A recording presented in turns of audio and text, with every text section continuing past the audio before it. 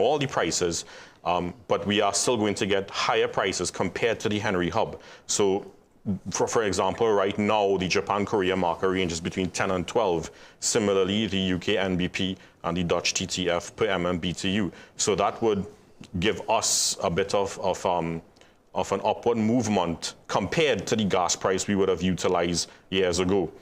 So I'm thinking it's possible that we may see something $4.50 to $5 being budgeted for the gas price. But what we also have to keep in mind, production levels are quite low. Production levels right now, based on the most recent data for natural gas, is about 2.4 billion standard 2.4 billion standard cubic feet per day, scuffs per day. That takes us back to the levels of where we were in 2003.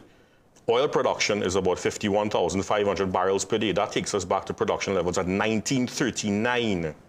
So it's because of those figures that you have so explicitly outlined that the subsidies in which this country has enjoyed, Mr. Brown, was very much revised and under the former administration, the former finance minister.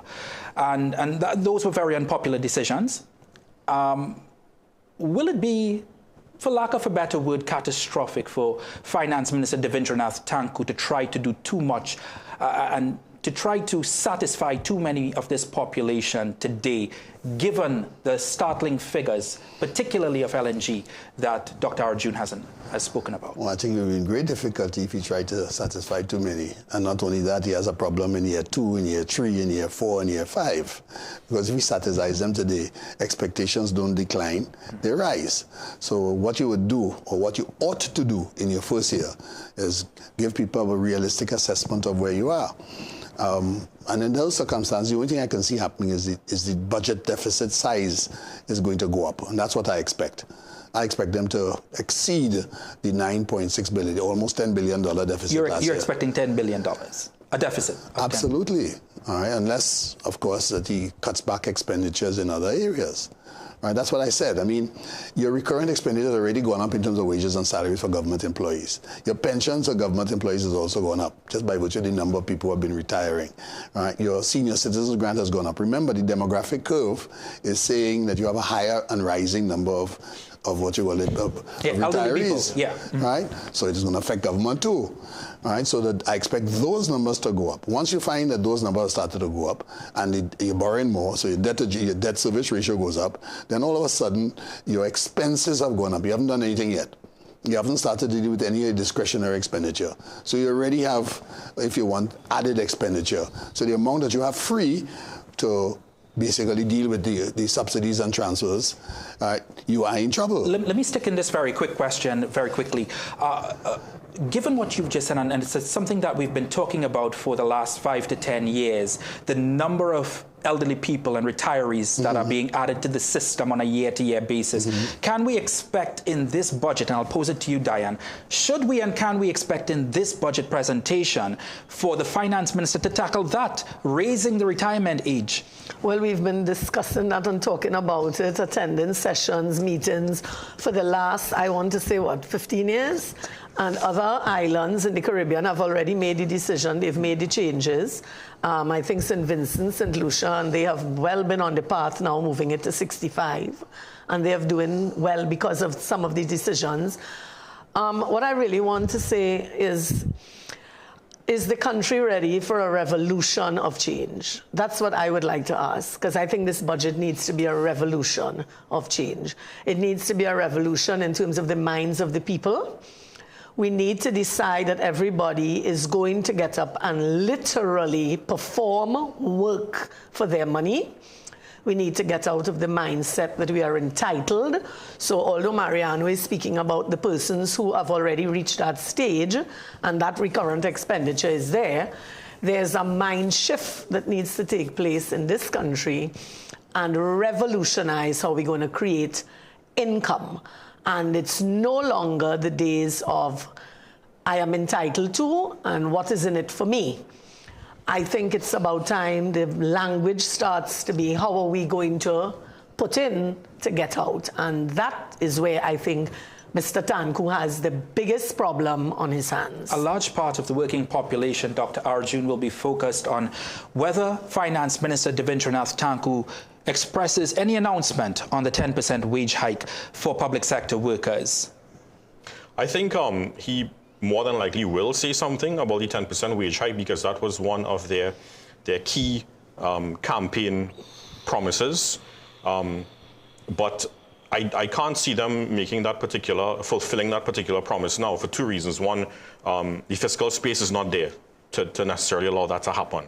And secondly, that's not an overnight thing to establish. They need to have negotiations with the trade unions, for example, the public service unions and whatnot. So we've not seen anything about any negotiations having started as yet.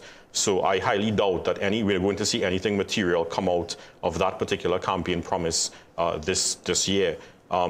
I just wanted to kind of revert back to something that Mrs. Haddad was speaking about, and yourself about the NIB. What a lot of young people would also be looking on to is that when you increase your retirement age, and I actually think he's going to increase the retirement age or start putting things in place to make that happen in this particular budget. In fact, that was being discussed for several years now in the previous administration. But given the state of where the NIB fund is at this particular point, I don't think they have much of a choice but to make these changes in this particular budget. So it's not just going to be that retirement age, it's also going to be the possibility of increased NIB contributions coming on as well. So that I think is something we need to pay careful attention to. What I would like to see as well is that NIB portfolio that is being invested can we look at making amendments to the portfolio? Right now, that NIB fund is invested 70% in the local market and 30% in the international market. But let me put it to you this way. The S&P 500 grew by 51% in the last 2 years, but the Trinidad and Tobago Stock Exchange fell by about 18-19% in that same period. The bulk of the investments tend to be in equities. So why is it we're not looking more towards the international market to get healthier returns, which can be one of the factors that can bump up the value of the fund? Because we know for several years, I think it was since 2020, we've been paying out more benefits compared to the contributions that have been coming in, and they've also had to cut into their asset base. So I think another strategy that the minister ought to consider, hopefully we'll see it in this budget as well, in addition to increasing the contribution rate, in addition to increasing the retirement age, is looking at that portfolio allocation, reducing the amount that goes into the international market and reducing the amount that goes to the local market and increasing the amount in the international market, perhaps a 60-40 instead of the 70-30 where we are right now. Could I add just Let me just head to the finance minister who is heading into Parliament, and hold that thought for me, Mr. Brown. We'll come back to it. Let's hear what the finance minister had to say heading into Parliament.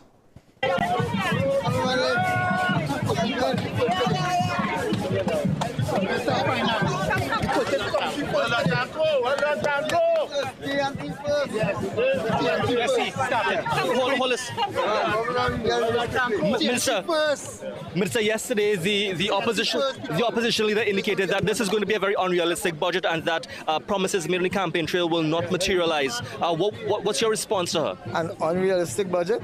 This is an absolutely realistic budget. This document here is the first step for the next 5 years. So I think you may have misinterpreted what my Prime Minister said. All of the commitments that would have been made during the campaign cannot obviously be met in 1 year, in one budget. Over the last 6 months, we could not have resolved everything. So that over the period of the 5 years, now this 5-year term, and the next 5-year term, we will be rolling out more and more plans to take Trinidad and Tobago where we want it to go. In terms of opportunities, we're seeing Minister Parag would have spoken to CPEP, but we're also seeing union leaders here and members of various unions as well as labor unions as well. What are the plans here for those in the labor industry? We'll hear more about our plans for labor, for employment, for economic transformation, for fiscal management in the budget in the next few minutes. What I could tell you is when UNC wins, everybody. There's some talk that perhaps there's going to be some adjustment at the fuel pump. What can you tell us as it pertains to that? I maintain This is a budget for the people. For the people. And when UNC wins, everybody wins. I follow the direction, I follow the guidance of our Honorable Prime Minister, Kamala Persad-Bissessar, who has told us, mandated us as MPs and as ministers to put God in front and walk behind. This budget is the first step of many more to come, representing the people of Trinidad and Tobago, putting TNT first. Amen. Amen. Good. Thank you all very, very much. We have to go to cabinet. Everybody wins! Well done. Finance Minister Devindranath Thakur heading into the House of Parliament. He will deliver the 2026 budget in a few minutes. His file, Mr. Brown, looks a little bit thick. I know that we've gotten accustomed to about 5 hours, 4 hours. I'm not sure it's around that thick, but what do you make of what the Finance Minister said? I think he has a few other documents inside here. Right, so I think that it's probably a big font size. Right, to what Dr. Arjun was saying. A very simple thing. First of all, the law does recognize 65 as it stands. The biggest issue with regard to the 65-year retirement age is implementing it for public servants. Whilst the NIB Act says so, the definitive retirement age at the level of government is 60 years old. So the biggest issue is with regard to the PSA. Right? Other unions have taken the same position. So that is I don't think it's a question of the decision has to take place. Actually, a lot of the decision has to take place on government side. That's the real issue. All right? The rest of the country will fall in line. And quite frankly, many other organizations, smaller organizations, do have 65-year age limits, and some, none. No age limit. And in fact, if you look at North America, that's one of the reasons. They have a year at which you can start applying for Social Security. They don't have a year at which you stop working. Mm-hmm. So I think that's where we have to go. And a number of Western countries are in the same position, but that aging is happening faster in the Caribbean, partly because we're also smaller. The second part, the point that from a technical point, what Dr. Arjun is saying with regard to readjusting the fund. Well, the reason why the fund is unbalanced towards domestic entities is when the conceptualization was that they would increase the pool of savings available for domestic investment. And the reality is that perhaps the strictures in terms of how that fund is being used have been too narrow on one instance, and perhaps the performance at the performance requirements have also not been hard enough. However, rebalancing the fund towards a greater element in terms of usage value, in terms of US dollars, creates a problem. And the problem is foreign exchange, right? And that's one of the reasons why they've always been reluctant or also have been held back by government in terms of the percentage that has been invested in terms of the overseas market. No same restriction with regard to the Heritage and Stabilization Fund. In fact, the Heritage and Stabilization Fund is entirely in other markets, as one would expect. All right? Now, the difficulty now where he talked about the decline in terms of the Trinidad and Tobago market. Well, if you have to rebalance your portfolio, and unfortunately at the moment, NIB is selling investments, because the contribution income is not the payouts this year is going to be $7 million plus. It's going to be over $7 million. That is already eaten up. Investment income is eating up the contributions, and they're not in the position where they have to sell assets. Now, if you dump Trinidad and Tobago assets, what happens to the stock exchange? Falls even further. Right? It falls even further. So that rebalancing has to do with new money. That new money has to come in. And also, too, given that if they were to take, for example, a decision, for example, to sell more in the domestic market, sell more of the domestic instruments, all right? Well, market goes to pot. So there's no real incentive for anybody to invest in Trinidad and Tobago again. So that creates an issue in terms of a policy position.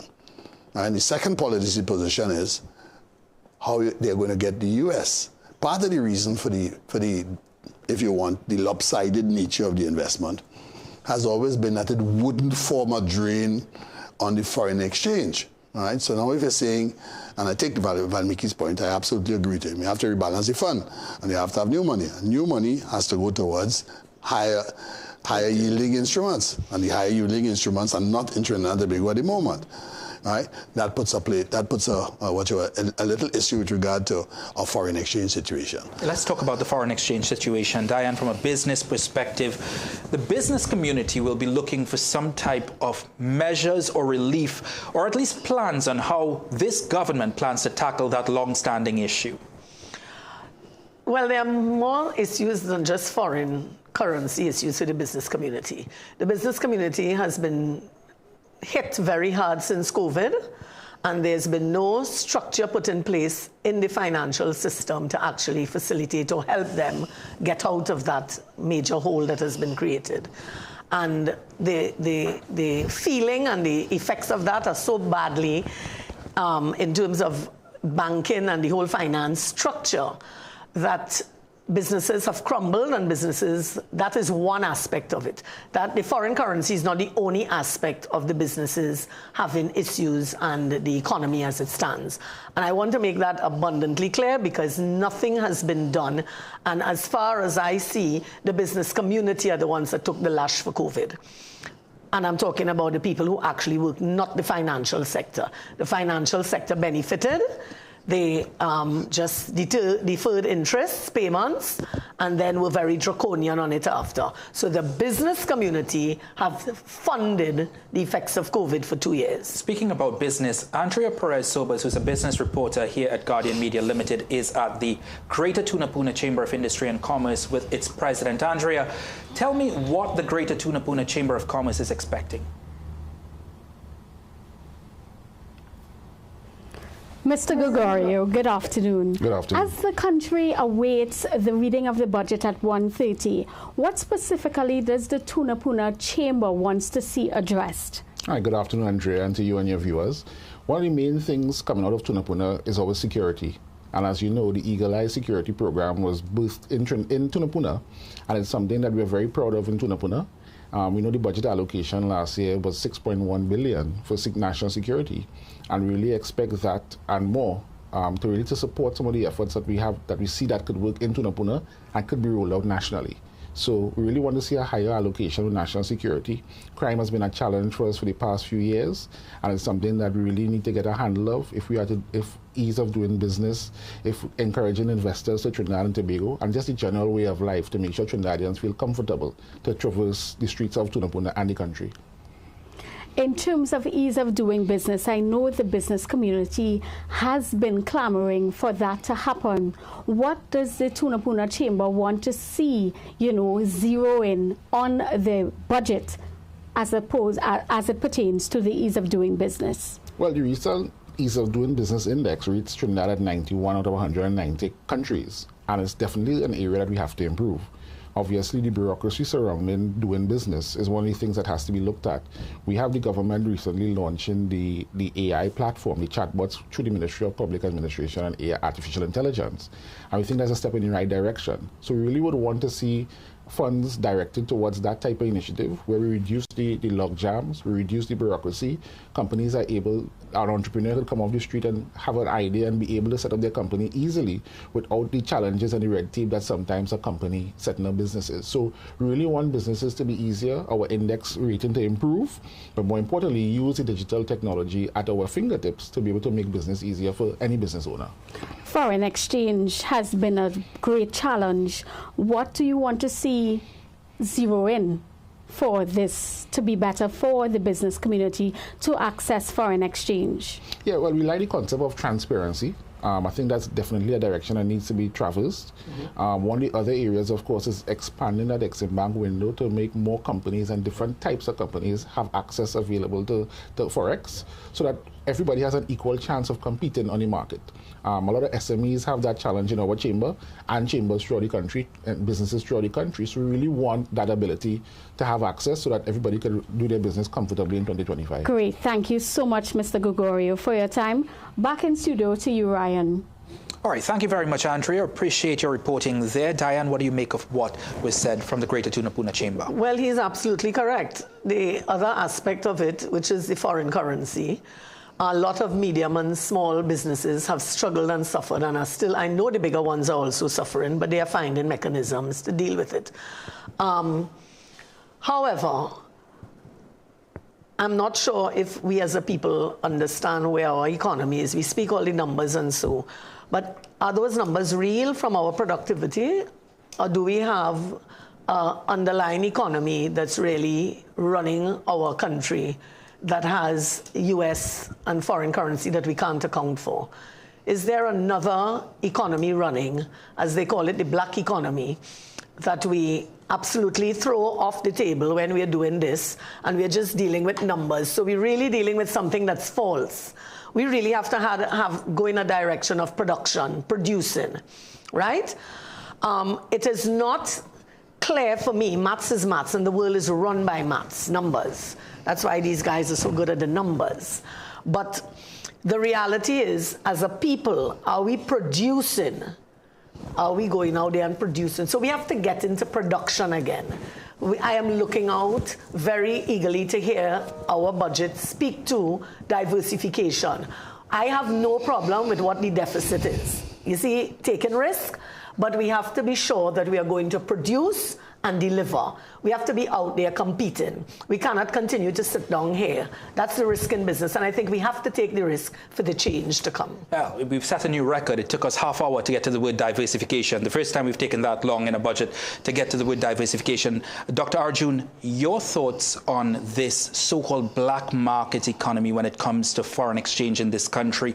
Because Mrs. Haddad is right. The small and micro businesses struggle. We see that struggle. Some have even closed down since the COVID-19 pandemic. But then there are other macro businesses that have found mechanisms, and not only found mechanism, but they're pretty much thriving in the face of this crisis.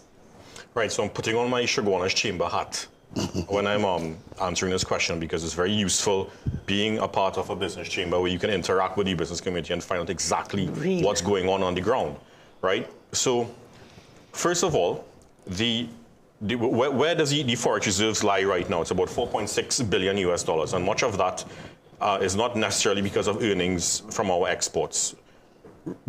What should already happen, what tends to happen, is that foreign exchange comes when we export, right? And about 80% of our exports is dominated by the energy sector. That, of course, has taken a serious hit, so the foreign exchange earnings coming into the country legitimately has certainly declined. Now, because of the restrictions in supply, because of how much this has fallen by the former administration, on many occasions, they would have borrowed from the international market. They would have withdrawn from the Heritage and Stabilization Fund. When they acquire those US dollars, we don't spend US here, we spend TT dollars here. So that money is converted from US to TT by the central bank. The central bank then takes that US dollars and puts it into the foreign reserve account, so that artificially props up the foreign reserve account.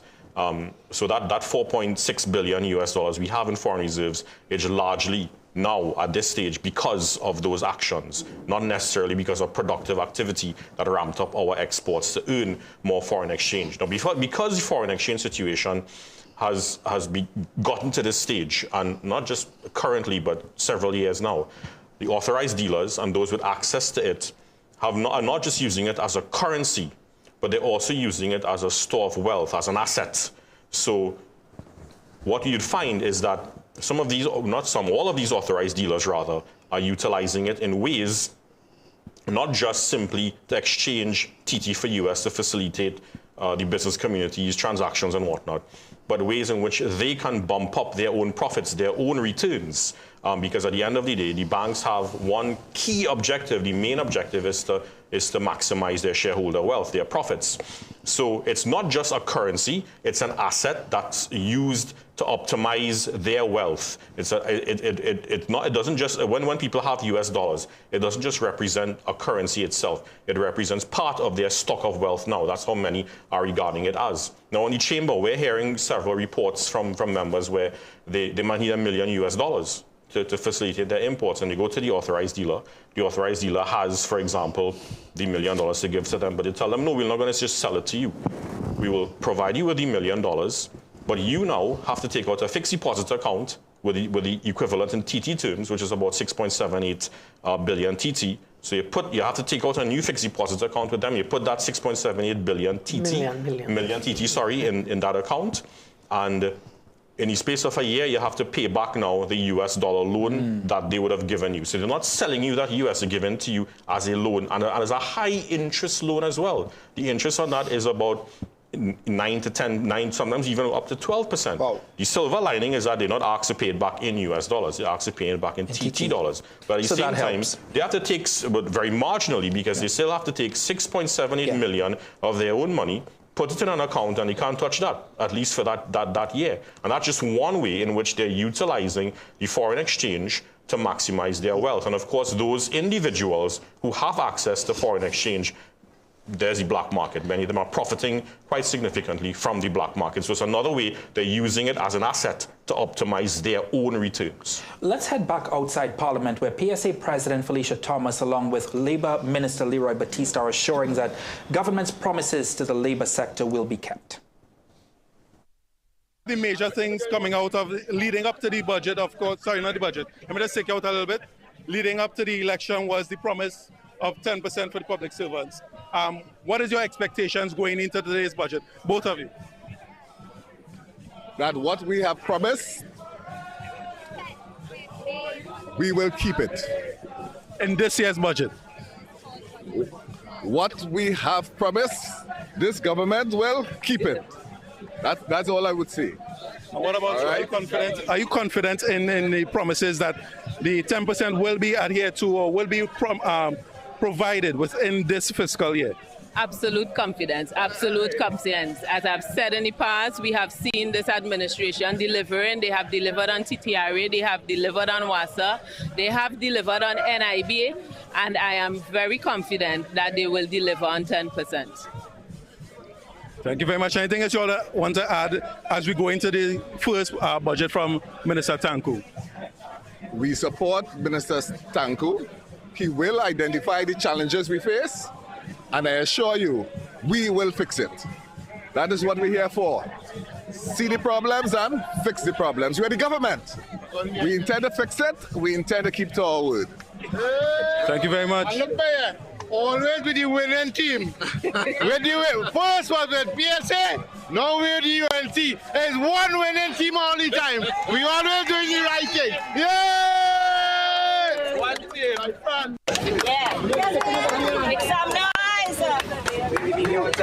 Minister, good day. Afford me a couple of minutes of your time, please. Certainly. Thank you so much. I would have spoken to the opposition leader yesterday ahead of the budget, and she warned of unrealistic promises ahead of the budget. What can you say? What's your response to the opposition leader's positions that the government may have a very unrealistic budget this time around? Well, I'm happy that the leader of the opposition has finally found her voice, because after 9.5 years sitting down very quiet and having nothing to say while runaway crime and the economy collapse, she remained very silent while she sought to benefit from the largesse of the state. Today, I can say with certainty that you would hear a very comprehensive, decisive statement coming from the Minister of Finance that addresses the systematic challenges that are affecting our economy. And therefore, the Honourable Prime Minister has taken a very hands-on approach to deliver a very realistic fiscal package for Trinidad and Tobago. So I want to allay the fears of both the opposition and anyone else, but to say that the reason why the country is facing the challenges that we are facing today, we cannot forget the challenges of the past and the people who have brought it to the position that we are in today. And the leader of the opposition today should have really sat down and keep her mouth quiet, because for 10 years she did exactly that.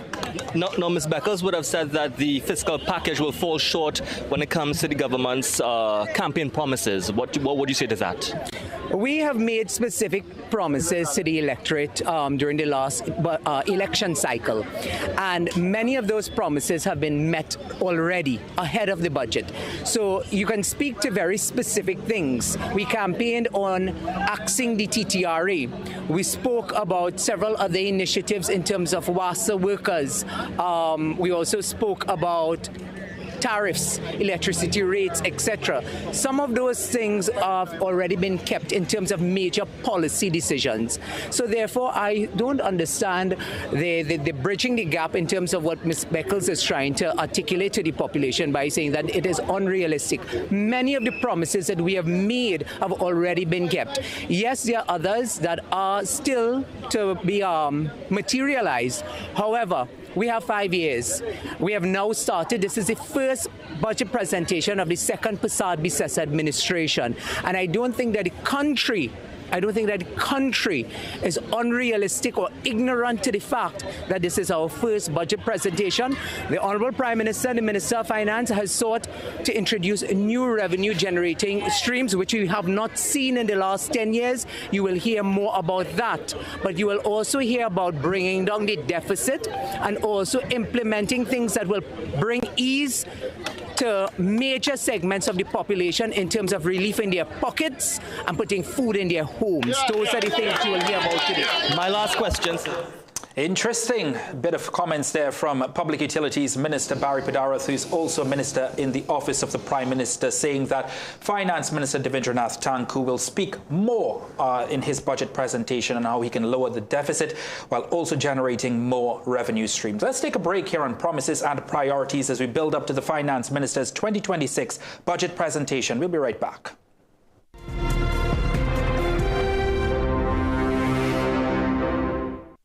Question: how much does a funeral go for these days? I guarantee the figure you're thinking is way smaller than the actual cost. Because even though life is priceless, death is real expensive. But CUNA Caribbean's Family Indemnity Plan can help for things like sudden funeral costs, plus the other bills left behind that could threaten your finances.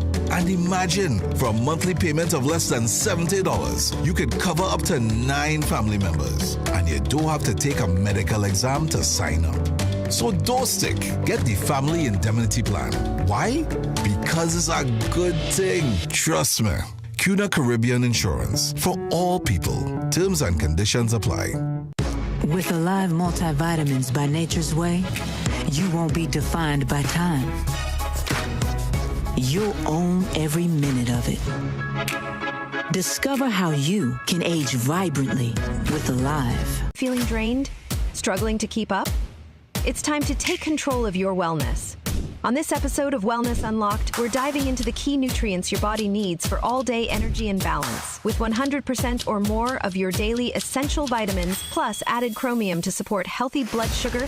This is complete wellness in a single soft gel. Join us as we uncover how small changes can make a big impact on your health. Don't miss Wellness Unlocked. Watch now on CNC3 and take the first step toward better health.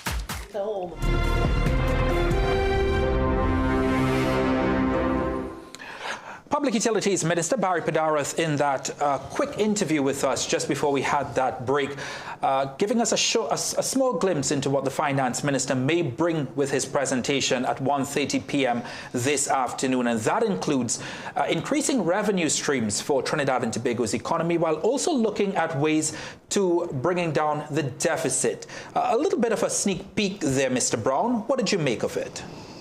Well, I don't know what increasing revenues means. Yeah, right, so we'll have to see what are his plans for those revenue streams. A fundamental issue is this.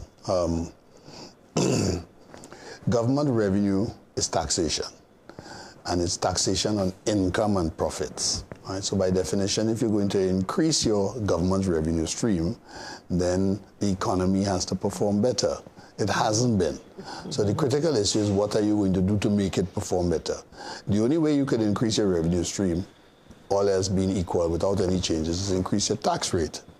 Because that's what government is. It taxes your income and taxes your profits. How much of a problem will property tax and the dissolution of property tax by this administration become this afternoon and going into the next fiscal year? the property tax was never really geared to producing more than about $500 million at a time. That would go to the grassroots of the economy, local government. Well, from my estimation, and $500 million wasn't going to solve. I mean, what was the number that's allocated towards local government? Certainly in excess of $1 billion. So property tax would only have. You would always have that large difference. There would always been difference. a difference, and until of course you cover all property taxes and you probably change the rates. Because remember, they cut the rates.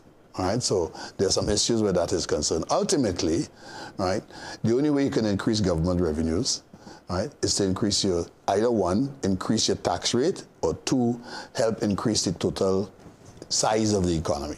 That's the only way you could do it. All right, so I'm not clear what the new revenue streams mean.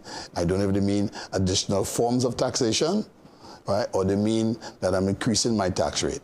Because if you have to increase the revenue, the first thing you have to do without making any changes, you have to grow the economy. Yeah, I want to talk about that point a little bit, Mrs. Haddad. Only to what the conversations we've had down the years is how do we offload a lot of those public sector jobs and create the enabling environment for the private sector to really submerge them, really. Have we been able to make any real progress in that regard? And why not? No, we have not, and the reason being is government after government attempting to get into government, right? Or party after party trying to get into government sells the soul of our nation to laziness and density, as they are called my names. So we have two diseases in this country, density and lasivity. So the problem is we've killed the education system and we've killed our human capital, growth and desire. And we have created a lazy environment where we'll take care of you. You don't need to get up and do anything. So we keep taking that hole and making it bigger. Mariano keeps speaking about the other way of doing it is taxation. And it seems like that's the only thing. It's almost as though we've become idealists. No, we need to get back to the earth. We need to get back to productivity. We need to get creative. We need to start to develop our country in terms of participation of different things. The steel pan, what do we do in terms of the creative sectors? Why are we not on the world stage doing so many things that we are capable of talent-wise? I'm not sure if we could organize it so well, right? Because that's where we have lost our way. Funding does not go in the right way here. We have killed our education system. That needs to be addressed, not from a money perspective. Quality. From a quality and delivery perspective, that from the primary school level. All these entitlements. People want to be teachers only because of the number of vacation holidays. I know people who take their holidays, do not go on vacation, and then take their 28 days leave during the term, deprive children of their education, and they go on vacation then. We need to cut out all of that, and that's why I ask if the people are ready for the revolution of the mind and the change, because each one of us have to do it. Well, not me. I'm already doing it for too long. I feel burdened because too many of us are not doing it. So we need that revolution of change. We need to get up. I don't want to hear about money in health anymore. We need to start to live health. We need to stop depending on a tablet or whatever. So we need to stop promoting all the things that are killing the society. So the education, we need, it's a revolution here. And unless that happens, Ryan, I don't know that we... So I am looking forward to the minds in this party that is now governing to really have a different view of life and not... So the Prime Minister is correct. We've already created a basin of social ills, right? So we have to work on holding that together and helping people rise out of it. That's going to take some time. So none of it is going to happen overnight. But definitely the country has to go through a revolution of change. Dr. Arjun. So I just want to springboard off what both Mrs. Haddad and Mariano were saying just now, right? Diane and Mariano were saying just now. Yes, we know that we are likely to be in another deficit position. We were told this by the Prime Minister and the Minister of Finance as well. Looking at some IMF data recently, about 165 countries internationally have endured fiscal deficits at least consistently for the last 5 years. So to me, the deficit is not necessarily a fiscal weakness. It's more about how that deficit budget is structured. Is it going to be structured in a way where there's more priority provided to allocating spending in the more productive areas and those line items that can enhance our productivity, especially the productivity of the non-energy sectors, enhance the creation of more, not just jobs, but of course more productive jobs. As opposed to recurrent expenditure. Correct. I mean, like Mariana said, recurrent expenditure is very difficult to cut. It's very, very sticky. But then there's other aspects of expenditure too, like capital expenditure, which is perhaps the most productive side, the more high multiplier side then of government spending. The last administration, my view is that I don't think they pay too much emphasis then on capital expenditure as they ought to. The average capital expenditure spending in the last 10 years or so would have been about 3.75 billion per year. That's average per year. But going forward, we need to place more priority on areas like the enhancing the urban and transport infrastructure, the infrastructure at the port, enhancing the equipment at the port and the logistics. Also addressing the issue of digitizing government services at a more accelerated rate so you can get your approvals and make your payments online, get your goods cleared faster at the port as well. Investing in more infrastructure as it pertains to things like renewable energy. And the list can go on and on. When you look at the more productive side of expenditure in this particular manner, when there's more priority given to the more productive side of government spending, then that in turn not only enhances the revenue base of the non-energy sector and creates more jobs, but at the same time, it enables the non-energy sector to be able to pay more taxes on income and profits. Taxes on income and profits account for between 60 to 65% of your overall tax revenue. And that in turn would help to narrow that fiscal gap in due course, hopefully in a short space of time as opposed to a longer time frame. So the deficit is the fiscal deficit itself could actually be used as a tool. The deficit budget could be used as a tool to enhancing your future economic stability. That in conjunction with plugging the leakages in taxes, our tax administration is woeful. And of course, another side to it is that the Auditor General's report would have mentioned in several instances, not in the most recent reports, but as far back I checked the reports in 2016, of severe deficiencies in how we manage public expenditure. Spending is one thing, but managing it properly to avoid wastes and inefficiencies in public spending is another. In fact, in her report earlier this year, 1.5 billion in spending actually had no approvals. She highlighted inefficiencies in spending where projects were rolling over year after year after year, and the costs of completing these projects were going up. Governments were paying the full amounts for certain services, certain jobs to be done, and they were either incomplete or just not done at all, not even started, but the monies were still paid. These are things that we also, leakages in expenditure that we also have to plug to better the... What is the word for that, Valmiki? Corruption. Corruption. And we need to say it.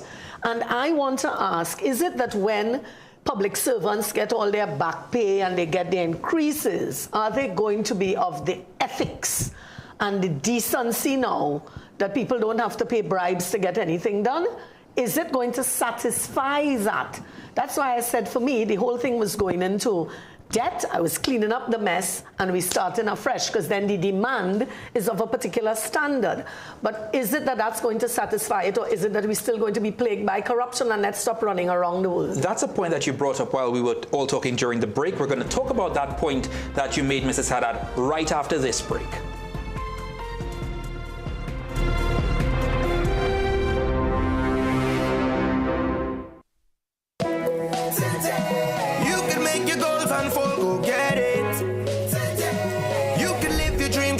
Let's do this.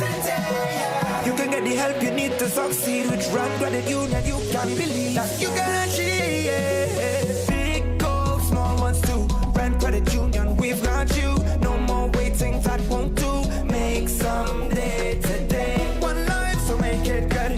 Live the way you know you should. With Rand Credit Union, yes you could. Make someday today. Live your best life today with Rand Credit Union. Nature's Ways Alive Kids Gummies are multivitamin gummies meant to support the development of children's bodies like their bones, muscles, joints, brain, heart, and also their immune health. Choose Alive Kids Gummies by Nature's Way because they deserve it. All right, Minister Lee, what can you tell us we can expect to see for the housing ministry in this budget? The housing, a lot of dynamic things really happening this year. As you know, we had, in our manifesto, we had promised to deliver houses to the people. For the last 10 years, the last administration has not delivered houses for the people. And under this Prime Minister, Kamala Persad-Bissessar, and myself and my two line ministers, junior ministers, we will deliver houses for the people in this upcoming budget and for the next 4 years. But how you intend to finance these houses? I know that was a main concern. I have been working with the Minister of Finance and the Minister of Planning over the last 4 to 5 months on getting some loan facilities. We are there, and that will be announced shortly. What areas can we expect to see these new housing developments in? Have you earmarked? What we are trying to create is more of a village-type life community. We have noticed that a lot of people want single-family units as opposed to the apartment-style living. And we will just have to look at the land allocation. Instead of 5,000 square feet, we might have to reduce that to maybe to 3,500 square feet so that we'll be able to accommodate much more single-family houses. You know, we see you have a lot of supporters here. You know, they have placards supporting for you, Carney Central, constituents, and so on. But of course, over the weekend, calls were intensified for your removal, either the Prime Minister to remove you or for you to step down. Are you resolute in your position? How exactly do you feel? I'd like to say again, God is great. I would like to thank the Prime Minister and my parliamentary colleagues for standing strong with me so that we will get through this. With the strength of the Prime Minister and my colleagues, we will get through this. But God is great. As I said earlier last week on Friday, this appears to be double jeopardy for me. You know, I have to ask, in 2016, when Marlene McDonald, she was the housing minister at the time, and she had run into some charges, the opposition, which you are part of, had called for her to be fired. Do you think there's a double standard in you being in a similar position and not deciding to step down? If you review my matter started and has nothing to do with anything with being in government. Okay, so it is quite different from Marlene McDonald issue. It was about allegations when she was a minister. My matter has nothing to do with me of being a minister or utilizing state resources. Do you think you can deliver on the number of houses that you guys had promised? It was several hundred houses per week, if I remember correctly. I don't know where that comes from. I will deliver, we will deliver with the Prime Minister. I'm a very hard-working individual, so we will deliver. I don't know about the weekly numbers, because you have to build the houses first, right, before you start to deliver. So it all depends. So we will start delivering and building houses for the people. We had Mrs. Persad-Bissessar in August, I believe it was, saying that any of our ministers involved in any sort of corruption, that they have to go. Do you think you staying there on what is essentially a corruption-related charge undermines that statement that she made? Repeat again, my matter has nothing to do with being in government. It has to do with being an MP. Huh? But it has to do with being an MP. Well, if you investigate, I was exonerated, and that's why I keep asking the media to follow the paper trail of what happened in the last week from October the 5th to now. I am asking the media to follow that paper trail very closely, and you might find the answer. Housing Minister David Lee speaking to reporters outside Parliament before heading in. The Finance Minister Devendranath Tanku is expected to begin his budget presentation perhaps in just about 30 minutes time. We'll be bringing you that live. But back here in studio with Mr. Mariano Brown, Mrs. Diana Haddad, as well as Dr. Valmiki Arjun. Mrs. Haddad, when the cameras weren't rolling, we all had a quite animated conversation on your thoughts on how the government should move ahead with settling wage negotiations in this country. And I'm going to put you on the spot.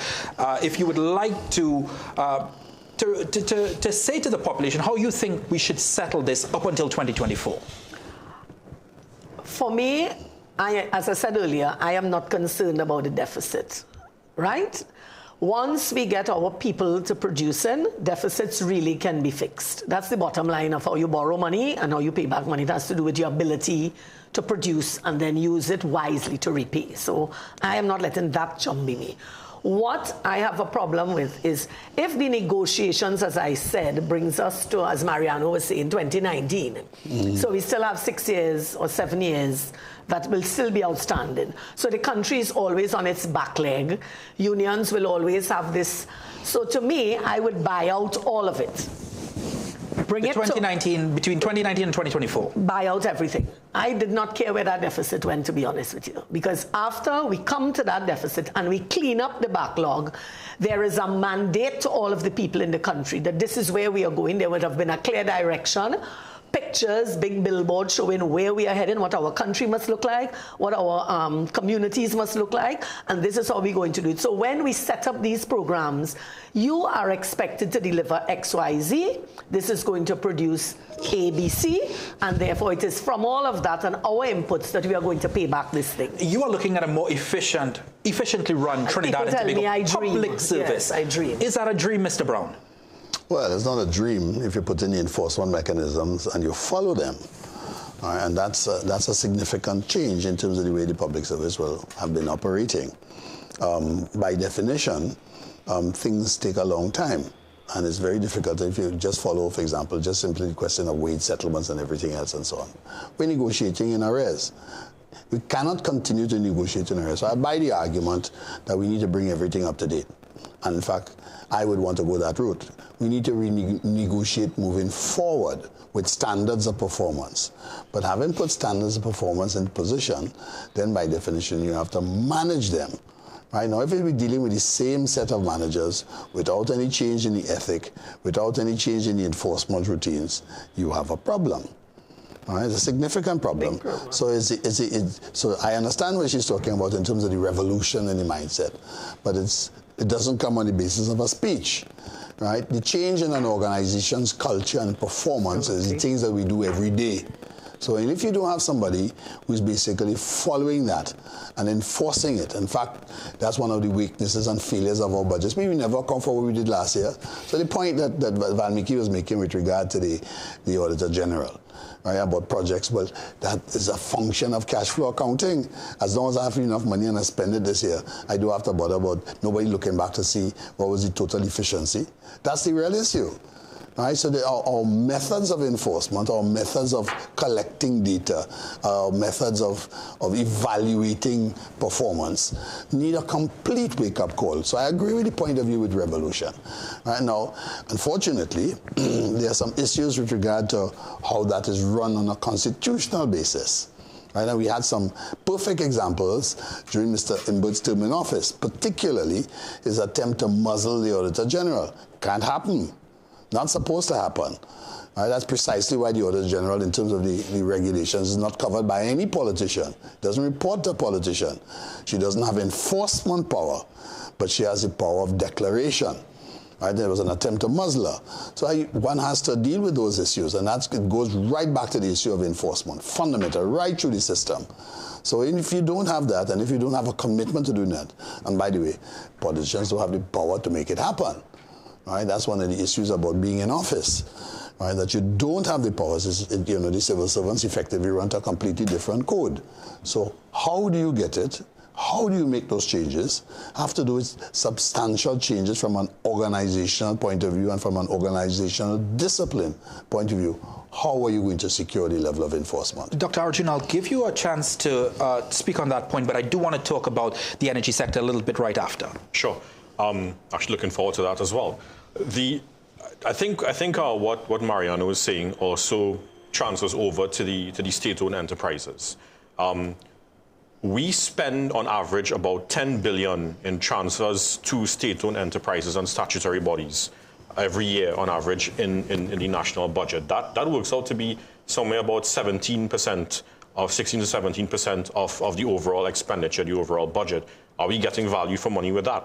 Absolutely not. When many of them continue to be riddled in losses, riddled with high costs or cost overruns, they're over budgeting. The workforce itself in many of these state-owned enterprises are quite large that need not necessarily need to be the case, need not be warranted. Many of them tend to take financial decisions that are not quite optimal. In fact, that gets the state-owned entity, the state enterprise, into more problems. But they have this parent then, which is the state, the government, looking over them. So that brings up what we in economics call a moral hazard, where they take decisions, bad decisions, not necessarily in keeping with what the objectives of the government are, but their own personal objectives, corruption, as Mrs. Haddad rightly put it as well. And it puts the company into jeopardy, but the state is there to bail them out of these losses. That culture as well also, by extension from the public service to the state-owned enterprises, also has to change. There are many instances as well where politicians themselves use the state-owned enterprise as a conduit for their own unethical and sometimes, who knows, maybe even illegal objectives as well, corrupt objectives as well. All of these things need to be looked into and drastically revolutionized, to use the word of Mrs. Haddad. Energy Minister Dr. Rudal Munilal has said that the dragon gas has been resuscitated. The fruits of any possible dragon gas deal, Mr. Brown, will not be realized in the short term, and it will certainly not have any impact in the next fiscal year. But does it have the power to inspire confidence in the economy over the next fiscal year? Well, if you examine the comments that came out after the announcement of the OFAC license for 6 months, the answer to that is yes, it has the power to engender confidence. But at the same token, is that confidence misplaced? The reality is the dragon gas deal is Venezuela gas. It is never going to give us the same value add as if, for example, you exploit your own gas in your waters. There are going to be what we call duties, royalties, certain things that Venezuela, which is included in the agreement. Now, the agreement was written or signed in December 2023. We have an agreement with Venezuela. So it doesn't matter whether they have an OFAC license. There's an agreement with Venezuela in position already. What is the new OFAC license supposed to do? Get us to renegotiate it in a way that the Americans want? But why would Venezuela agree to that? So I don't see Dragon as being within our economic sphere of competence for the foreseeable future. As long as the arrangement between Venezuela and America remains unsettled and at variance, or if you want, as an undeclared war, we're not going to be able to go anywhere. And we have to recognize that North America holds the power. I mean, let's just look at what happened to India. India decides that it's going to continue, by the way, with the blessing of the Biden regime, buy Russian oil, right? Mr. Trump comes in and says, well, we don't really want you buying Russian oil because we have sanctions against Russia. So initially it was 15%. Oh, no, you're still buying Russian oil? 50%. Which basically rips out the guts of any export profitability in terms of the North American market. Right? So India has a problem. Trinidad cannot afford that. All right? We can't afford it. It's too small given our existing fiscal position. We don't feed ourselves. We write in North America's ambit. So to me, the OFAC license is how shall we call it? It's a little sop. Keep them a little comfortable. All right? So I don't see it being of any use. And quite frankly, I think we need to stop talking about Dragon Field. That's where I come from. That's where my eyes would be. And I would concentrate, what are we going to do with Cucina? What are the other things we're going to do? What are the other fiscal incentives we're going to allow to encourage additional drilling within our waters? That's what I would do. I wouldn't be interested in a Dragon at this stage. Hold your point for me, Dr. Arjun. I want to go to the opposition leader who's outside Parliament, and I'll come back to get your point on this Dragon gas. Thoughts? What else do you anticipate, opposition leader? You all ready? What else do you anticipate in this upcoming budget? I mean, the thing about it is that we're looking at what is their position on property taxes, right? They said no property taxes, but at the end of the day, when you look at it, they have collected over more than $130+ million in property taxes. So where are they getting the revenue generation? Mr. Tanku said, that he was going to do a rebate. Have they given it to local government? So are they going to make a policy statement on that? How are you going to do with revenue generation? So are they going to, for example, look at whether increases taxes, banks, insurance company, what is the situation with the NIS. And for me, an important thing is the issue of the vulnerable communities. CPEP, URP, are they going to make a statement? You know, you're talking now about 40,000 plus persons who are now unemployed. And what is their position on matters as it relates to the environment?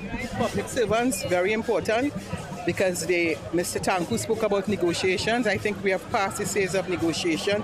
Yes, you can negotiate.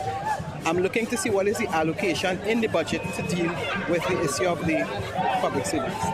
Moments ago, Khadija Amin, the Minister of Local Development and Local and Rural Development, said that the PNM were hypocrites because they would have been raising the issue of public servants, URP, CPEP, reforestation workers being fired. When I asked her whether there would be any answers for them, she said that we should look and see, but that you guys should not be the ones complaining. How do you respond to that? Well, I don't really understand what she's saying by not complaining. What do you mean by that? I mean, the fact about it, CPEP, URP, reforestation, those are projects, those are programs started by the People's National Movement. They had URP continuing for quite a long time. I mean, there's the vulnerable people in our society. And yes, if it is you want to make some changes, fine, make your changes. But the truth is that a lot of women are employed in those programs, a lot of single parents. And if you close programs and it's about 30,000, 40,000 people, not just URP, CPEP, reforestation, but several others, what is the alternative? So to say we are the hypocrites, they are in government. They need to tell the people of Trinidad and Tobago, what is your alternative to CPEP, URP, reforestation, and or what are you going to do with the thousands of workers you told that when UNC wins, everybody wins? That's the question. Minister... All right, Opposition Leader Penelope Beckles outside Parliament heading in. The Finance Minister should begin his budget presentation for 2026 in just about 20 minutes. In the interim, though, when we look at the vulnerable circumstances we are now surrounded by, Dr. Arjun, we see what's happening with the conflict between the United States and Venezuela. We saw what happened between both, and we are watching live images of the Prime Minister arriving at Parliament. Let's take in those images and I'll come back in a minute.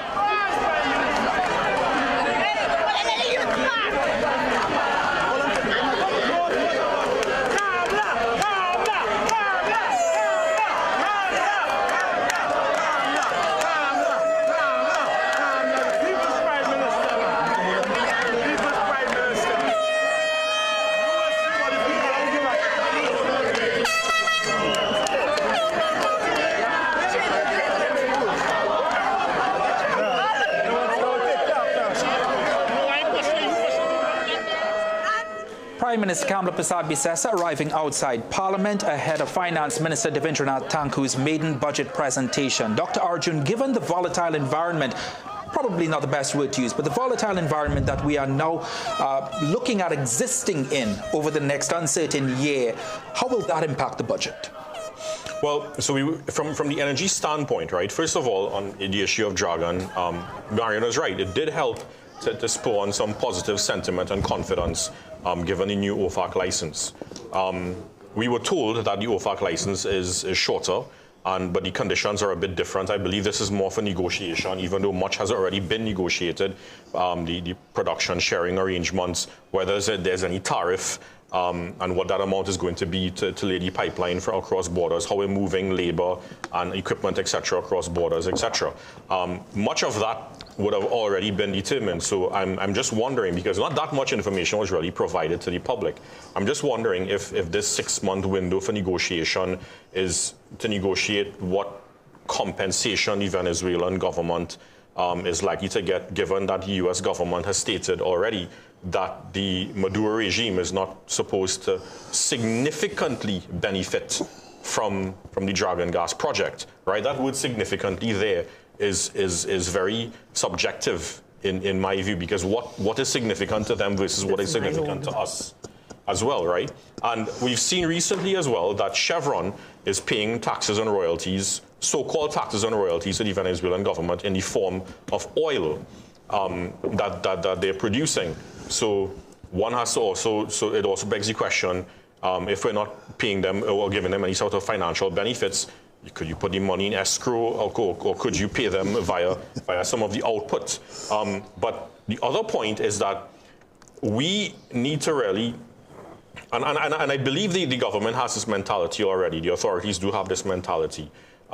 We don't want to be in a position where we are vulnerable to the geopolitics of the rest of the world and these large players like the United States, etc., which requires us to pay more attention to the local natural gas province. Much of our reserves lie in the deep water. One of the reasons that there has been reduced exploration activities within the last decade from the upstream companies, one of the key reasons, but not the only reason, is the fiscal incentives just really was not matching up to what they would have liked to see. Because why would you spend billions of dollars here in a maturing deep water province when you can take that same money and invest it in a shallow water province or onshore where it's cheaper and you can still get the same amount of gas, if not more? Now, we had back, I think it was in 2013, between 2013 and 2017, these accelerated capital allowances, which allowed the energy companies to write off their capital expenditure within the space of a year, as opposed to previously when it was about 5 years, over the space of 5 years. That was discontinued in 2017, that is one of the fiscal incentives that would have pushed the energy companies or encouraged them to participate more favorably in our deep water bid rounds. There's also the issue of the Calypso field. That has been on the books, approved since 2012, and we still haven't gotten to the final investment decision. So I'm looking forward to hear, if not from Minister Tanku, from Minister Munilal, what progress has been made in getting to final investment decision, because that's about 3.5 billion standard cubic feet of natural gas there, just underground, waiting to be monetized. But the thing is, it's in deep water. There's a lot of operational, technical, and significant costs, technical risks and significant costs associated with monetizing that gas. I think earlier this year we did come to some kind of an initial commercial agreement of unitizing 2 blocks, but that's just a start. We still haven't gotten to the FID. Will they provide more information on that? Mr. Brown, I want to go back to something that Dr. Arjun said at the start of our conversation. Yes. And he said that next year, over the next year, we expect an increase in the production and supply of liquefied natural gas. I hope I'm not... Globally. Oh, yes, of course. And I asked that only in the context that what does it mean for Trinidad and Tobago? And I'm sure everybody's asking this very same question. If globally, you mentioned countries like Australia, China, etc., the United States. Qatar, not China, Qatar. If there's going to be this uptick in production and supply of natural gas globally, where do we stand in all of this? Because from the little economics that I may know, the demand, the supply goes up, and then suddenly the prices begin falling. That's exactly where we are. And that's the difficulty. Certainly with regard to oil, there's a strategic reason why OPEC is increasing its oil production. That's essentially to drive America out of the market. Right? The marginal increase in production, which made America the largest production, was using shale oil. Right? And the idea is that the shale oil producer can't survive above $60. That's why $60 has been a magic number. Right, so the idea is basically to shut down America's capacity to expand in that particular area. So OPEC is going for market share. I went back by market share. And it is much cheaper for OPEC countries in terms of the cost of production than it is for the US. So they can afford to increase their supply, right, and keep the lower prices in the meantime. And basically to keep the Americans out of the market. What is that going to mean for Trinidad and Tobago over the next fiscal year? Well, there is a relationship between the price of oil and ultimately the price of gas. Ultimately, you're going to use the two of them for the same thing, to generate energy usage. Right? So it's price equivalency at this stage of the game. So bottom line, if they're producing more oil, then it becomes cheaper to use fuel oil or use oil generally instead of using natural gas. Right? So what you expect is that the price of natural gas is also going to decline. And it's also expected that they're also going to be producing more natural gas. So the outlook for the next 5-year period is for depressed natural gas prices. Now, in those circumstances, we have lower production. Therefore, our petrochemical plants are not operating at an efficient rate, or at least a rate that is efficient to allow them to compete with the additional capacity which has been added in North America. So the plans are newer. We have to remember our plans are not that new. Mr. Brown, I do believe that the finance minister is on his feet. Let's toss across. We can always come back if he hasn't started his presentation. Mr. Speaker, I have the honor to lead the following papers standing in my name. The audited financial statements of the National Investment Fund Holding Company Limited for the financial year ended December 31st, 2024. 2. The consolidated audited financial statements of... All right, Finance Minister Devendranath Thakur on his feet, laying papers. Mr. Brown, I'm sorry to have cut you in there. I just wanted to make sure that he didn't start his presentation, please. No, that goes to the issue. If what you call it, the energy sector, petrochemicals as well as natural gas, have basically been responsible for what? Between 35% of tax revenues at their highest. We have to remember that's the situation that the PNM would have met when they first came into office. Prices were depressed. And the tax revenues came out. So you're talking about they were operating at $42 billion. But no, I'm listening to you speak. So they will be in the same position. And no, I'm listening to you speak. And now we're in a position where we have low productions of liquefied natural gas. And then low prices, because there is so much in the global market. And it sort of brings me back to my question, Dr. Arjun. What does this mean for us here in Trinidad and Tobago over the next fiscal year? Lower revenue. It all comes down to that lower revenue. But then it also begs the question of what is the strategy to try to revitalize our competitiveness, our energy sector's competitiveness in the global environment, and at the same time be able to capture the tax revenue from the energy companies that we're actually owed, because we've known for decades that of the issue of transfer pricing. The ECLAC report indicated that between 2010 and 2018 we lost about $17.5 billion US because of transfer pricing. There's another report by Porton and Partners that indicated between 2010 and 2014 even a much bigger figure, $6 billion US on average per year in just between 2010 and 2014. So the numbers are staggering, and this is in US dollars. This is US dollar tax leakages coming out of the system. We already have legislation to deal with transfer pricing in the Petroleum Taxes Act. The arm's length principle that whatever the multinationals have to sell the natural gas, whatever commodities, the LNG, to their associates, so whoever they're selling it to, at the market price that they would have sold it to another entity. But what tends to happen, for example, is that they might sell the produced LNG to an affiliate company at a much lower price than what they can get somewhere else in the market, and that artificially drops their profits, and therefore they end up paying less profits, less taxes to the government in US dollars. That is one thing that we really have to look at, and I'm curious to hear what they have to say. Even though every budget we hear they raise the issue of transfer pricing, but nothing is being done. Is it that this time they're going to ring fence some money and allocate it to the BIR in order to meaningfully train staff there, bring in new staff and expertise to have one single department that is focused strictly on transfer pricing and upgrading technology? I do believe that, to deal with that. Minister Thakur is on his feet. Let's go across to Parliament.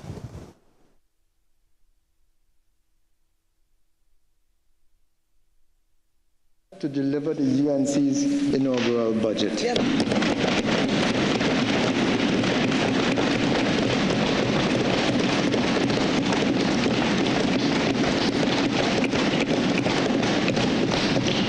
On April 28, 2025, the people of Trinidad and Tobago, by their collective action, gave this UNC government a resounding mandate to restore good governance, rebuild our economy, and improve the lives of every citizen across our beloved nation.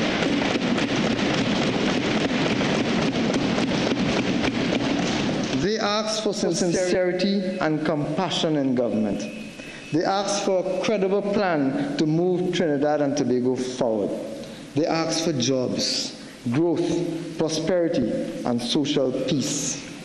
It is therefore a profound privilege to present the 2026 budget to this honorable House.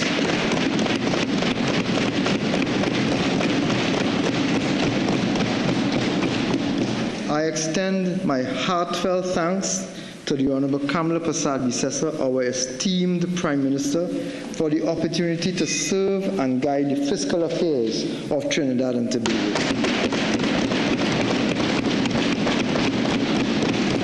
Sincere thanks to the dedicated staff of the Ministry of Finance, my cabinet colleagues, the ministries and state agencies, and our partners in the private sector and civil society.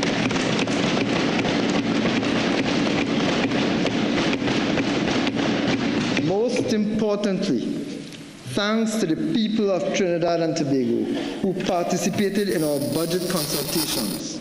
Your voices have been heard.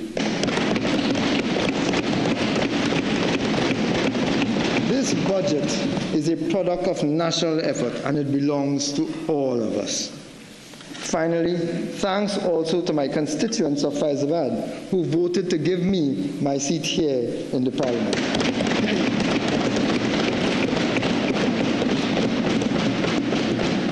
The entire country knows that the PNM left our country in financial difficulties and economic ruin. But none of us could have guessed how far this country had fallen.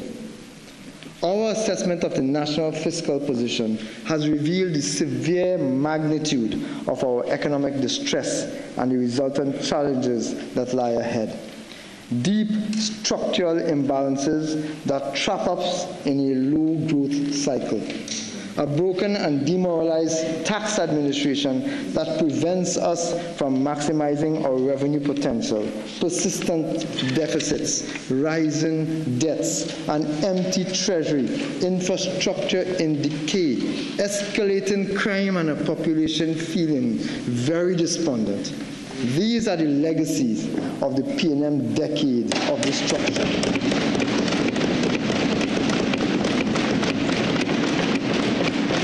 For 10 years, the Rowley administration presided over the collapse of law and order, allowing criminals to roam free and shattering public confidence in the judicial system.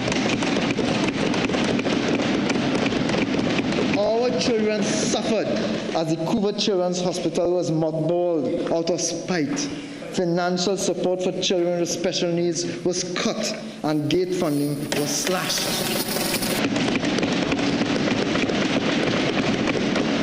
Our elderly and chronically ill were left without critical CDAP medications. Petrotrin was shut down recklessly, jeopardizing fuel security and draining our foreign exchange.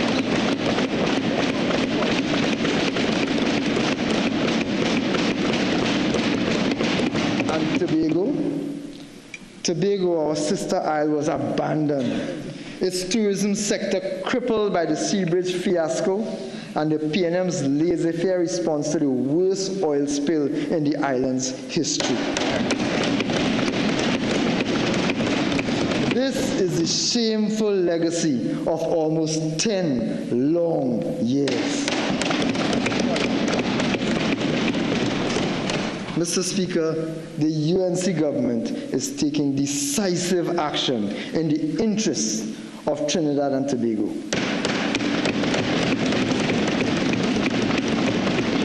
This 2026 budget is a realignment of objectives towards a Trinidad and Tobago first policy.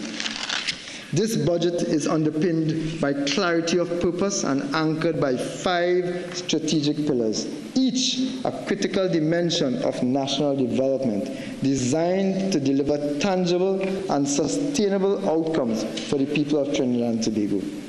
These 5 are: 1, the first pillar is restoring confidence and fiscal stability.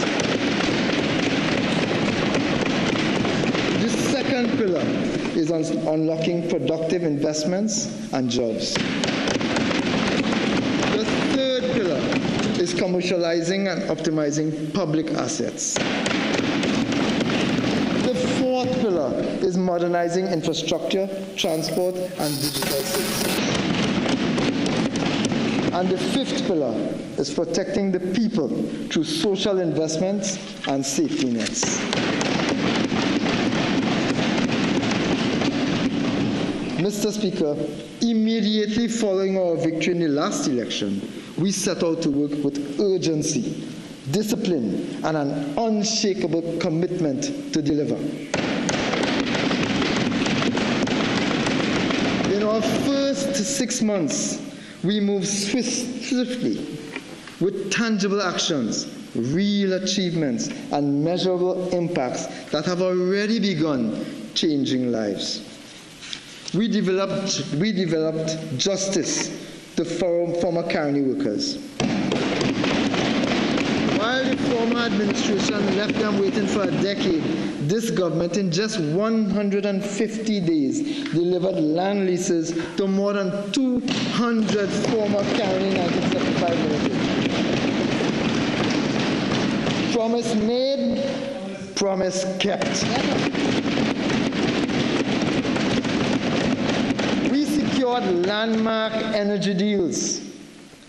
We signed a historic agreement with ExxonMobil, which has the potential to strengthen Trinidad and Tobago's energy security. On the 8th of October 2025, we obtained the Office of Foreign Assets Control, the OFAC license, from the United States Treasury Department to pursue development of gas on the Dragon Field.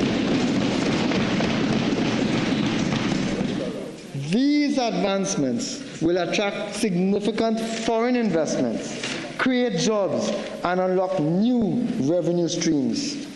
Mr. Speaker, promise made, promise kept. We took the fight to the criminals, Mr. Speaker. We created 3 specialized ministerial portfolios: justice, defense, and homeland security, to prioritize targeted attention on zones of national security weaknesses.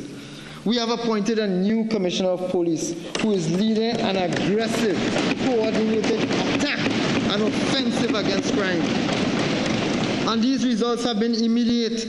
Murders and violent crimes are down by 40% compared to last year.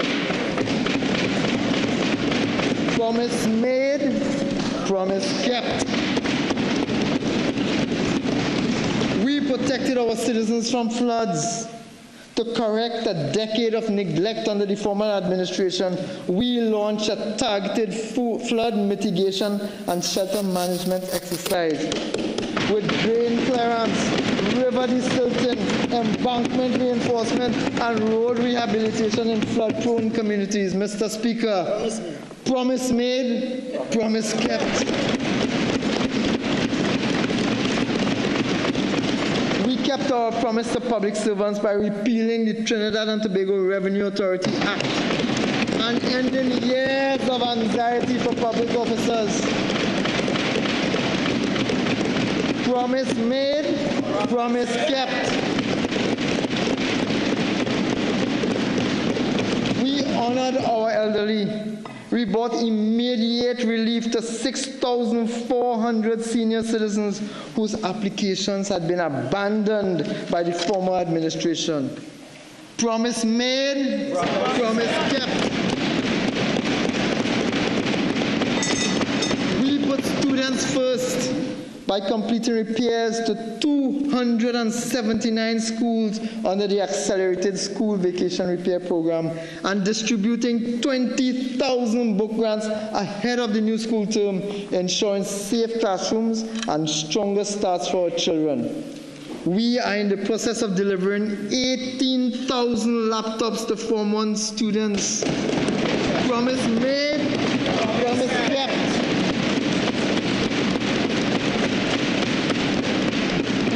Lives of children in June 2025 by amending and strengthening the Children's Life Fund Act. We increased access to children battling life-limiting illnesses, including cancer, blood disorders, heart and kidney diseases, and more. Promise made, promise kept.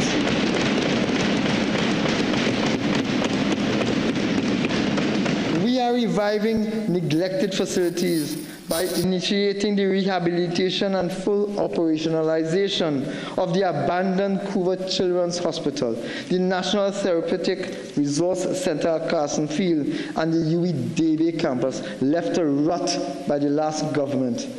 Promise made, promise kept.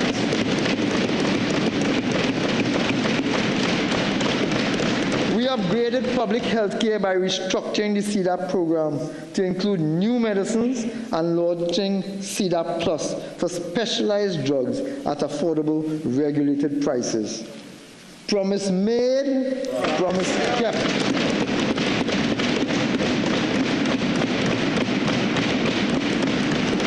And we are not finished yet, Mr. Speaker. We stood up for law-abiding citizens by bringing stand-your-ground legislation via the Home Invasion, Self-Defense and Defense of Property Bill 2025. This bill is now out for public comment, Mr. Speaker. Promise made, promise kept. We halted the property tax that created anxiety for thousands of persons, including the elderly, retired, and low-income persons. Mr. Speaker, promise made, promise kept. We honored the outstanding wage settlement for NIB workers by immediately authorizing the payment for the period 2014 to 2016, which the former government had inexplicably withheld.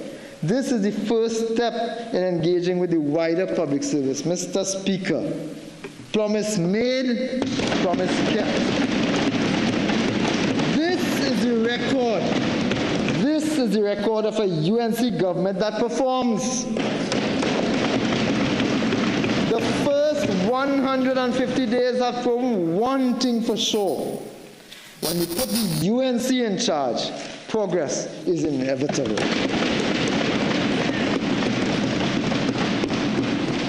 We were able to deliver all of these positives in extremely difficult circumstances.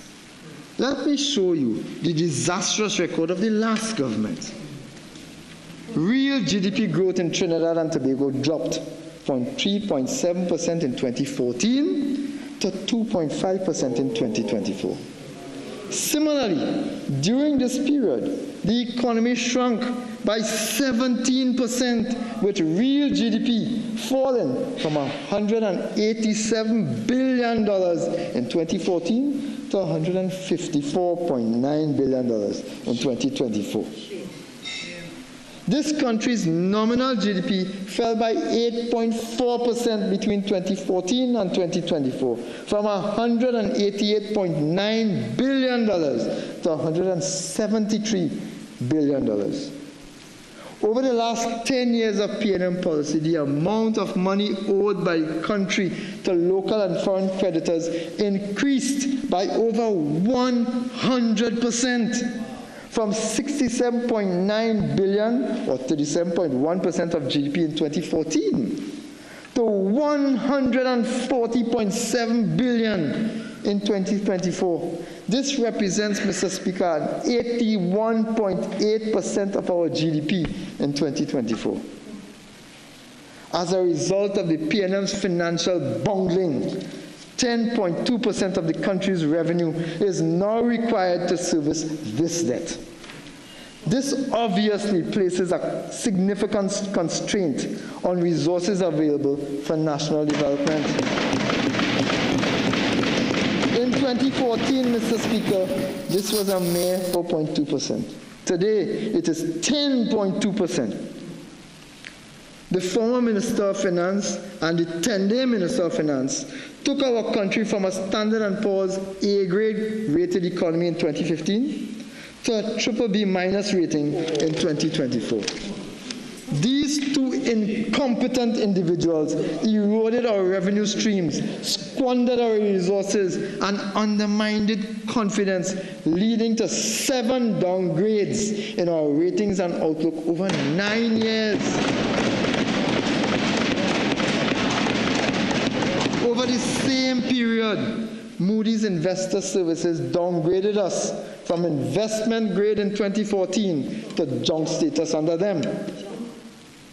Under the PNM, 70,600 jobs were lost. 70,600.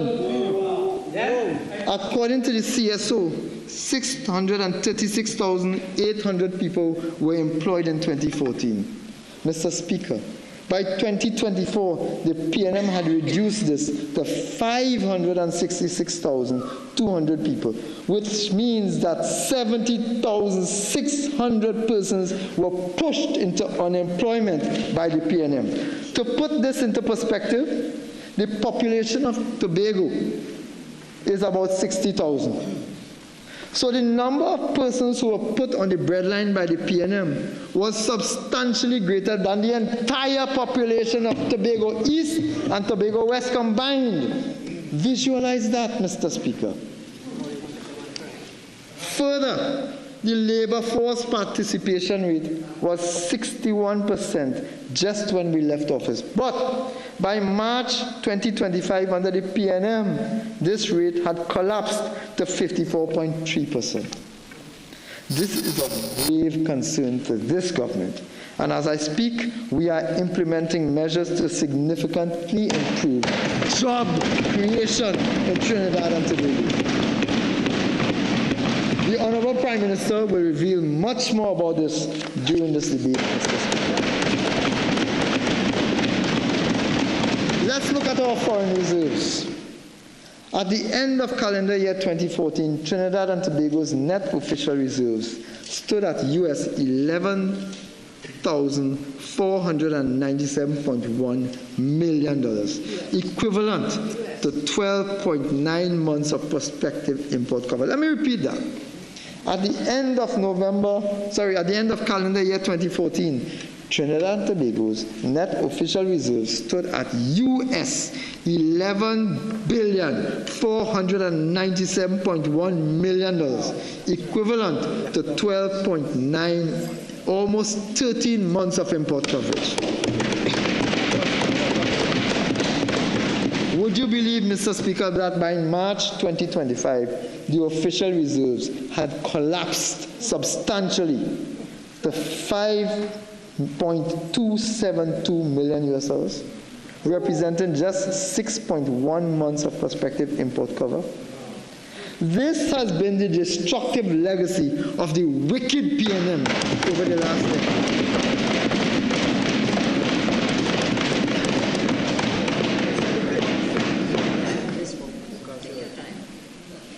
Mr. Speaker, you will recall the glee on the face of the former Minister of Finance. The entire country will recall the glee on the face of the former Minister of Finance when he increased the price of fuel over and over and over and over and over again, Mr. Speaker. Let me remind you that the then minister gloated and sneered that because citizens had not rioted yet, he could raise the price of gas again. And he did, again and again and again, Mr. Speaker. While citizens suffered in pain and frustration as the cost of living skyrocketed, the PNM government continued to pile pressure on the backs of those least able to afford.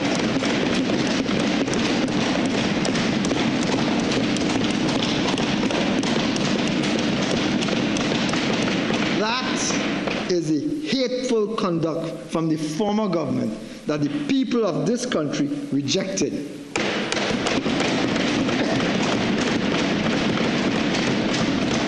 So let me announce the first measure of this caring government in this budget that will benefit every single citizen of Trinidad and Tobago. Today, Mr. Speaker, today, look at the glee on my face as I make this announcement. The previous PNM government has been unfairly overcharging citizens for super gasoline. On behalf of this UNC government,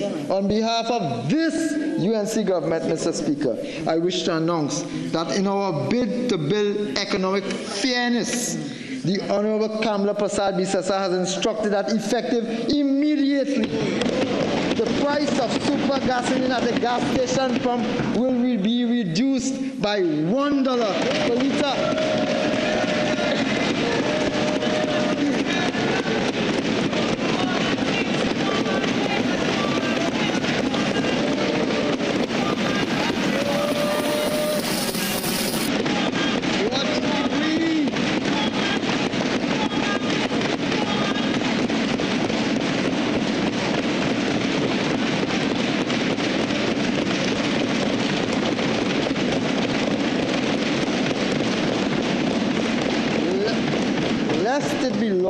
On the minds of those opposite. The average fuel tank is about 50 liters. This means that every time you go to fill up your tank, you will be saving $50 thanks to this reduction.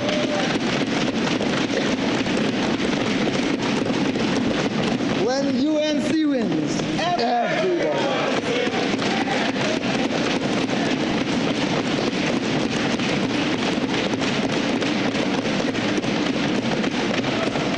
Mr. Speaker, non-energy sector growth is concentrated on 9 industries, with particularly notable contributions from non-energy manufacturing sub-industries, including food, beverages, and tobacco products at 17.1%, and other manufactured products at 4.3%, as well as transport and storage at 5.6%, and trade and repairs at 1.4%.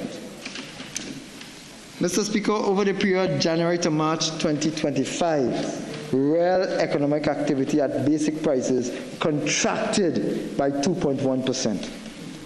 This downturn was due to the declines in both energy at 4.8% and non-energy at 1%, and is forecasted to continue until the end of at the end of calendar 2025, due to ongoing geopolitical and trade tensions, as well as reflecting institutional weaknesses. Mr. Speaker, the energy sector's lackluster performance reflects continued declines in natural gas exploration and extraction, testifying to the previous government's mediocre efforts in stimulating this critical sector. Correct. Such a hay. Such a hay. Truth. Such a hay.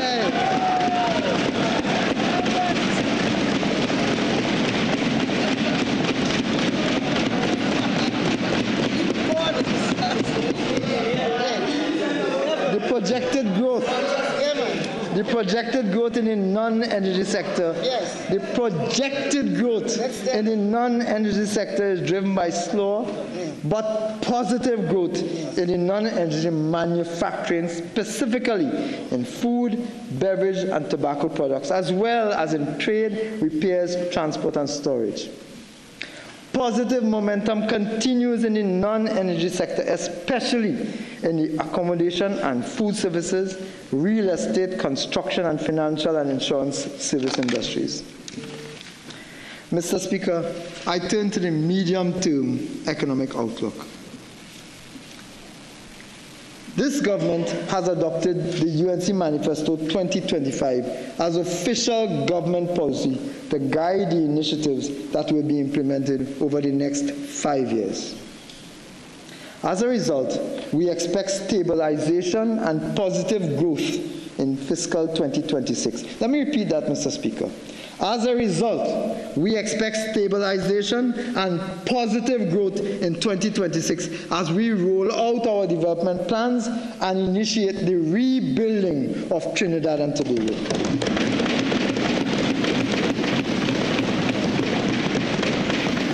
Trinidad and Tobago's economic prosperity, economic security, energy security, and regional stability have also been given a significant boost with the recent United States support for the Dragon gas proposal. And we will be exploring every avenue to advance this project. You see, Mr. Speaker, after years of underperformance, natural gas production in Trinidad and Tobago is projected to recover from the current levels of approximately 2.6 billion cubic feet per day to over 3.2 billion cubic feet per day by 2027. That is performance of the UNC government. As the new fields come online, the development of the Manatee field alone, with estimated reserves of more than 2 trillion cubic feet of gas, will be groundbreaking for our On the other hand, oil production, which has averaged just 60,000 barrels per day in recent years, is also expected to benefit from enhanced exploration and development initiatives.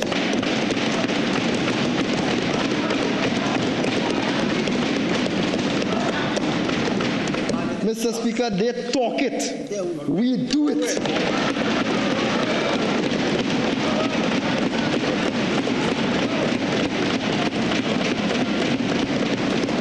Diversification remains at the heart of our strategy. We are already focusing on agriculture, manufacturing, tourism, and the service industry, amongst others.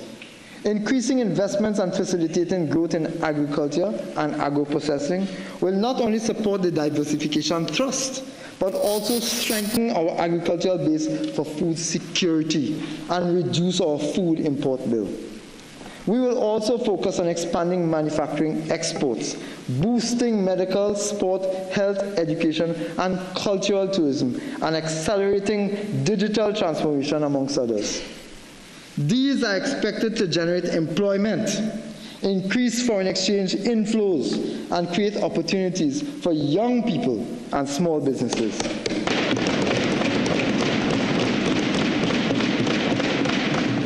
Foreign exchange shortages remain a challenge for businesses, limiting access to raw materials and production. The unfair practices at major commercial banks and the Exim Bank have exacerbated these shortages. This administration will act decisively to stabilize the external position. By restoring energy production and creating an enabling environment for business and investment, we will increase foreign currency inflow. Ensure that productive sectors have access to foreign exchange. We have already installed new boards at the First Citizens Bank and the Exim Bank, and we will move to install a majority of directors at Republic Bank Limited. I am proud, Mr. Speaker, to announce that in our effort to build economic fairness, Tobago's interests will be represented on all 3 boards, with a Tobagonian being present on each board.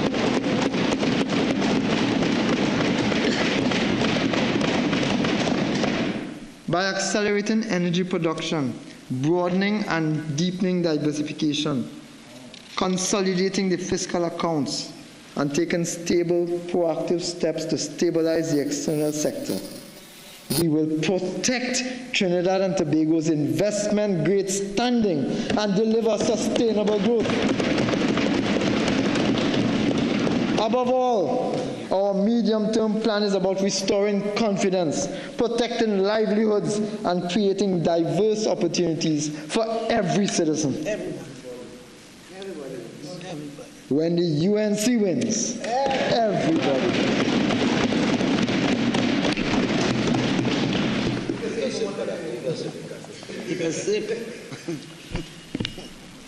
The former PNM government sabotaged the integrity and performance of our very critical institutions. Your UNC government has already commenced the strengthening and redesigning of these institutions to be effective, accountable, and resilient. Mr. Speaker, when I assumed office, I found state enterprises in a state of absolute decay, with multiple examples of corruption, abuse of office, lack of accountability, and lack of transparency. This tells you what those on the opposite sides have been doing. Mr. Speaker, this is confirmed by the last report of the procurement regulator, which stated that $5 billion in contracts were illegally awarded by ministries in one financial year. Contracts were awarded without tendering, without key performance indicators, and with no form of monitoring for value for money, and in some instances, without any verification that contracts were in fact completed. This was a veritable feeding frenzy of enormous proportions. The Churchill-Roosevelt Highway extension has cost overruns of over $250 million on a $400 million original contract. We are being price gouged by suppliers for medicines, medical supplies, and medical services to the tune of almost $500 million a year. Just at Queen's Hall, they have been renting a tent worth $30,000 since 2023. $30,000 per month. They're renting a tent for $30,000 per month since 2023. The 3-year contract would have cost $2 million thus far and would surpass $3 million when it expires for one tent. $3 million in rent for a $30,000 tent. That is the legacy of those opposite, Mr. Speaker.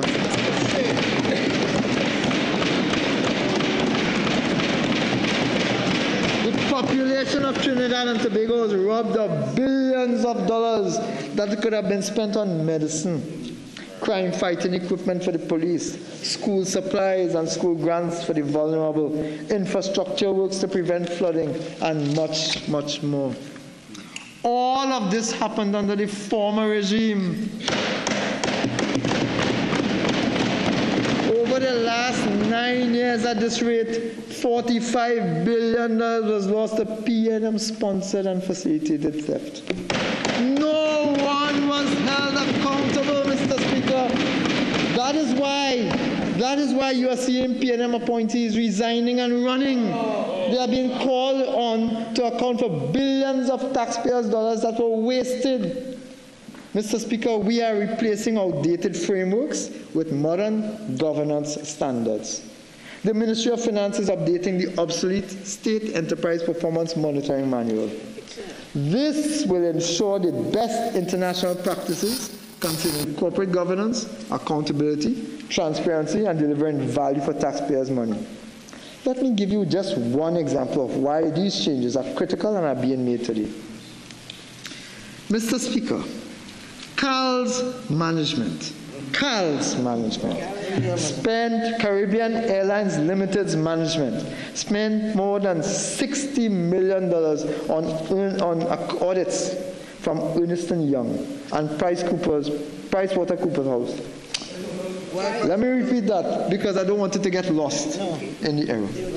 Mr. Speaker, CAL's management spent more than $60 million on audits from Ernst & Young and PricewaterhouseCoopers, but still failed to submit a single audited financial statement to the Ministry of Finance for over 9 years under their government.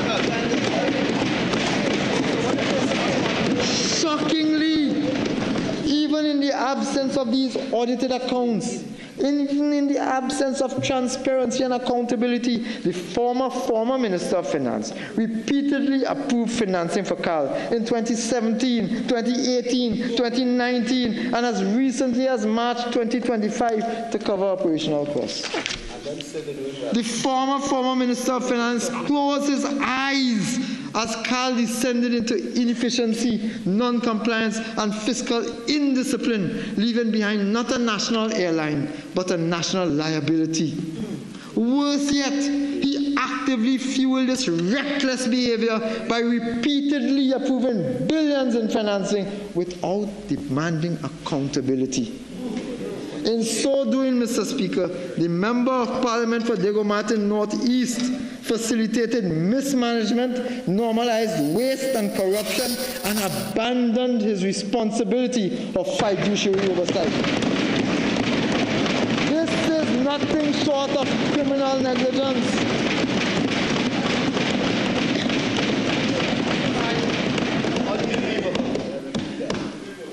But we are fixing it. We have now installed a strong board of directors who are making the hard decisions required to fix our national airline. This, Mr. Speaker, this is your government working to ensure accountable fiscal policies. One of our first actions upon taking office was to repeal the Revenue Authority Act, the Trinidad and Tobago Revenue Authority, and to move quickly and decisively to strengthen and equip the Inland Revenue Division and Customs and Excise Division with technology, skills, and legal authority to deliver timely, efficient, and transparent services to citizens, which will result, obviously, in the broadening of the tax base and a significant enhancement in revenue creation. That is where we will get the money. The previous administration, they laugh, the previous administration under-resourced and neglected both the Inland Revenue Division and the Customs and Excise Division, advancing TTRE as a replacement. For example, Mr. Speaker, the Petroleum and Large Taxpayers Business Unit, an entity responsible for approximately 85% of total tax revenue, was left operating at just 10% of its required capacity. 10%. That is why there was such substantial and significant revenue leakage, Mr. Speaker. The recruitment of 100 accountants and auditors promised by the member opposite in the 2022 budget never materialized. They deliberately and repeatedly sabotaged the country's largest revenue collectors, Mr. Speaker. From this podium here today, I challenge the PNM to tell the country in whose interest they were working when they chose to undermine our tax collection system and compromise the integrity of our country's revenue.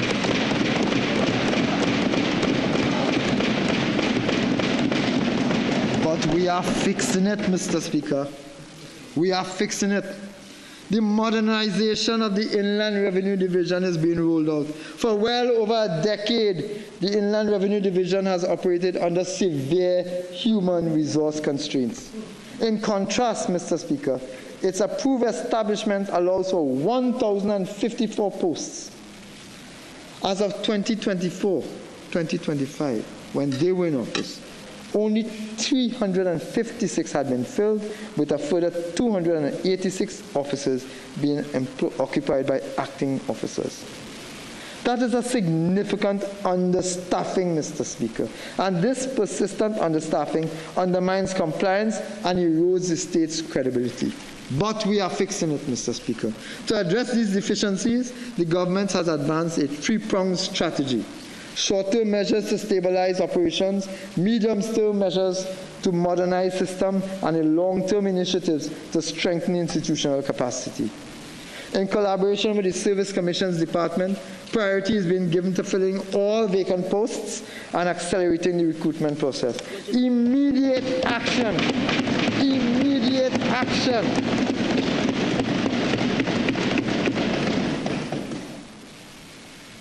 Immediate action will focus on the appointment of 58 field officers 1, 50 tax officers 1, 33 revenue officers 1, and critical clerical and manipulative staff. In addition, real, good, sustainable, paid jobs.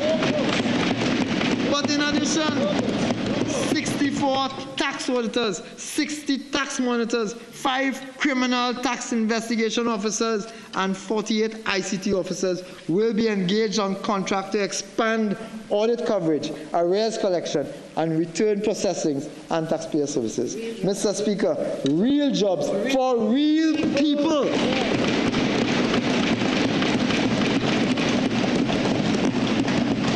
We will drive a comprehensive digital transformation of the Inland Revenue Division and have commenced already procurement of an upgraded GenTax system to underpin the tax administrative function at the Inland Revenue Division. This modern system will support every core function at the IRD, including taxpayer registration, efficient return processing, payments, collections, compliance, and analytics. The IRD has already achieved 100% electronic tax filing, and this government will utilize and expand on the advanced features of GenTax to create a seamless end-to-end digital tax ecosystem that promotes voluntary compliance, fair enforcement, risk-based segmentation, and high-quality service delivery. Your government working for you, Mr. Speaker.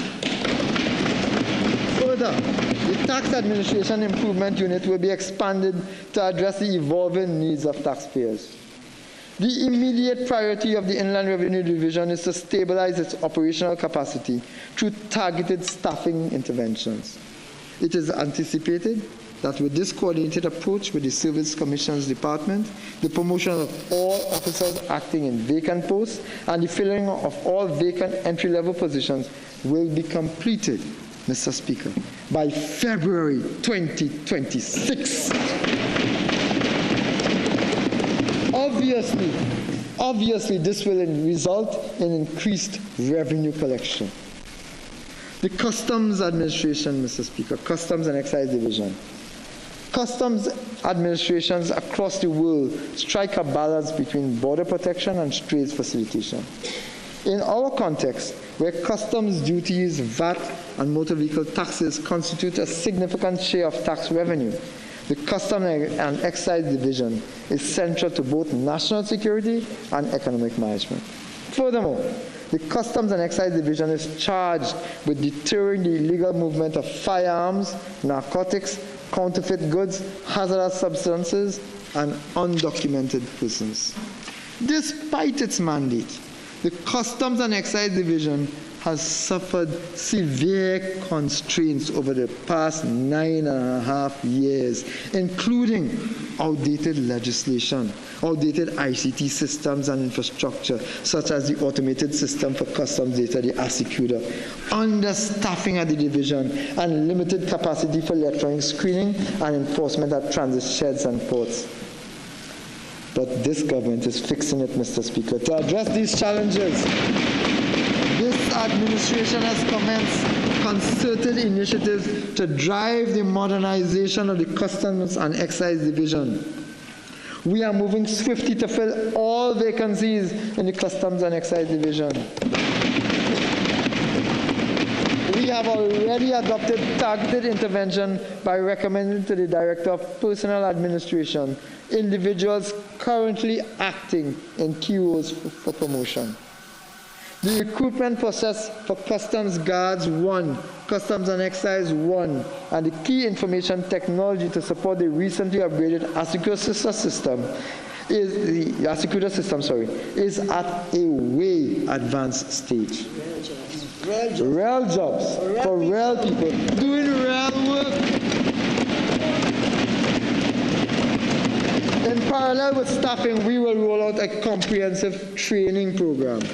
Hand in hand with our concerted drive to fill these vacancies, we will roll out an all-inclusive training program. The division will conduct more frequent risk-based assessments and audits of establishments. Audit teams, which are part of the division's regulatory unit, will be trained in digital audit techniques, equipped with modern tools created by the World Customs Organization and guided by annual schedules and surprise spot checks of importers and brokers. This combined approach, led by this government, Mr. Speaker, will ensure greater compliance, quicker processing, and more consistent enforcement, thereby safeguarding government revenue and promoting fairness in the excise system. We aim to deploy preventative officers to excise establishments to boost enforcement and reduce revenue leakages. To enhance efficiency at transit ports, staff will be reassigned to critical units such as valuations, post audits, and transit sheds. Retired officers will be engaged to mentor recruits, while additional cashiers will be employed to extend payment hours at customs location. Mr. Speaker, over the next 24 months, the Customs Training School will be upgraded with modern facilities, simulation labs, online learning capacity, and a structured curriculum aligned to the World Customs Organization standards.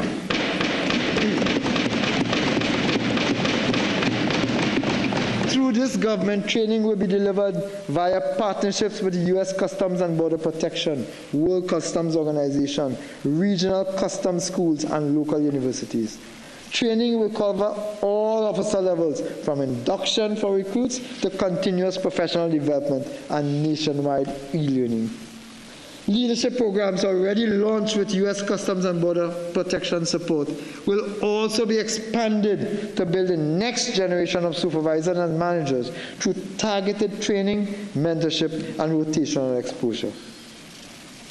To improve the ease of doing business, the Customs and Excise Division, despite and after urging the previous government that refused to implement electronic payments, Customs and Excise will now be able to finally do so by the end of 2025. We are fixing the problems, Mr. Speaker.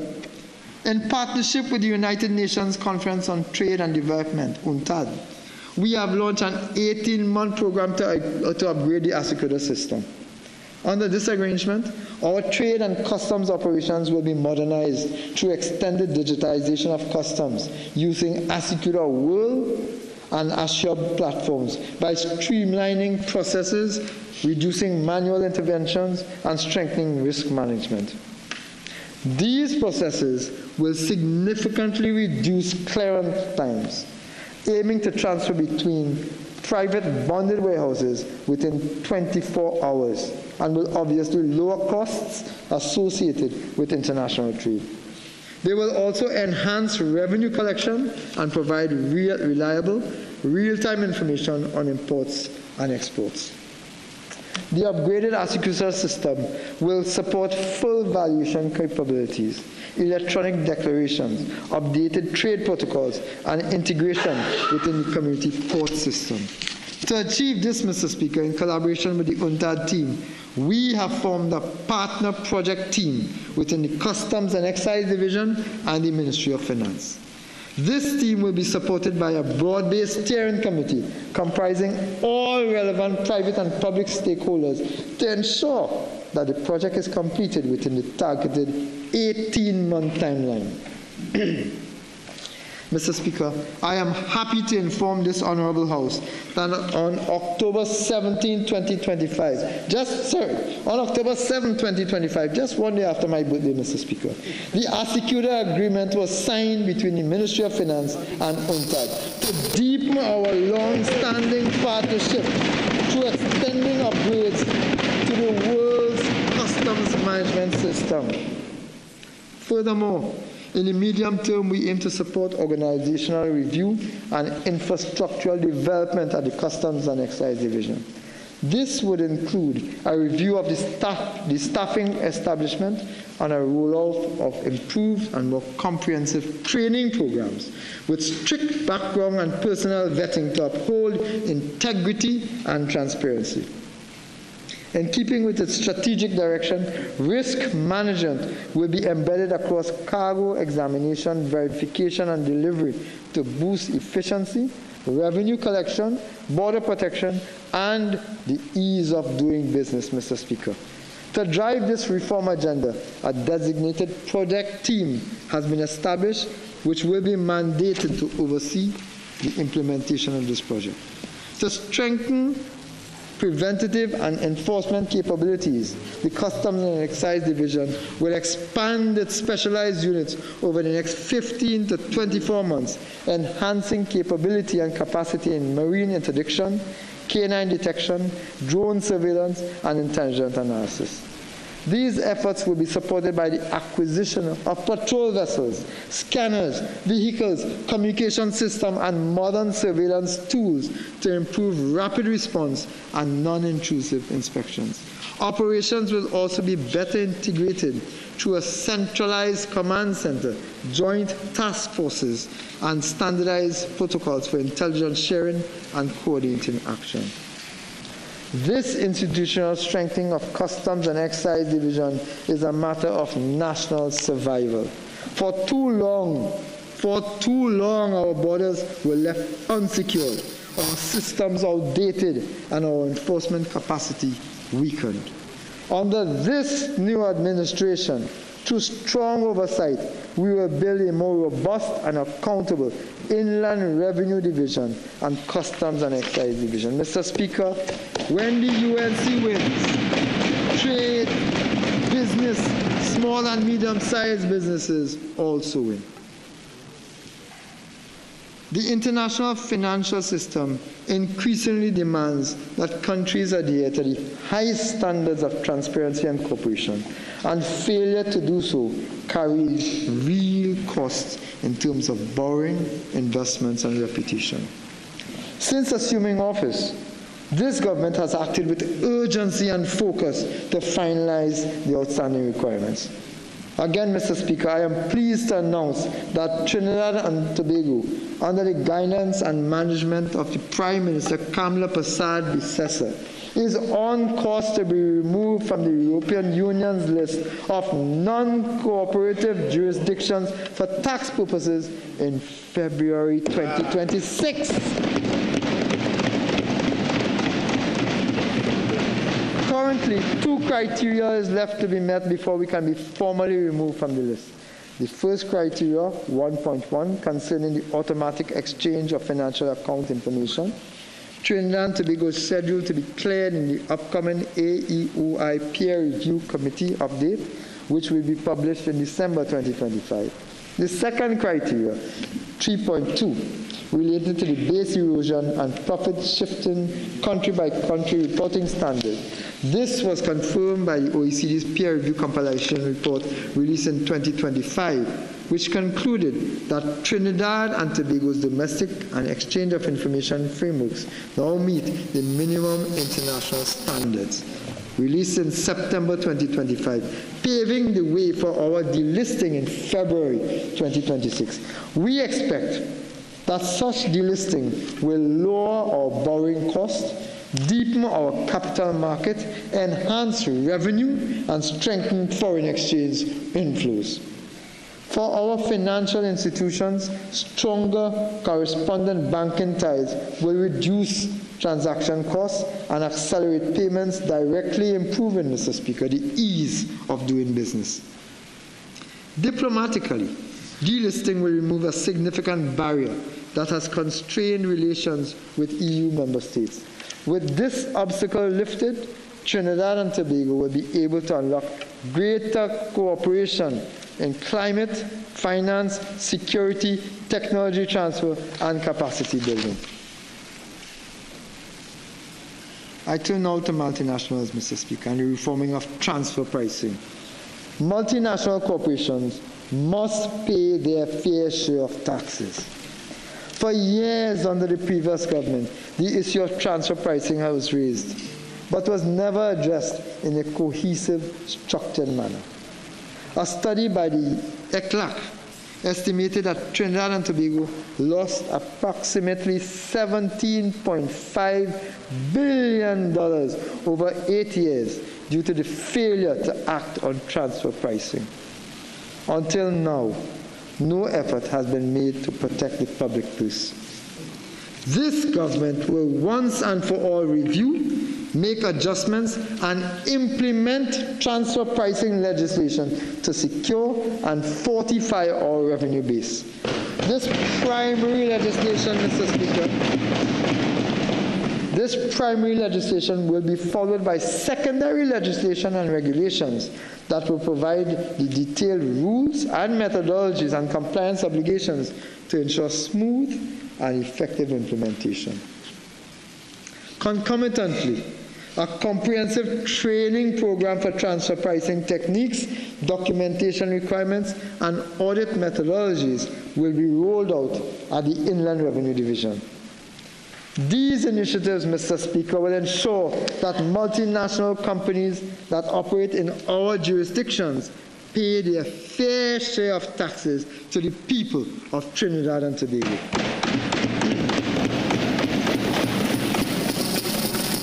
What those opposite failed or refused to do in 10 years, we will do in 2 years in the interest of the taxpaying citizens of Trinidad and Tobago.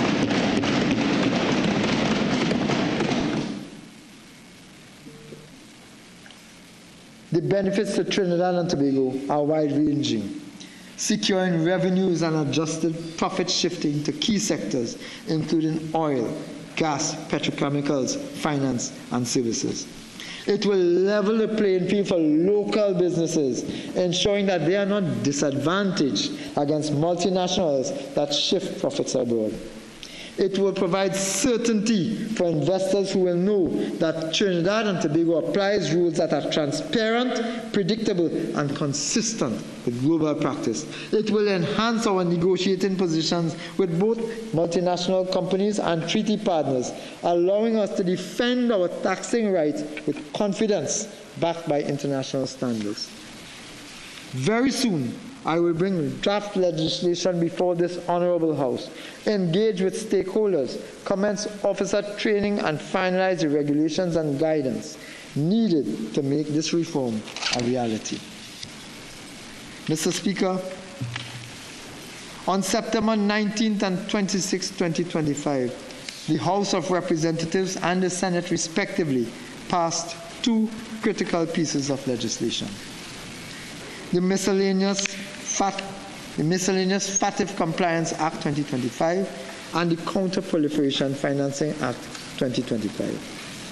These measures represent decisive steps in strengthening Trinidad and Tobago's legislative and regulatory framework against money laundering, corruption, terrorism financing, and proliferation financing. Beyond legislation, this government is investing heavily in systems and institutions to ensure effective implementation of this legislation. The National Anti-Money Laundering and Counter-Financing of Terrorism Committee, NAMLAC, has been strengthened under the leadership of the Attorney General to drive national coordination. Capacity building initiatives are being rolled out for the Financial Intelligence Unit of Trinidad and Tobago, the Central Bank of Trinidad and Tobago, the Trinidad and Tobago Securities and Exchange Commission, law enforcement agencies, and other competent authorities, and the judiciary, and strengthening corresponding banking relationships, Mr. Speaker. This ensures that every arm of the system is prepared to demonstrate effectiveness during the assessment. Public education and industry sensitization programs are also being advanced to support compliance by financial institutions, listed businesses, and non-profit organizations. Trinidad and Tobago also continues to demonstrate its commitment to strengthening anti-money laundering, counter-financing of terrorism, and counter-proliferation financing framework through the conduct of its second National Risk Assessment, which was published in June this year, as well as the development of the National AML CFT CPF policy and strategy, which this government approved in July 2025. This country is now updating its second National Risk Assessment to ensure we keep abreast with the ever-evolving landscape. The importance of this work cannot be overstated, Mr. Speaker. Securing favorable ratings in the fifth round mutual evaluation will assist Trinidad and Tobago to exit the European Union's list of high-risk third countries, thereby improving access to international financial markets and strengthening corresponding banking relationships. Mr. Speaker, under this government, Trinidad and Tobago will meet the highest international standards in financial integrity. Mr. Speaker, this government is committed to ending the state of funding of criminal gangs by eliminating the CPEP and URP and replacing them with providing full-time, better-paid jobs.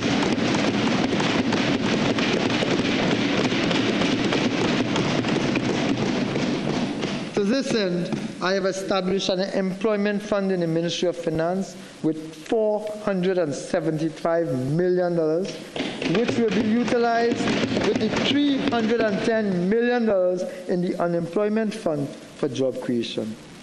Our Honorable Prime Minister will provide greater detail on this very critical job creation exercise during her contribution in this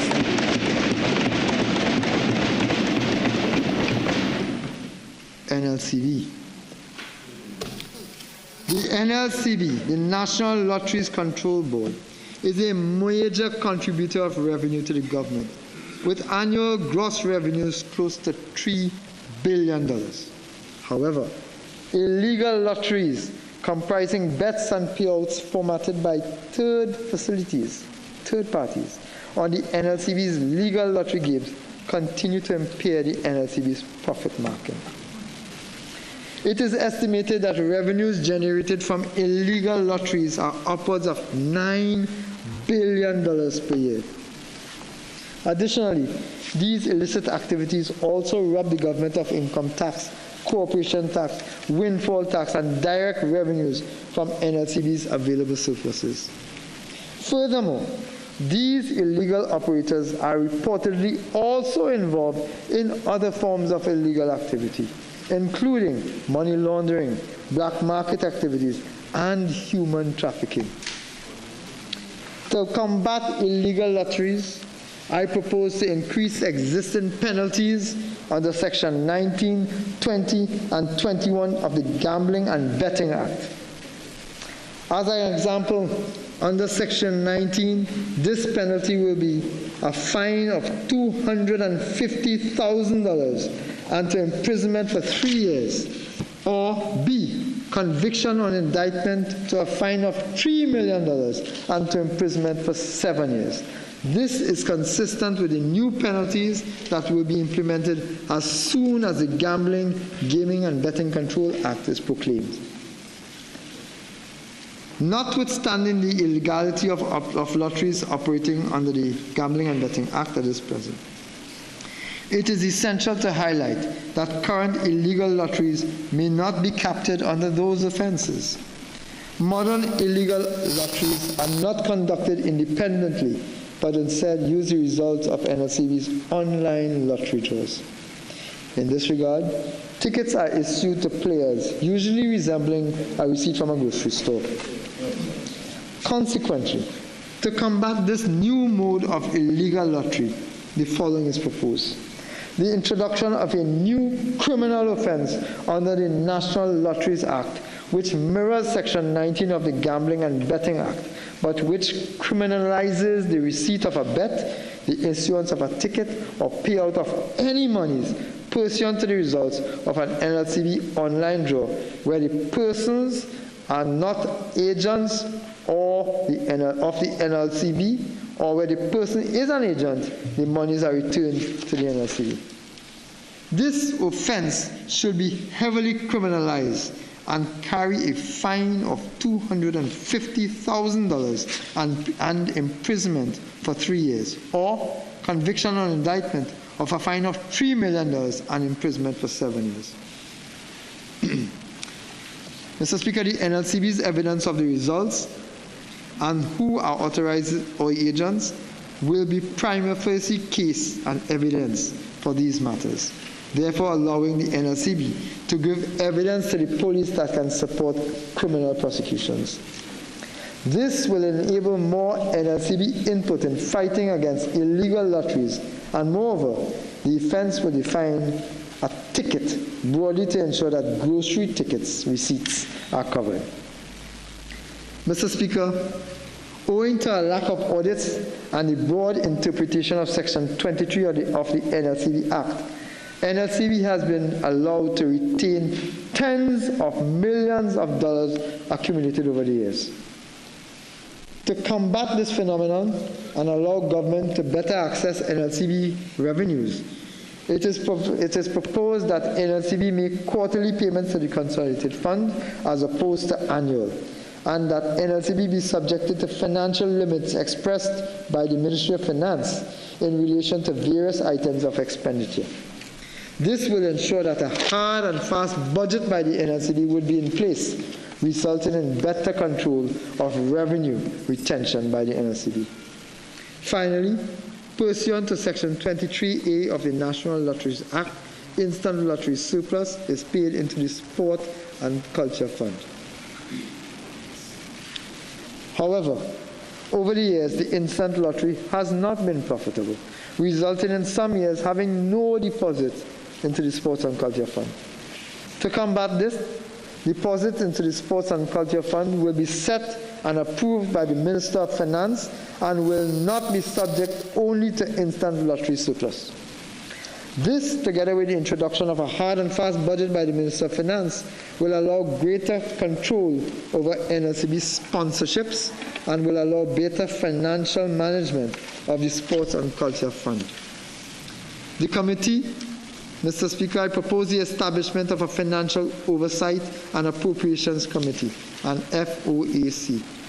This committee will provide oversight and performance management for the government. It will have the authority to review, approve, and monitor all budget items, such as ministerial expenditure, projects, and investment decisions across all ministries at the sole discretion of the Honorable Prime Minister. This committee will work alongside the relevant ministry representatives and stakeholders to ensure the execution and proper management of state resources. The committee will be chaired by the Prime Minister, and the deputy chairs will be the Minister of Finance. The FOAC will screen major expense items, investment opportunities, projects and funding proposals at a strategic level and provide oversight and governance to advance proposals before Cabinet consideration and the FNGP. I also propose the establishment of an Economic Resilience Council. Recognizing the imperative of sustained economic growth, diversification, and national economic resilience, the Economic Resilience Council will be established to serve as a strategic advising and policy coordinating body. It will support and guide economic development, initiatives that attract investment, stimulate entrepreneurship, generate employment opportunities, and promote equitable prosperity for all citizens. The Minister of Finance will chair the ERC and retain commercial consultants as needed to provide subject matter expertise. These consultants will work alongside relevant ministry representatives and applicable stakeholders to ensure the execution and proper management of state resources in line with the approved budget and official policy framework. The committee will oversee the financial evaluation and approval of all economic transformation strategies, borrowings, investments, and projects over $50 million. The Council is mandated to support the nation's economic transformation by facilitating investment, fostering innovation, promoting competitiveness, and guiding the transition towards a knowledge-based, export-oriented, and inclusive economy. Your government, Mr. Speaker, working for you. I turn now to our campaign promise to address the outstanding negotiations for the Public Service Association.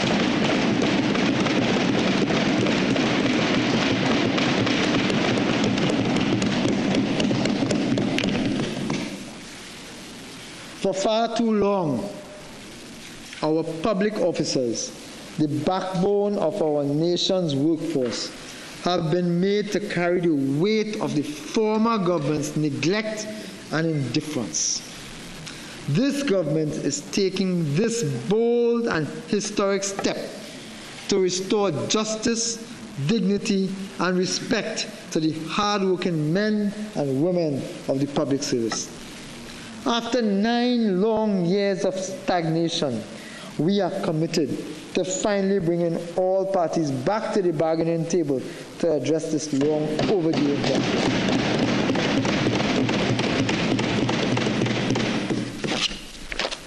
On the completion of the bargaining process, we will work with Republic Bank, First Citizens Bank, and the National Insurance Board to find a comprehensive solution to discharge this national obligation.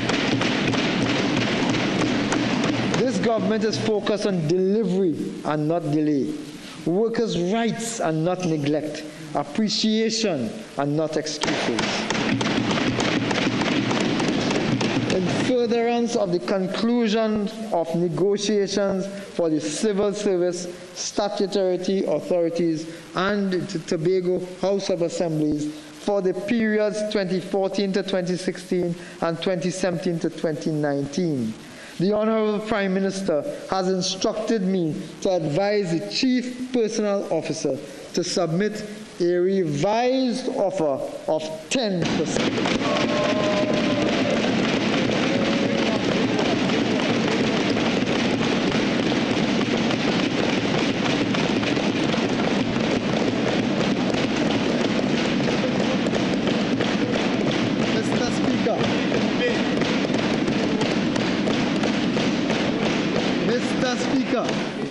Promise made, promise kept. Because when the UNC wins, public servants win. Public servants wins. I wish to advise the members of the teaching service, Mr. Speaker, the Trinidad and Tobago Defense Force, and the Port of Spain and San Fernando City Corporations that this government will ratify the collective agreement signed in April 2025 between the Chief Personnel Officer and their respective associations, unions, and committees. The recurrent cost of implementing these agreements is estimated at $214 million annually, with arrears of $730 million as of December 2025. I would like, Mr. Speaker, to share some additional policy decisions that the government will undertake to improve the lives of all public servants, teachers, and central government daily rated workers. Upon assuming office, I must say that I was shocked to learn that our retirees in these groups were removed from the UNIMED Group Health Plan precisely when medical issues are most likely to occur. The need for health insurance then becomes more critical. Accordingly, with my Prime Minister's guidance, I have instructed that an appropriate request for proposals be prepared and issued to seek proposals from the market for an option that allows our retirees and their families to maintain membership in the public sector health plan.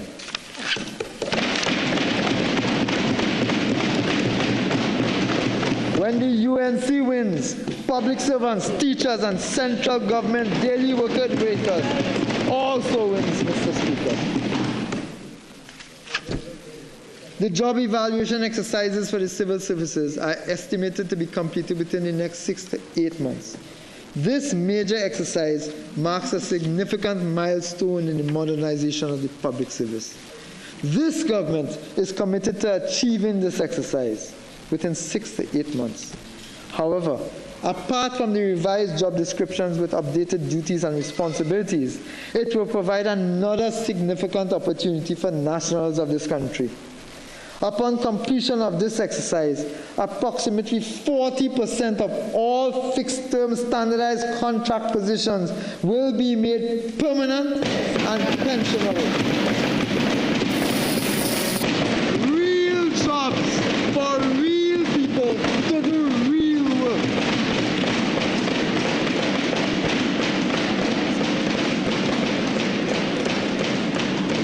When UNC wins, workers win.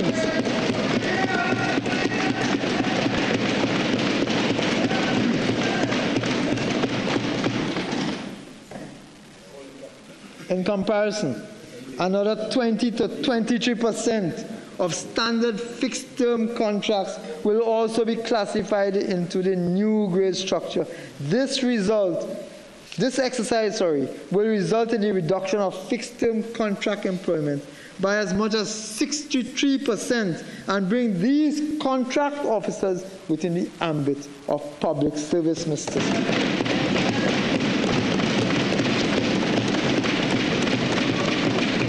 You see, Mr. Speaker, when UNC wins, even contract workers win.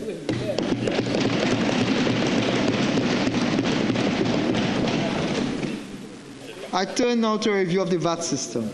All stakeholders are aware that the value-added tax has become increasingly onerous to administer. Businesses are required to file returns and reconcile credits every 2 months, while the Inland Revenue Division, which has been short-staffed, for the last 9.5 years must constantly process and verify refund claims. This cycle has led to a buildup of refund arrears, which in turn undermines business confidence and strains fiscal management. This is yet another untenable situation that the previous government allowed to fester. Accordingly, this government is today signaling its intention to review the existing VAT regime and, if feasible, replace it with a simplified, more efficient sales tax applied at the point of final transaction.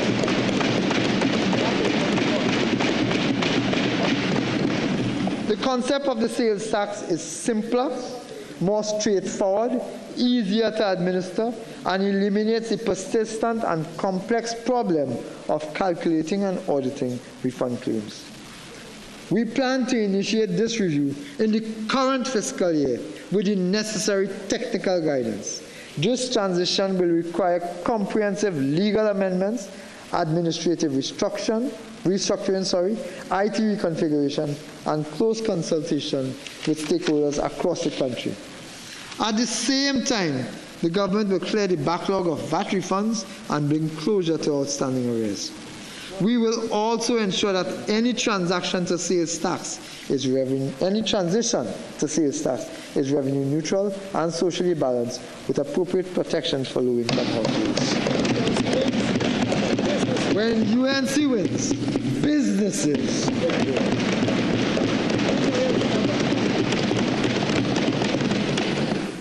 Mr. Speaker, in July 2025, we had the distinct honor of hosting Prime Minister of India, Sri Narendra Modi ji.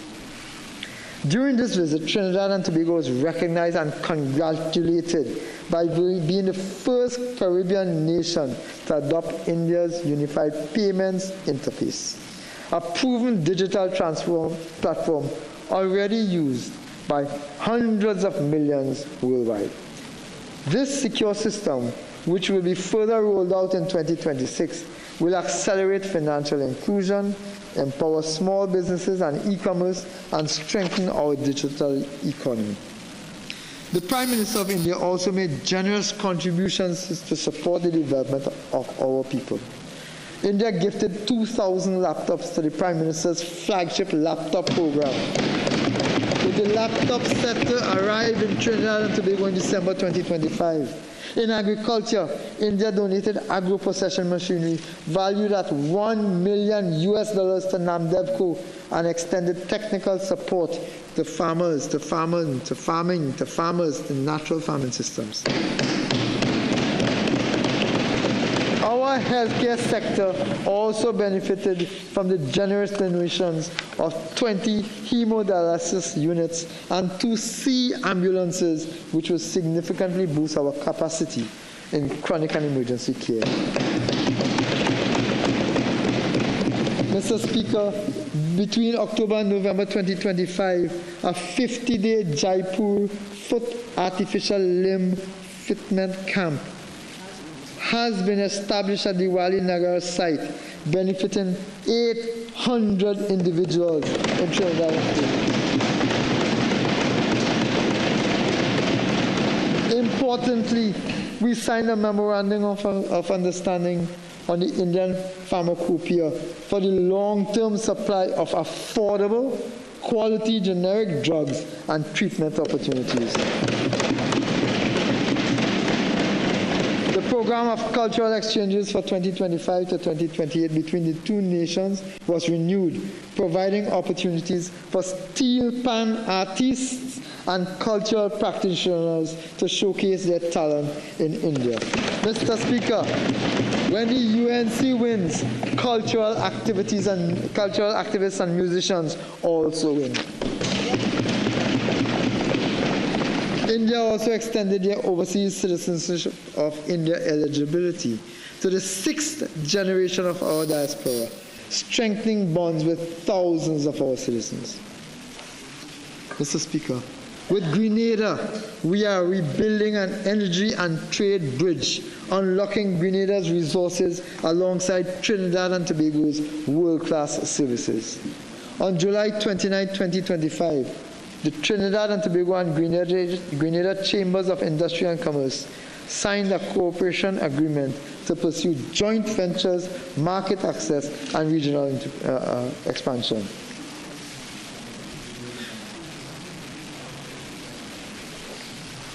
I turn to the United States, our arrangements and relationship with the United States with regards to security and energy cooperation.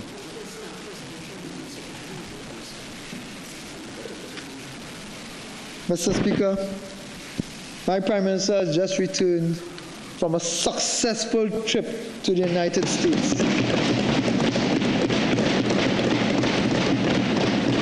I wish to use this platform on behalf of the government of Trinidad and Tobago to thank President Trump and the people and government of the United States of America, Secretary Rubio, and others who we would have met, when the Prime Minister would have met when she traversed to the United States, for their support, for their committed support, for their commitment to continued support, to support Trinidad and Tobago in our national development, specifically and continuously in security and energy cooperation.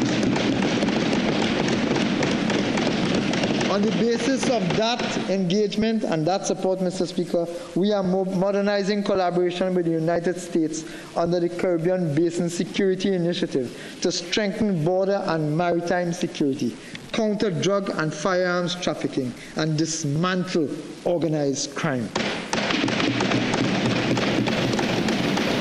This partnership has already produced tangible benefits, including donated hospital equipment and the U.S. Naval Ship Comfort mission, which provided free medical, dental, and eye care services to nearly 2,000 citizens of Trinidad and Tobago.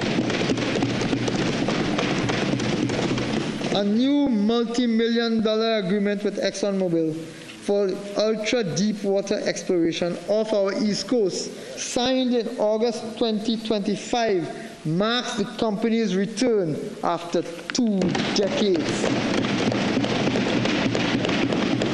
Confidence in this government, Mr. Speaker. And if these discoveries prove viable, it will anchor Trinidad and Tobago as the hemisphere's energy hub.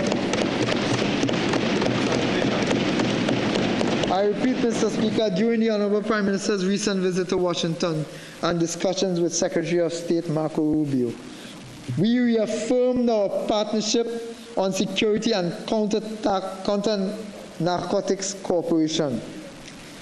For reference, Mr. Speaker, the United States commended our efforts to counter transnational criminal organizations and stem illicit firearms and narcotics flows, Mr. Speaker. Both governments also pledged continued support for UN-led efforts to stabilize Haiti. Mr. Speaker, during the Prime Minister's attendance at the 80th UN General Assembly, bilateral agreements were signed with China and the UAE. China will provide $94 million grant to fund national projects, including new fire tenders for under-resourced stations, something that the previous government abandoned and refused to do over their 9.5+ years of government. The UAE arrangements allow visa-free entry for diplomatic and official passport holders and introduces an MOU to rehabilitate the Cuba Children's Hospital.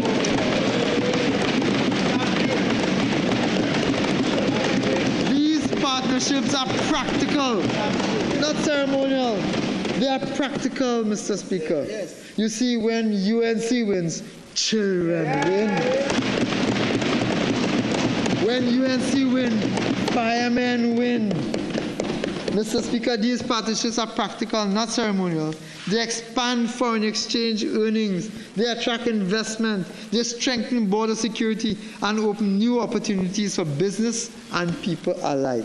We will drive them with urgency so that diplomacy delivers jobs, competitiveness, and prosperity.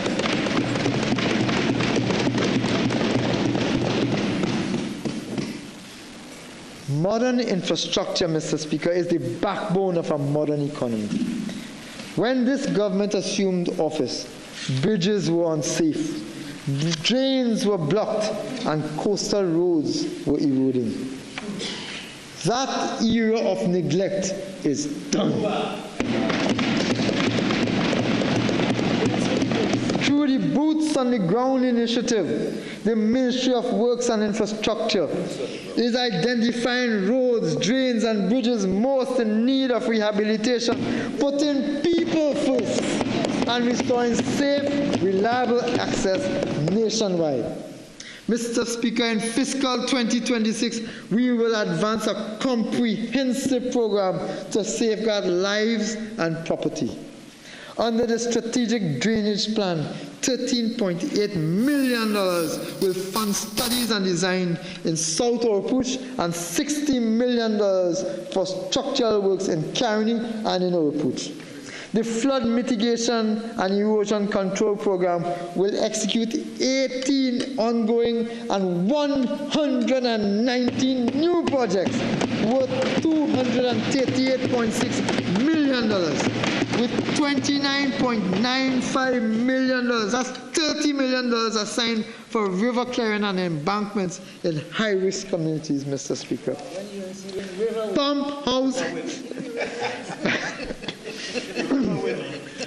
Pump house upgrades and the near completion of the Caroni River Rehabilitation Project will reinforce defensives and protect farmlands and homes. These 566 projects will bring lasting solutions and more climate resilience communities across Trinidad and Tobago. Mr. Speaker, when UNC wins, everybody wins.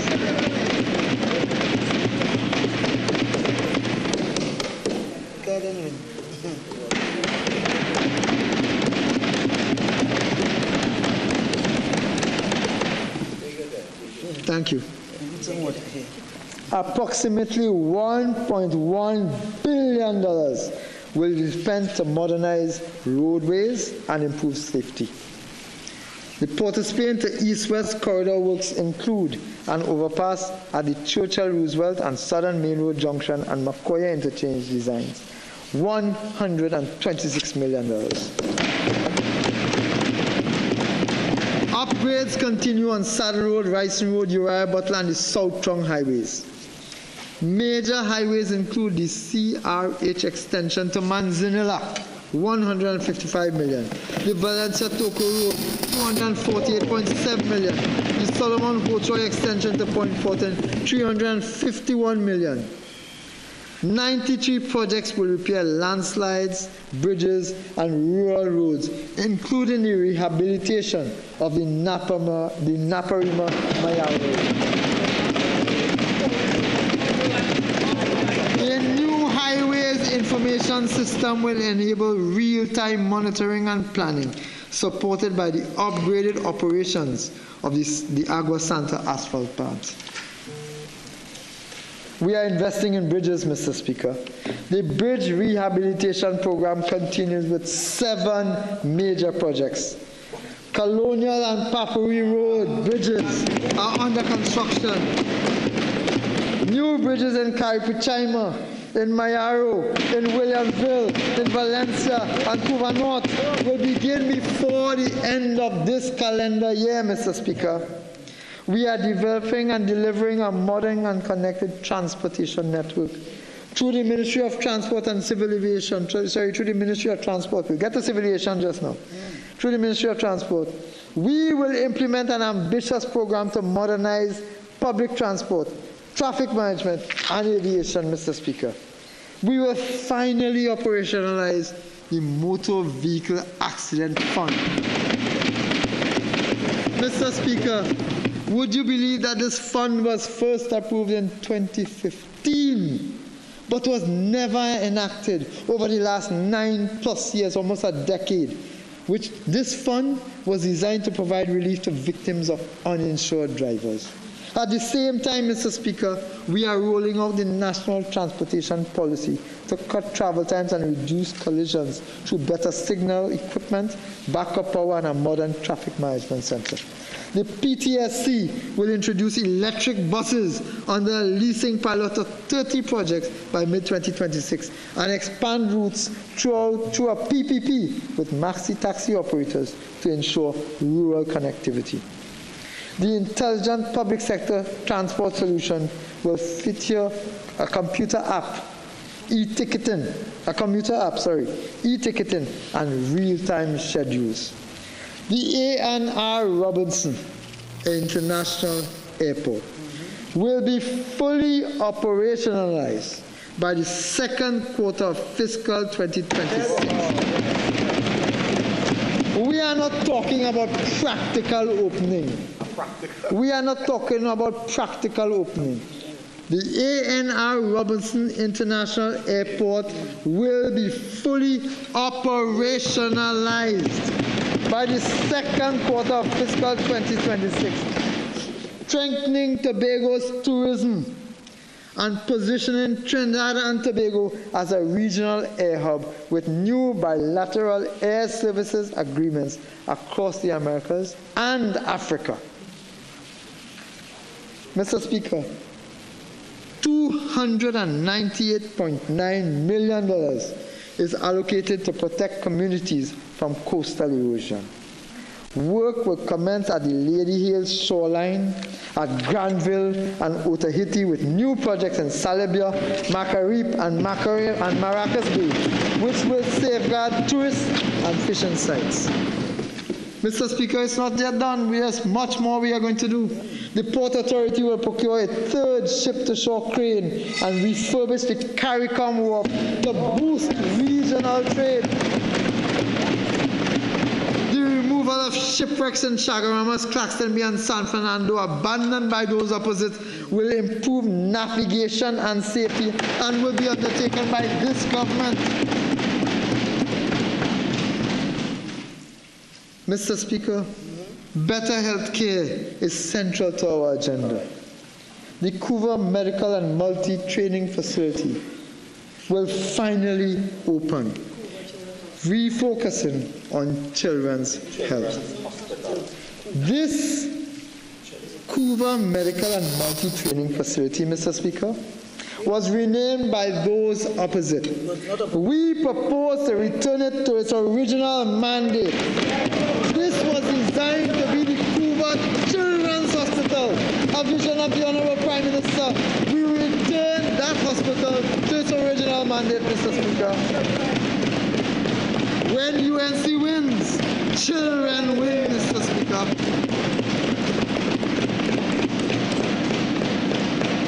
The San Fernando Hospital will add a new catheterization lab. The Port of Spain General Hospital Central Block will be operationalized by March 2026. When it's ready.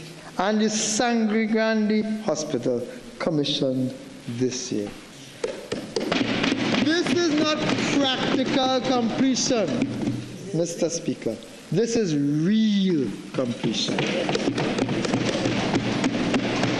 A $35 million refurbishment program and a $45 million in facility upgrades will modernize wards and systems. $60 million will procure critical equipment, including CT scanners, X-ray units, and surgical towers. To cut surgical wait times, $20 million is earmarked for cardiac care, $100 million for dialysis, and $10 million for orthopedic and eye surgery. Dental services will be revived through new equipment in 37 clinics, Mr. Speaker. Mr. Speaker, we will cut wait times for life-saving procedures because faster care saves lives, Mr. Speaker. The Minister of Health, in his presentation, will expand and provide even more details on these activities. Mr. Speaker, I turn to public utilities. Access to reliable utilities is a fundamental right, Mr. Speaker. Between May and July 2025, over $150 million was invested in projects that improve services to households nationwide. Through the Utilities Assistance Program, $7.2 million in water and electricity bill relief reached more than 12,000 families. And $1.8 million was allocated for tanks and solar panels for rural households.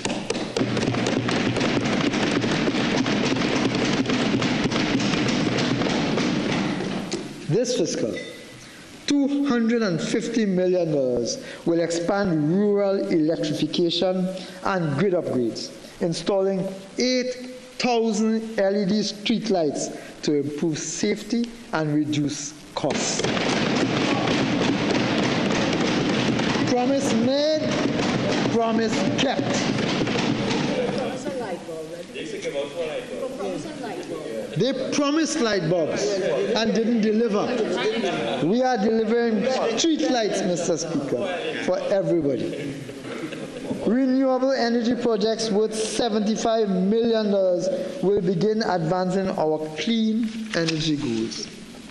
TSTT will invest $200 million to expand fiber-to-home connections and strengthen cybersecurity, while $2 million will fund youth entrepreneurship through the YBT. When UNC wins, the youth wins, Mr. Speaker. We made a strategic decision to cancel the WASA transformation plan, preserving 3,700 jobs and redirecting $30 million in savings to critical services.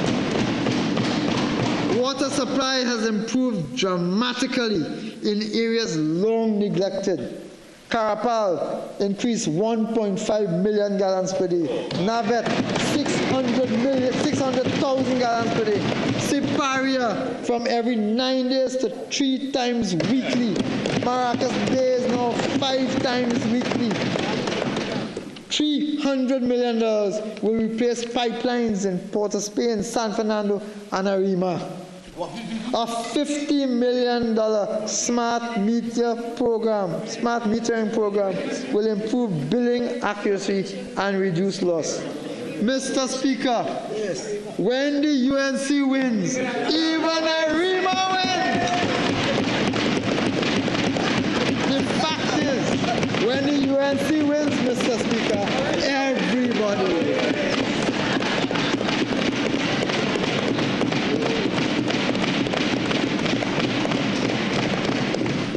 Mr. Speaker, local government is the face of the state in communities.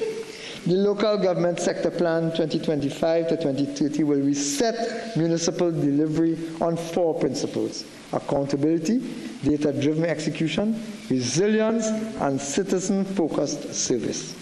Disaster management units are being equipped with boats, early warning systems, and trained community emergency response teams. Schools will play a role in public education. We will strictly enforce litter and dumping laws and modernize penalties to deter offenders. Equipment provided by partners such as Japan and the United Nations will help tackle sargassum and the coastal seaweed protection and coastal cleanup efforts, Mr. Speaker. Mr. Speaker, energy remains the backbone of our economy.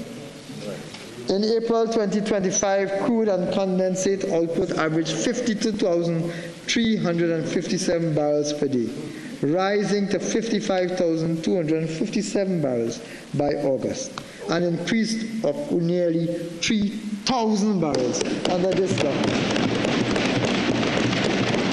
Gains came from BPTT, EOG Resources, and Heritage Petroleum, supported by the Mento Development Project that achieved first production in May. Heritage is expanding its drilling campaign, and Perenco's acquisition of shallow water assets from BPTT and Woodside is expected to boost mature field output.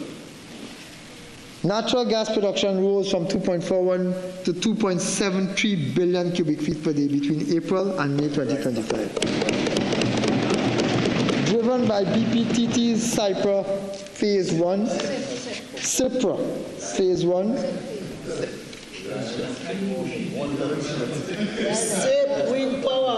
Gas production increased between April and May 2025, under our term, May 2025.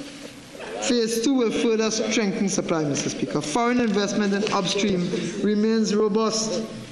2.2 billion projected in 2025, rising to 2.5 billion in 2026. Foreign investment in upstream industries, Mr. Speaker. The deepwater bid round offering 26 blocks closed with 4 bids and a US $42.5 million PSC was signed with ExxonMobil for TTUD-1, marking renewed international confidence and confidence in this government, Mr. Speaker. We are advancing energy cooperation with Grenada, Suriname, and Guyana on exploration, renewable energy, and capacity building. Negotiations with the Trinidad and Tobago Steel Company for a new gas contract will restart steel production, creating jobs and reviving exports. Mr. Speaker, as we maximize oil and gas returns, we remain committed to renewables. Our goal is a 15% emissions reduction by 2030. A 92.2 megawatt Brecon Castle solar plant began delivering green power in July 2025 and will be the largest in the English-speaking Caribbean when completed. We are finalizing a renewable energy policy and progressing towards wind development, with 2.75 gigawatts onshore and 32 gigawatts offshore already identified. The Offshore Wind Resource Assessment Program, expanded in July 2025, will provide bankable data by 2026. We are also laying the foundation for a green hydrogen economy, aiming to scale to 25 gigawatts of offshore wind and 1.5 million tons of hydrogen by 2024, reaching 4 million tons by 2065. This government, Mr. Speaker, is not merely managing the sector, we are shaping its future. Mr. Speaker, agriculture is central to diversification and food security. It currently contributes less than 1% of GDP, a strategic vulnerability we propose to reduce. We will align CARICOM's 25 by 25 initiative to reduce food imports by at least 25% by 2030 while promoting agro-exports.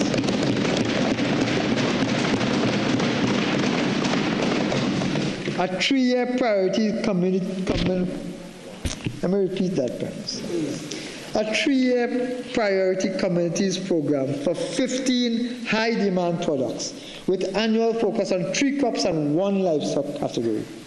Climate resilient farming and crop insurance, greenhouse incentives, and farmer and water harvesting systems, Mr. Speaker. Integration of agriculture into schools and youth entrepreneurship through Youth Agricultural Fund. Export growth in fine flavor cocoa, moringa pepper, and aquaculture, doubling agro exports by 2020. $793.7 million TT dollars will be invested in infrastructure, irrigation, fisheries, land development, and agri-tech initiatives. Smart agriculture and AI farming will increase efficiency and self-sufficiency, targeting $1 billion in exports over the next fiscal year. We are distributing long promises land leases to former Caroni workers and developing residual lots at Caroni and Orange Grove. When the UNC wins, Mr. Speaker, former Caroni workers.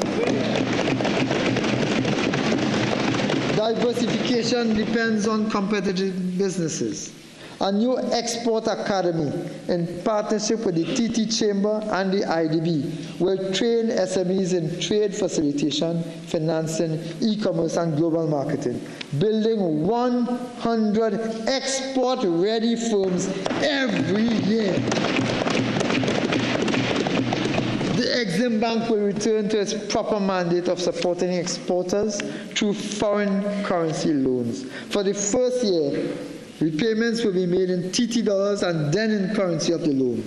Transparent eligibility criteria and public reporting will ensure fairness, especially for SMEs, Mr. Speaker.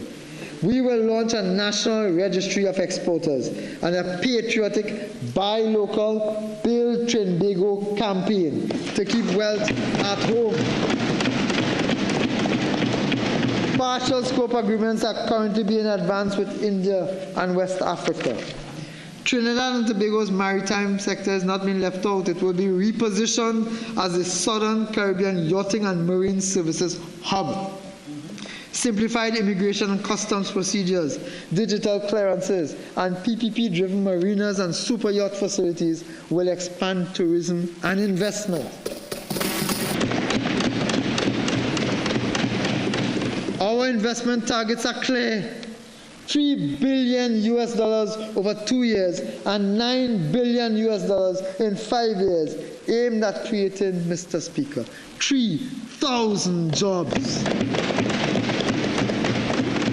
Standardized investor documentation, stronger interagency coordination, and better aftercare will ensure delivery. Idle or distressed state assets will be repurposed for revenue, including the redevelopment of the long-abandoned Caroni Racing Complex into a world-class convention center.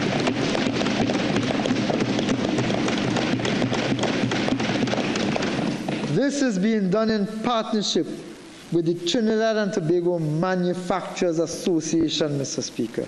You see, Mr. Speaker, when UNC wins, manufacturers win.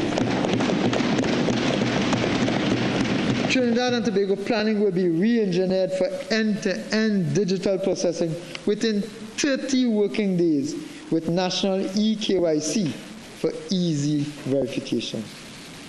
Mr. Speaker, we cannot build growth without partnership. The new private sector organization of Trinidad and Tobago, the PSOT, will unite chambers and associations to coordinate investment and drive innovation. In fiscal 2026, stakeholder consultations will inform sectoral export strategies. We will implement the National E-Commerce Strategy 2025 to 2030, finalize the National Consumer Policy, and operationalize the TT Chile Partial Scope Trade Agreement, granting duty-free access for 213 products immediately and 54 more within 3 years, Mr. Speaker. We will expand our cultural industries through a creative value chain fund supporting film, fashion, design, and music. Enhanced IP protection and duty concession will empower creatives and generate thousands of jobs, Mr. Speaker. Tourism remains a high-growth sector. We will develop new products in the medical, sport, and cultural tourism sector, facilitate the completion of hotels, including 4 Points, Hampton Inn, and Maracas Bay, and advance Tobago's Marriott and Elephant Tree resorts. The visitor experience will be modernized through secure, cashless payments and improved connectivity. A year-round Carnival City and the Turtle Tourism Capital Initiative will integrate culture, conservation, and community benefit. Direct U.S. flights to Tobago will strengthen access and incentives for global hotel brands and will spur foreign investment and, again, job creation in Trinidad. This government, Mr. Speaker, recognizes a nation's wealth lies in its people. Growth means little if it does not improve the lives and expand opportunity to citizens of this country. Through our people-centered development framework, we are restoring dignity, equity, and hope by investing in sport, education, housing, and healthcare so that every citizen can rise. Working with the World Bank, we are reforming social protection to ensure that assistance reaches those who are most in need. Beneficiary data are being integrated, payments digitized, and compliance strengthened. Between May and July 2025, senior citizens' pensions supported 115,252 persons at a cost of $1.12 billion. Public assistance grants were supported to 14,000 persons at a cost of $65 million. Food support under this government, Mr. Speaker, food support reached 12,700 homes, and disability grants served 25,600 citizens. Another $46 million was channeled through NGOs to deliver specialized services to those most in need. Mr. Speaker, youth development. Our youth are the engine of national renewal. Programs such as UTech have trained hundreds in cosmetology, events, and culinary arts, granting CVQ certification. Healthcare, drilling, rig, plumbing, and technical training have created new career pathways. The refurbishment of the youth development centers in Chatham, Presto, Eldorado, and Chaguanas will expand the capacity for 250 residential trainees. The Retiree Adolescent Partnership and the National Youth Policy 2026 to 2030 will guide future initiatives in training, entrepreneurship, and leadership. A new construction sector skills program will certify 250 young people for employment and small business creation in this vital industry. Mr. Speaker, housing is both a social necessity and an economic driver. We have reformed the home improvement grant, digitizing applications and doubling the number of grants delivered to 1,200 in fiscal 2026.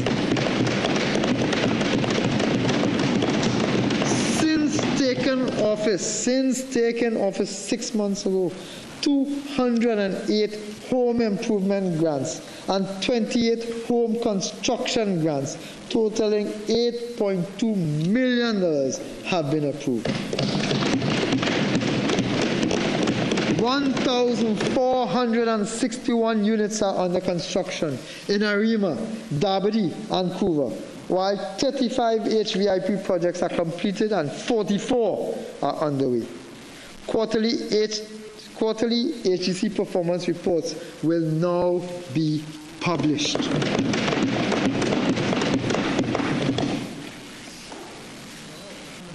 Mr. Speaker,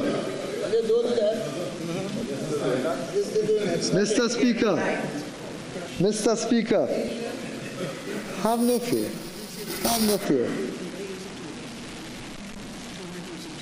Yeah, have no fear. The UNC is here.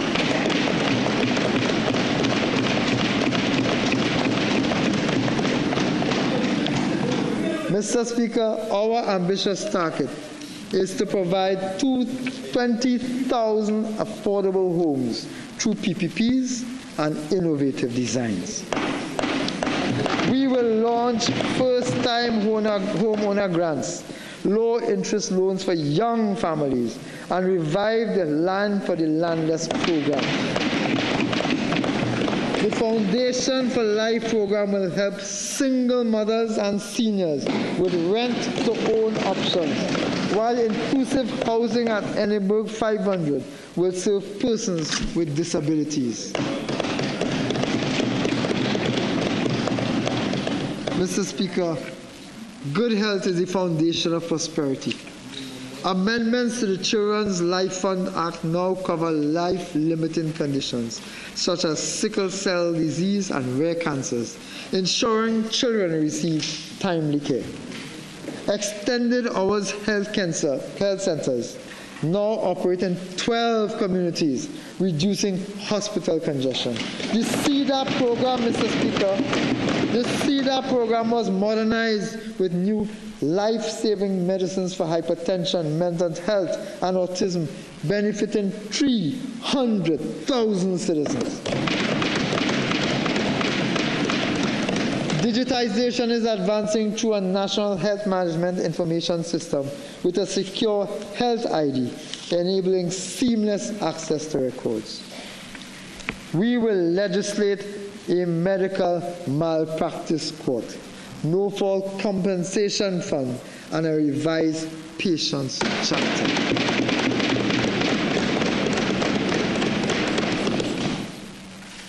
Mr. Speaker, education must prepare every child for a digital, inclusive future. Special needs children, special needs students, now receive dedicated exam concessions.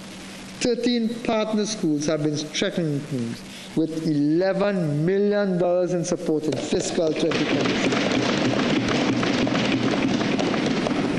In case you missed it, Mr. Speaker, 13 partner schools dedicated to special needs students have been strengthened with $11 million in support in fiscal 2026 by this government. With UNICEF, we launched universal screening for children aged 4 to 6 to detect early learning challenges. Mr. Speaker. 18,000 devices are being distributed to Form 1 students at a cost of $146 million, accompanied by AI training for 10,800 teachers.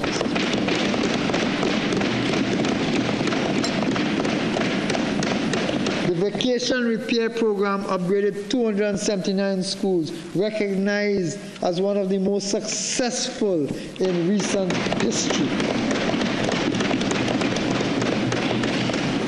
Another UNC incentive, Mr. Speaker, another UNC initiative to tackle violence in schools. 95 Special Reserve Police officers are now stationed in 50 high-risk schools. Vision and physical screening programs will continue nationwide. A new literacy and numeracy series in 2026 will address learning gaps, while $10 million in fiscal 26 has been assigned to modernize networks in 456 primary schools. The GATE and higher education loan programs, Mr. Speaker, remain central to access, with 345 bursaries awarded this year. Mr. Speaker, the UE Debe campus will be operationalized for law, forensics, IT, and AI training, reviving South Trinidad's academic potential, Mr. Speaker.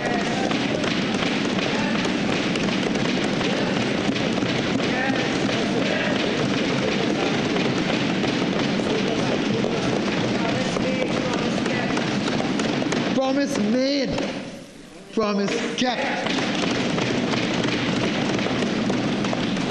Mr. Speaker, sport drives unity and national pride.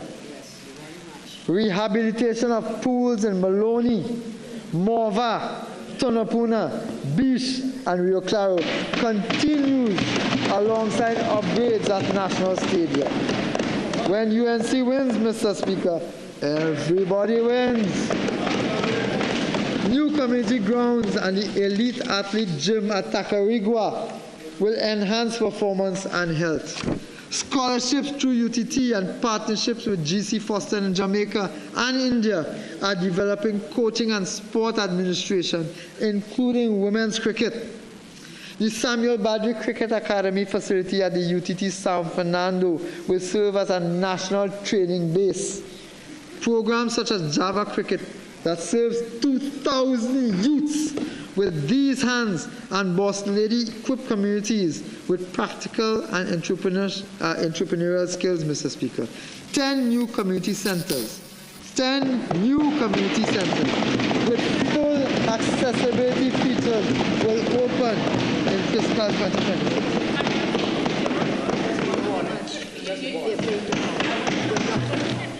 Mr. Speaker, on this monumental venture, this huge venture, I want to congratulate our women's cricket team for their fabulous victory, and I want to wish them well. I want to wish them well, and they must be heartened with the news that they are getting, that this government is making sport a priority in Trinidad. I also want to use the opportunity, as I'm reminded by my Honorable Prime Minister, to also wish the Trinidad and Tobago football team the best of luck as they represent our country tomorrow in their match, Mr. Speaker. Mr. Speaker, citizens deserve safety and peace. After a decade of record crime and neglect, we are taking decisive action through a national safety strategy based on intelligence, technology, and community engagement. The Ministry of Justice has been re-established to coordinate the justice chain. The Home Invasion, Self-Defense, and Defense of Property Bill 2025 will criminalize home invasion and affirm citizens' rights to defend themselves. A judiciary chancellor will manage case flow, freeing the Chief Justice to focus on jurisprudence. We will expand courtrooms in Chaguanas, Rio Claro, Sangre Grande, and Diego Martin, and enshrine a constitutional right to a timely trial. Victim support will include restitution, job placement, and housing. The DPP and public defenders' offices will be strengthened. Mr. Speaker, for the first time, the administration of justice will be given the priority that they so desperately need, but was so desperately lacking under the former government, Mr. Speaker. We have restored leadership to the TTPS with a new commissioner of police, and we have already absorbed 800 special reserve officers to address staff shortages. That is performance, Mr. Speaker. 67 new vehicles and additional transit units have expanded patrol reach, Mr. Speaker. The National Operations Center is being reintegrated under the TPPS. Municipal police and mobile units are being expanded. Updated E999 systems and intelligence-led operations will improve responsiveness, Mr. Speaker. We are building as well a better prison system. 500 new officers are being recruited. Real jobs for real people, Mr. Speaker. Facilities are receiving sanitation, transport, and security upgrades, including anti-drone technology and cell jammers. The 268-year-old Port of Spain prison is being decommissioned, replaced by a modern correctional facility focused on rehabilitation. Mr. Speaker, the fire service is being reinforced with 280 auxiliary officers, 225 new breathing apparatuses, and station upgrades in Savanetta, Santa Cruz, and Sangre Grande, Mr. Speaker. New vehicles and thermal imaging equipment will boost readiness. We will reform firearm laws for responsible ownership, promote rehabilitation over incarceration for non-violent offenders, expand CCTV coverage, strengthen port security, and Mr. Speaker, establish a forensic science complex and a national security training center at the UE Debe campus.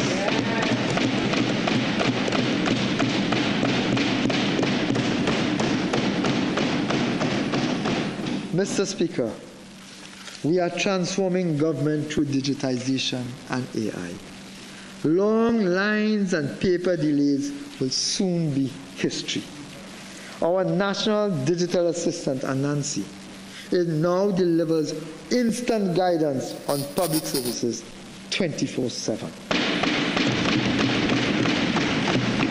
Every citizen will soon receive a secure digital ID for simple login access to government portals, allowing taxes, licenses, and business registrations to be completed online and in minutes. That is performance. Electronic health records will unify patient data across facilities. Education platforms will introduce smart classrooms, e-textbooks, and AI tutors. And police will have real-time access to records through innovative policing systems. A national plan, Mr. Speaker. A national AI research and innovation hub will train youth in data science, software engineering, and content creation, enabling citizens to earn from the digital and creative economies, Mr. Speaker. Real jobs for real people. Perhaps the single most transformative initiative of this administration is the National Payment and Innovation Company of Trinidad and Tobago. For decades, citizens have had to walk from ministry to ministry, stand in lines, and pay cash to conduct routine government business. Billions in transactions were fragmented across hundreds of accounts, prone to delay, error, and leakage. That inefficient era is coming to an end. The National Payment and Innovation Company introduces a unified platform that will handle all government collections and disbursement, from licensing fees and taxes to social grants and pension payment. Every ministry, every agency, and every statutory body will connect to this single payment backbone. Mr. Speaker, this is not just a technology upgrade. It is a revolution in public financial management. With this system, every cent collected or paid by the state can be tracked in real time. This means faster reconciliation, strong oversight, and the near elimination of fraud, pilferage, and bureaucratic delay. Citizens will have multiple ways to pay: online, on their phones, at self-service kiosks, or over-the-counter terminals, using debit cards, credit cards, vouchers, or digital wallets. Every transaction will be instant, secure, and recorded. It will no longer matter whether a citizen lives in Moruga, Toco, or Tobago. Every service will be at their fingertips, available. This is a historic shift towards convenience, equity, and accountability. The NPIC-TT will not only save millions in administrative costs, but will also expand government revenue through better compliance and audit trails. It will make life easier for the public, strengthen confidence in government, and build a transparent bridge between the citizens and the state. It is also an enabler of our broader national agenda, linking ministries, banks, and service providers, integrating e-government services, and creating a foundation for innovation. With the NPIC-TT, the state itself becomes digital, efficient, responsive, and people-centered. Mr. Speaker, I now turn to Tobago.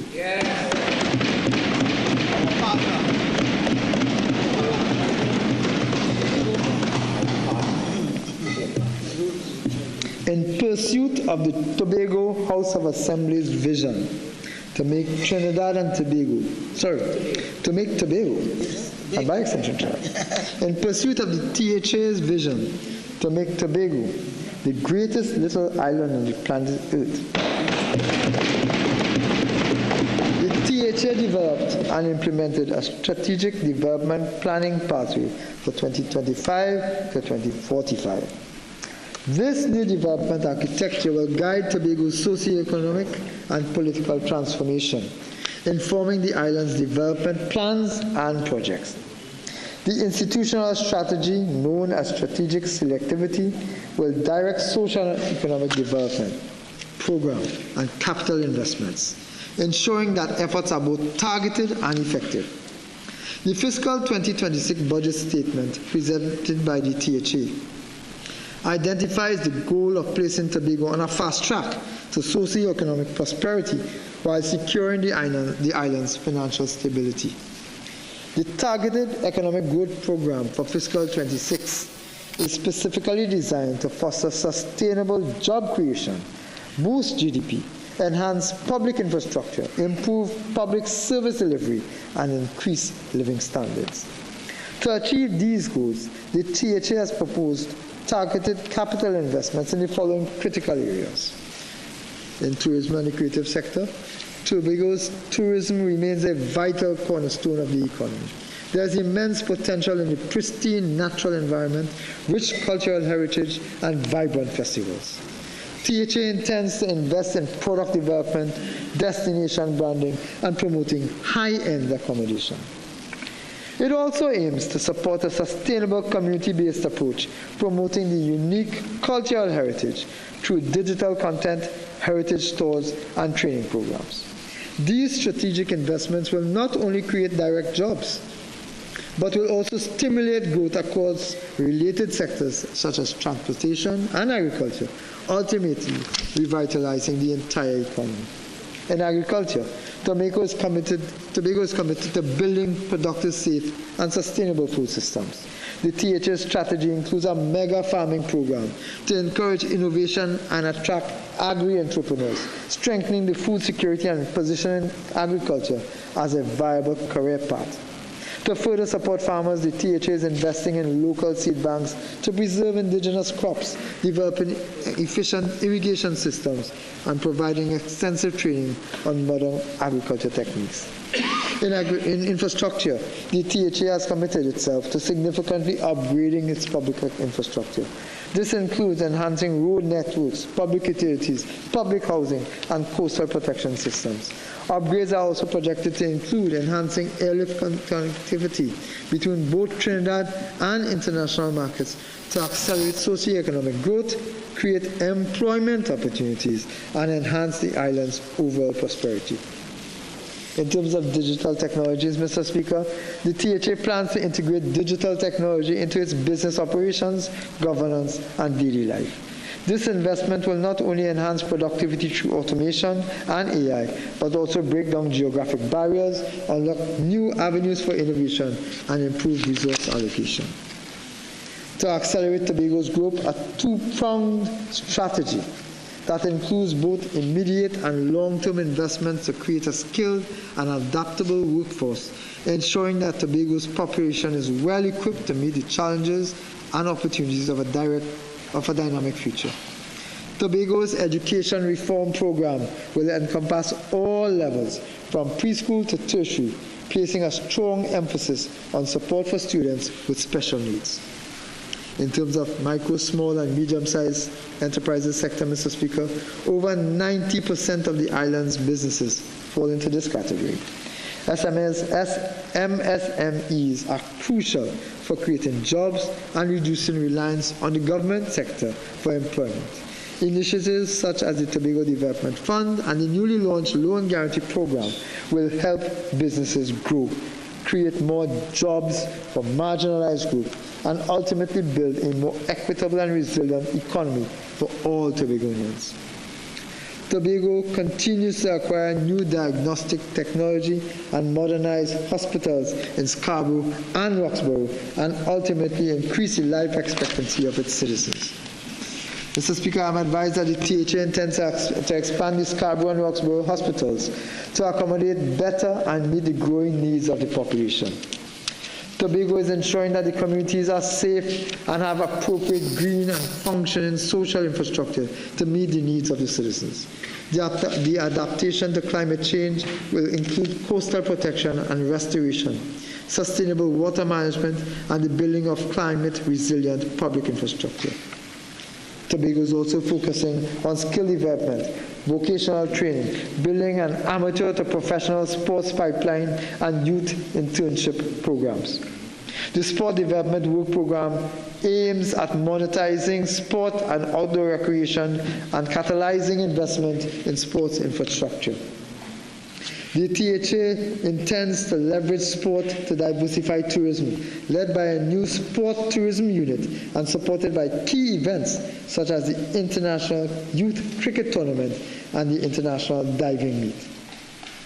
Under Public Utilities and Rural Development, the THA has developed a suite of initiatives, including subsidized housing, land affordability schemes, rental assistance, and home improvement grants to ensure all Tobagonians have access to safe and affordable housing solutions.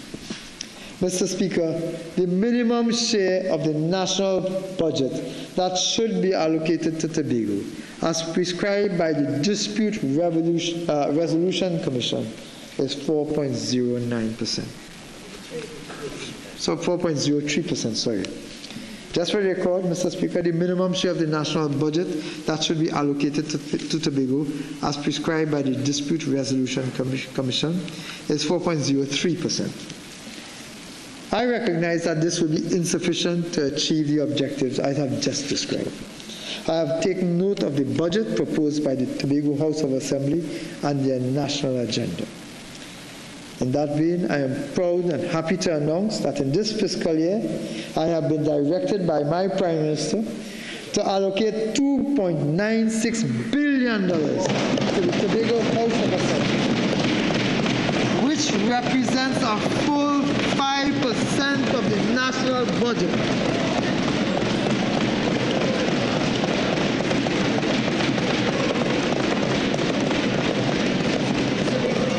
However, that is not all. That is not all. In addition, a further $763 million will be spent by various ministries on Tobago. In total then, the allocation to Tobago for the fiscal year 2026 will be $3.72 billion, which equates to 6.3% of the national budget. Mr. Speaker, when UNC wins, Tobago wins.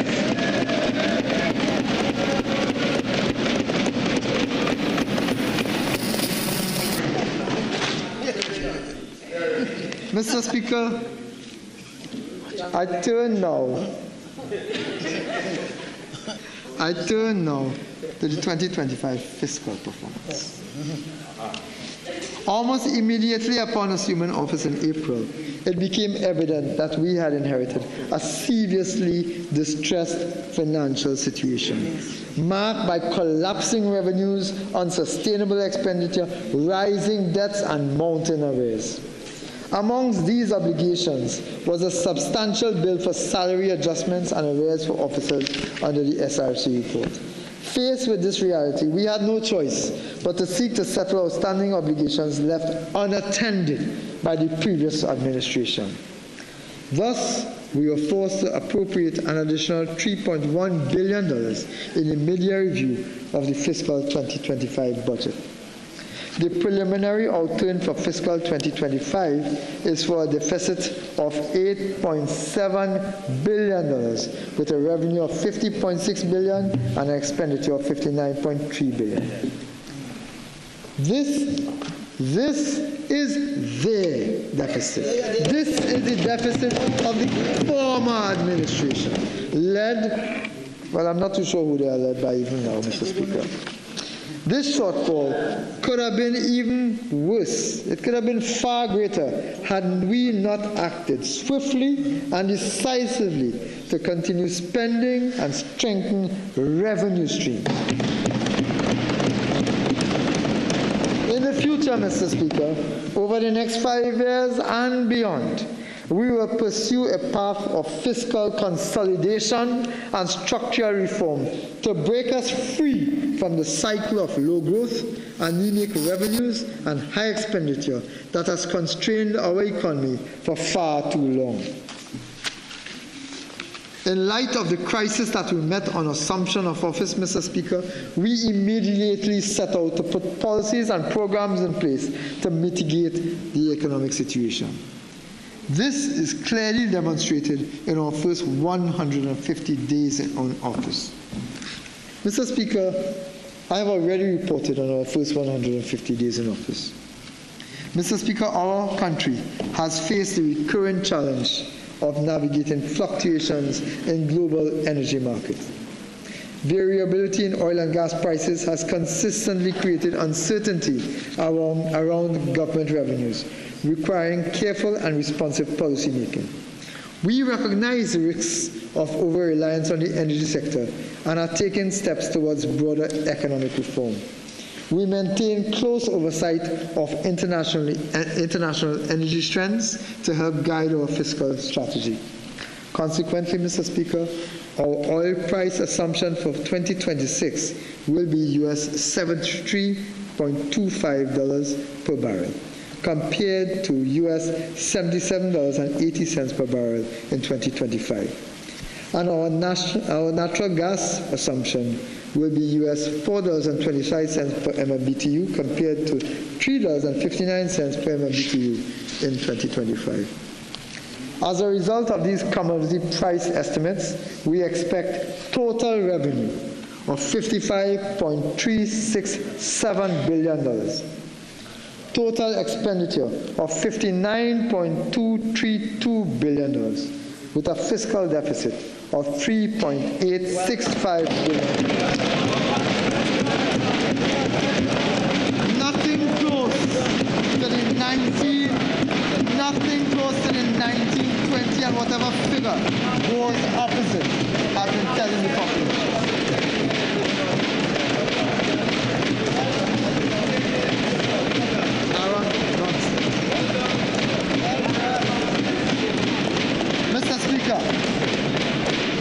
Mr. Speaker, the total estimated revenue of $55.37 billion comprises, you want to know where the money coming from? Pay attention.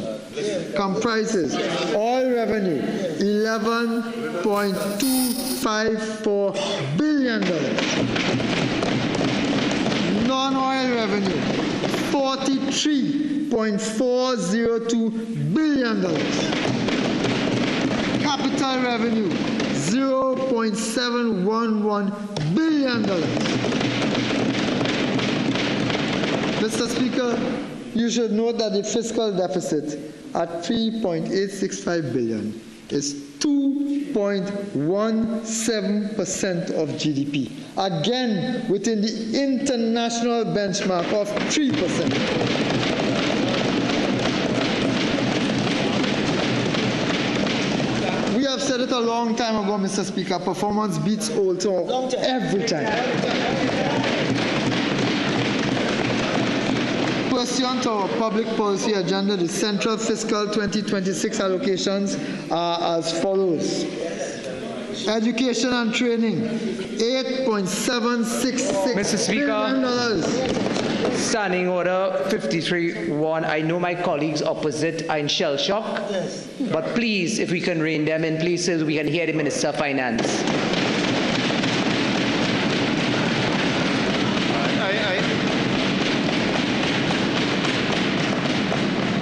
I really don't think that this today of all days is a time I should have to intervene to allow the Minister of Finance to proceed to read his budget speech in some degree of quietude. Minister, continue, and please, members, let us all allow the Minister to continue. He's been going a long time. Thank you, Mr. Speaker. Mr. Speaker, pursuant to our public policy agenda, the central fiscal 2026 allocations are as follows. We will be spending $8.766 billion on education and training. On health, we will be spending $8.214 billion. On national security, $6.366 billion. On public utilities, $3.395 billion. On infrastructure, $1.943 billion.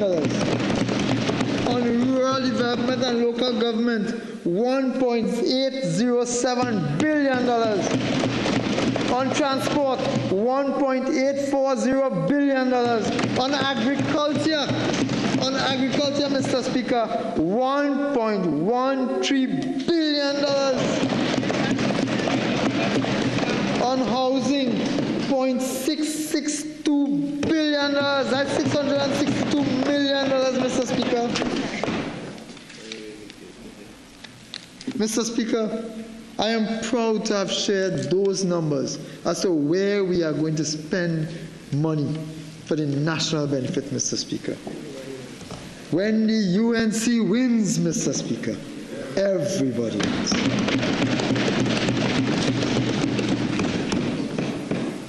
But, Mr. Speaker, fiscal stability is the foundation of sustainable growth. And so I turn now to fiscal and other measures. I have numbered them for easier reference. Number 1, levy on assets of commercial banks and insurance companies operating in Trinidad and Tobago. Mr. Speaker, commercial banks and insurance companies, due to their large size, profitability, and capitalization, have reported sustained earnings, high liquidity ratios, and strong asset growth. Conservative lending practices and favorable monetary conditions have driven these outcomes. Despite this, the average citizen continues to be subjected to unreasonably high fees and near zero returns on their savings and investments. Against this backdrop, I propose to introduce an asset levy of 0.25%. That's 0.25%, Mr. Speaker, which is to be charged against the assets of commercial banks and insurance companies operating in Trinidad and Tobago. Importantly, the asset levy will not be applied to financial institutions and insurance companies operating under the provisions of the Special Economic Zones Act. This measure will become effective January 1st, 2026, and is expected to contribute $575 million annually to revenues. The landlord business surcharge.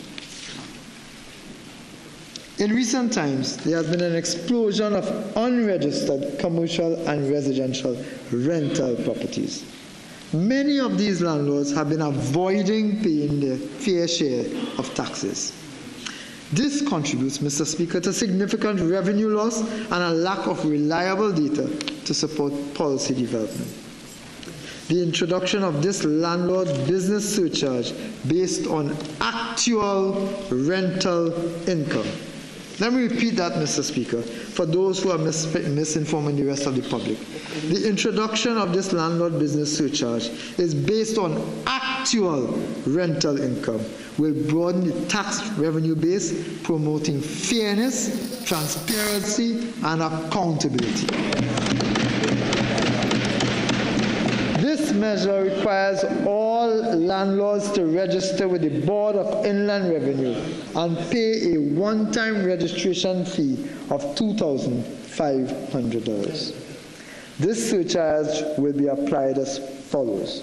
1, 2.5% on the gross annual rental income of $20,000 or less. And 2, 3.5% of the gross annual rental income exceeding $20,000. Mr. Speaker, I want to stress that this is based on actual, real rental revenue. Actual, real rental information, Mr. Speaker. This measure takes effect from January 1, 2026, and is expected to yield a minimum of $70 million from the one-time registration fee. It bears repeating, Mr. Speaker, that this is based on actual rental income, not proposed or some nefarious ghost rental calculation, as those on the other side had proposed in their nefarious property tax, Mr. Speaker. Mr. Speaker, item 3, electricity surcharge. Mr. Speaker, the government proposes the introduction of an electricity surcharge as a targeted fiscal measure to address the growing cost of electricity subsidies and promote efficiency in energy use.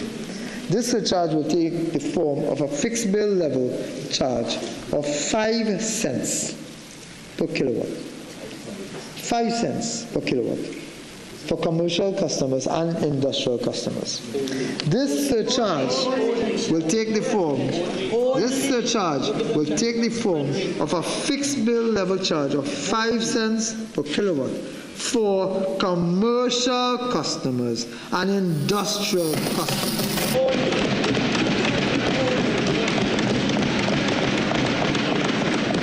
Commercial customers and industrial customers. Pay attention. Not residential customers.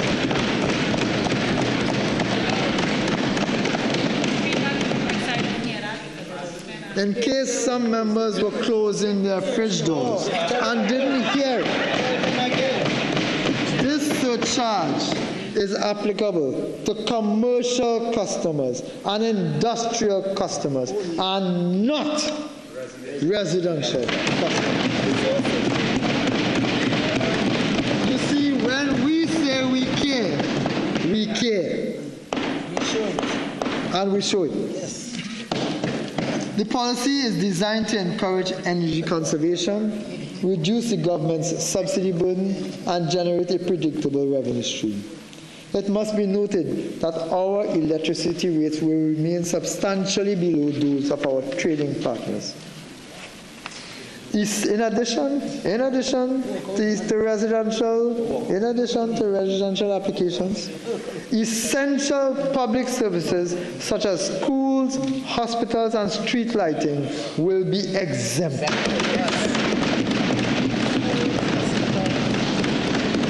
Essential public services such as schools, hospitals, and street lighting, in addition to residential, will be exempted.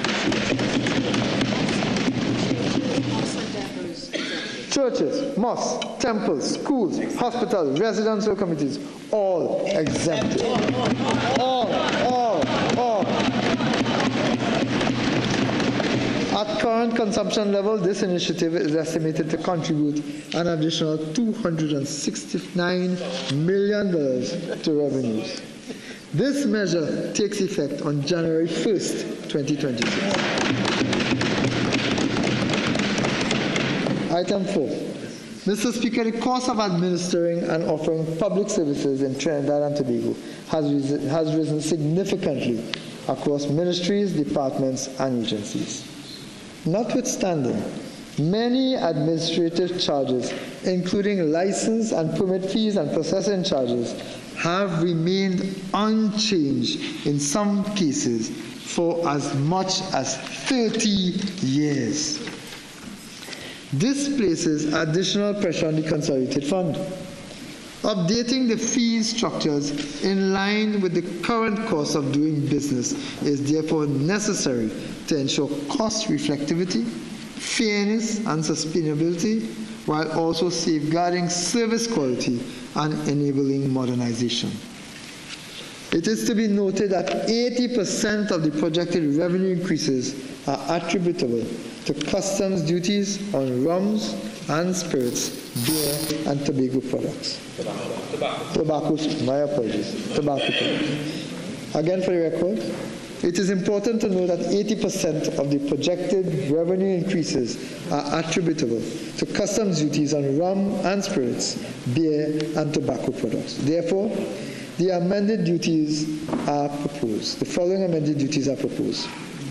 Rum and spirits, by percent of alcohol, the existing is $79.25 by percent of alcohol. That is existing. The new proposed is $158.50. Beer by gravity of beer, the existing duties, $5.14. Proposed $10.28. Cigarettes per pack of 20, existing $5.26. Proposed $10.52.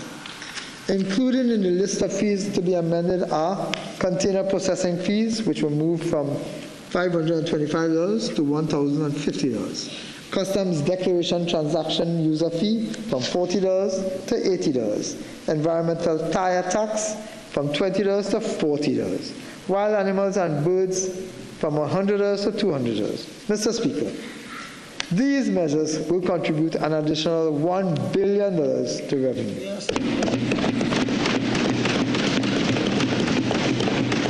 The increase in customs duties on rum, spirits, beer, and cigarettes will take immediate effect.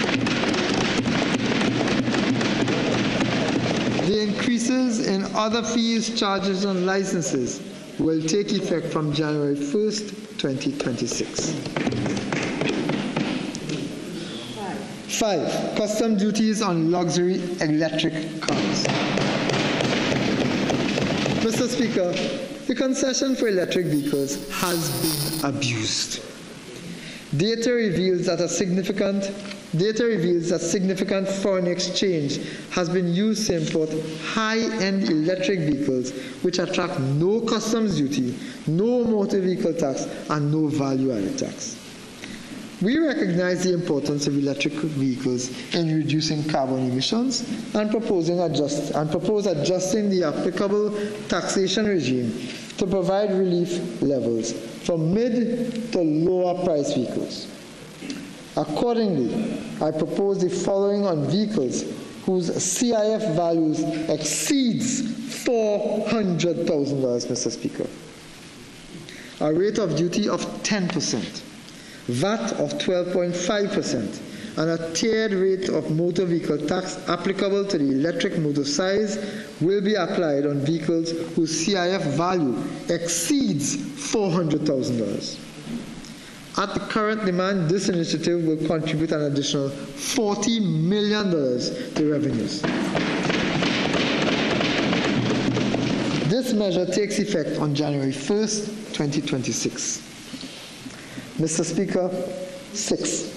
Taxation on single-use plastics. This government is committed to protecting the environment. Single-use plastics contribute heavily to clogged waterways, land and marine pollution, and overburdened waste management systems, ultimately harming public health, biodiversity, and the economy. I propose to introduce a 5% tax on the CIF value of these products at the point of importation. The proceeds will be earmarked to support national recycling programs, waste management initiatives, and the public environmental education. Mr. Speaker, the proceeds of this tax will be earmarked to support national recycling programs, waste management initiatives, and public environmental education. This measure will take effect from January 1st, 2026. 7. The establishment of a real estate investment fund, in Trinidad, a REIT.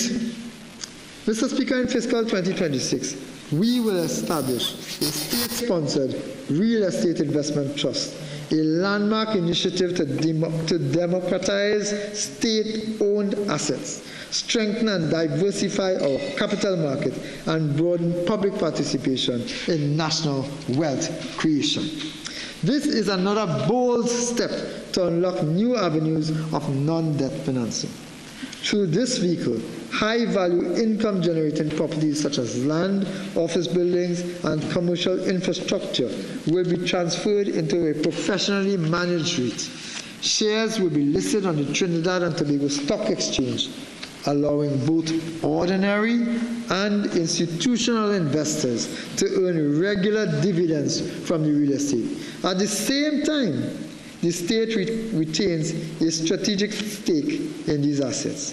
A high-level technical committee will be appointed to guide this process for greater transparency and accountability. Mr. Speaker, this position puts Trinidad and Tobago as a regional pioneer in innovative financing and empowers our citizens to share directly in the prosperity of our nation.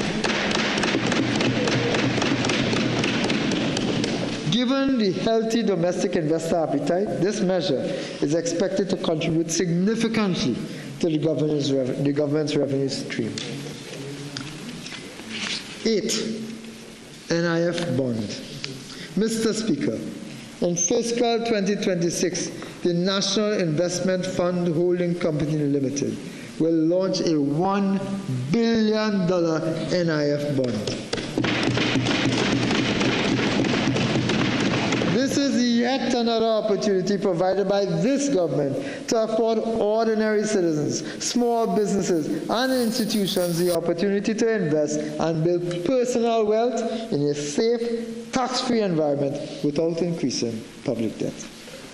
This bond will be backed by a 21% of the shareholding of the First Citizens Group Financial Holdings Limited, valued at approximately $2 billion, while the government retains indirect and beneficial ownership of the majority of FCGFHs at 60.11%.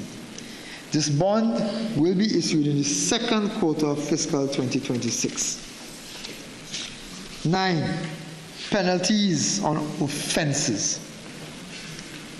To ensure stricter adherence to the law, we propose a more rigorous consequences for non-compliance.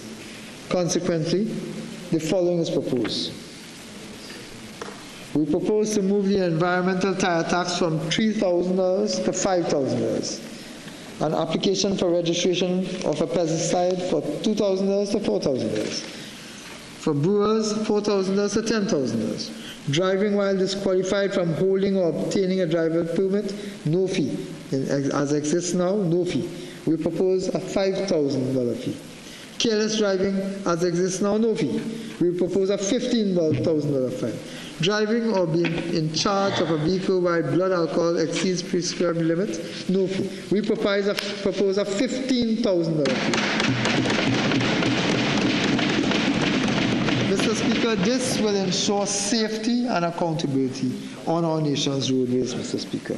These increases in penalties will contribute an additional $180 million to revenues. These amendments will take effect from January 1st, 2026. 10. Removal of motor vehicle tax concessions for returning nationals. Mr. Speaker, in January 2023, the Financial Intelligence Unit issued to the Ministry of Finance its strategic analysis report on the abuse of the duty relief concession granted for personal vehicles imported by returning nationals in accordance with Section 17(1)(b) of the Financial Intelligence Unit of Trinidad and Tobago Act, Chapter 7201, and Regulation 26(1)(d)(2) of the Financial Intelligence Unit of Trinidad and Tobago.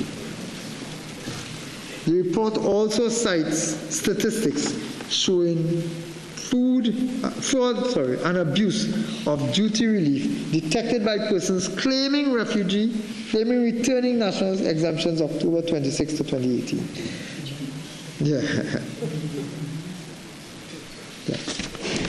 The report also cites statistics showing fraud and abuse of duty relief detected by persons claiming returning national exemptions between October 2016 and September 2018. Mr. Speaker, despite knowing about this abuse, the then Minister of Finance sat on his hands, allowing this abuse and loss of revenue to continue.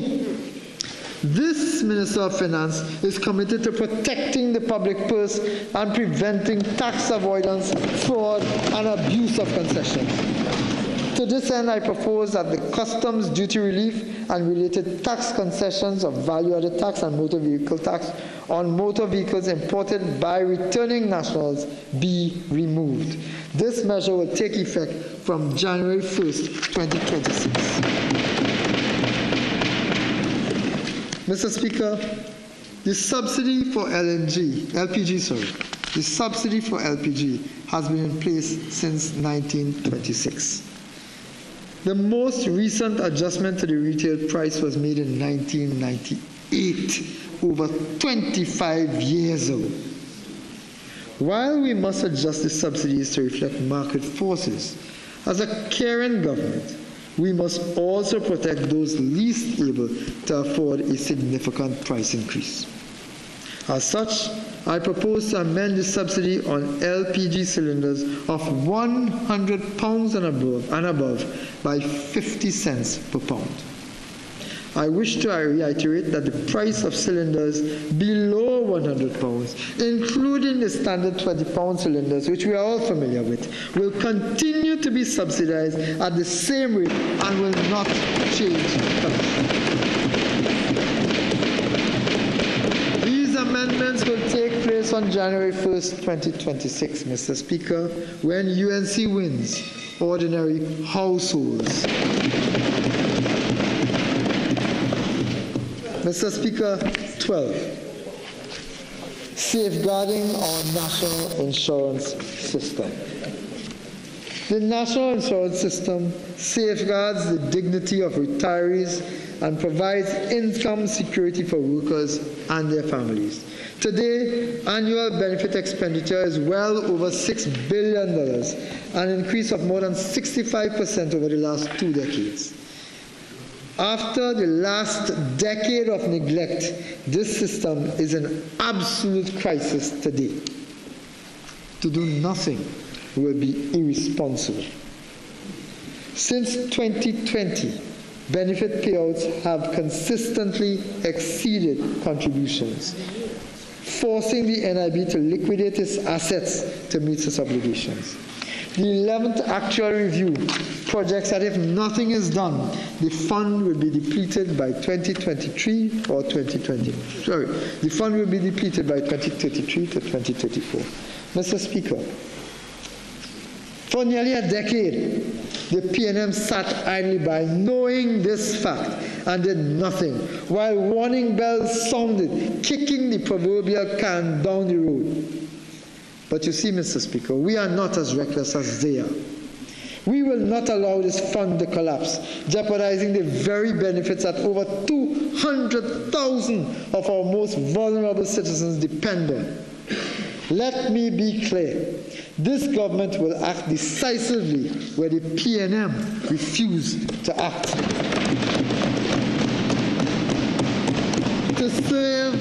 To save this critical institution from bankruptcy and to preserve the benefits for future generations, we must increase the contribution rate. To minimize the burdens on contributors, I propose a phased approach, implementing a 3% increase in the contribution rate effective January 5th, 2026, followed by another 3% increase from January 4th, 2027. Mr. Speaker, those opposite, the PNM, would have left this fund as it is to collapse, denying generations, present and future, from access to pension benefits. Let me explain, Mr. Speaker, if I may. Pension benefits, maternity benefits, accident benefits, all of these personal benefits to those least able to afford them, Mr. Speaker. All of those, the vulnerable population, would have been denied had that government continued in office. They would have done nothing. This government is saving the future of this country, Mr. Speaker. Additionally, Mr. Speaker, beginning in January 2028, the age at which a person can receive a full NIS retirement pension will gradually increase over a 10-year period. There will be no change for anyone who retires at age 60 before January 1st, 2028. Those retirees will continue to qualify for a full NIS pension with a minimum of $3,000 at age 60. There will be no change for anyone who retires at age 60 before January 1st, 2028.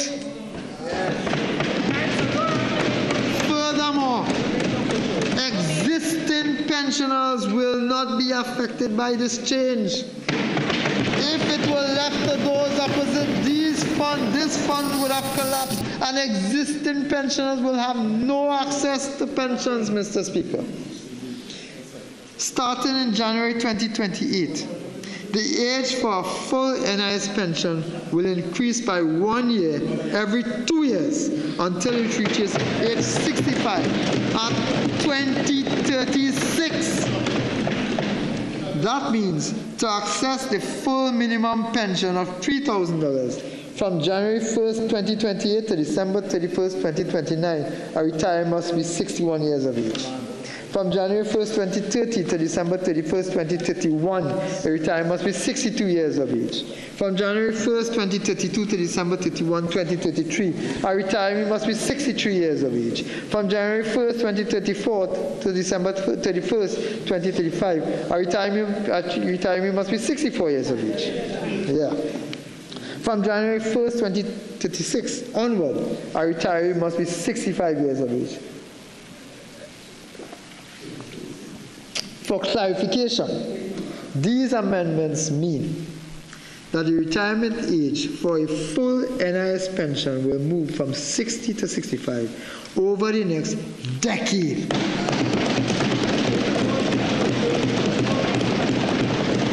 Persons who retire early will still receive a pension, but at a reduced rate. Mr. Speaker, these reforms are not easy, but they are not urgent. Yeah. These reforms are not easy, but they are now urgently required to give the years of inaction that was allowed these challenges to deepen under the last administration. These measures are projected to extend the life of the NIS fund, securing pension for today's workers and tomorrow's retirees. Let it be said, Mr. Speaker, that under this government, the NIS will not be allowed to fall. We will protect the rights and contributions of citizens who have contributed for all of their lives. We will protect the rights of them to access benefits when they retire, Mr. Speaker. I want to reiterate that there's no mandatory retirement. There's no mandatory retirement over the next decade. This system remains applicable and available for those who are volunteering. Mr. Speaker, the UNC continues to protect the interests of pensioners in this country, Mr. Speaker, because when UNC wins, workers and pensioners win. Mr. Speaker, innovation is a key driver of transformation, competitiveness, and resilience. The Research and Development Impact Fund at the University of the West Indies is a critical mechanism for advancing applied research, fostering partnerships, and generating solutions to national challenges. The fund has supported more than 47 projects, cultivated over 270 partnerships, attracted $124 million in external resources, and delivered new products and services that are already in use across the region. In keeping with the government's diversification agenda, an allocation of $10 million will be provided to the UE RDI Fund in fiscal 2026. This will encourage more of our researchers and innovators to focus on areas critical to national development, such as climate resilience, citizen security, sustainable agriculture, and health innovation. Mr. Speaker, the National Innovation and Incubator Program will strengthen the innovation ecosystem and entrepreneurship in Trinidad and Tobago. This program will provide 100 young graduates and aspiring entrepreneurs with the mentorship, financing, and structured support required to transform ideas into viable businesses and expand the base of small and micro enterprises towards economic diversification. That's quite a mouthful, Mr. Speaker. So let me say it again. This program will provide 100 young graduates per year and aspiring entrepreneurs with mentorship, financing, and structured support required to transform ideas into viable businesses and expand the base of small and micro enterprises towards economic diversification. In fiscal 2026, the government, through an allocation of $15.75 million, will partner with the Unit Trust Corporation and UE Ventures Limited. This underscores the government's determination to create an enabling environment where new entrepreneurs, young graduates, can emerge and participate in a modern, diversified economy. This program will commence in January 2026.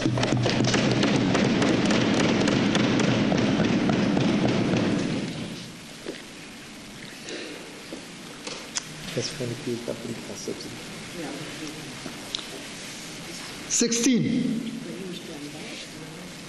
16, yeah.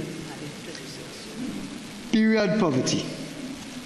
This is a period poverty intervention, Mr. Speaker. Period poverty continues to undermine the health and educational opportunities for many women and girls in Trinidad and Tobago. Women and girls impacted by period poverty struggle to afford menstrual hygiene products. To this end, I propose the following strategic interventions to address the socio-economic issue. The Ministry of Finance and the Ministry of People, Social Development and Family Services will collaborate to establish a Women's Health Fund. This government will provide an initial seed capital of $5 million. We will also partner with other stakeholders to ensure the sustainability of this fund. This fund will be used to launch a pilot program to provide distribution of free menstrual kits in educational institutions. It will also be used to provide education and sensitization on menstrual health for various groups, including men and boys, to foster inclusivity and dismantle stigma. A tax incentive, Mr. Speaker, will be provided to encourage individuals and corporations to contribute to this fund. This initiative will commence in January 2026. Mr. Speaker, when UNC wins, women and girls win.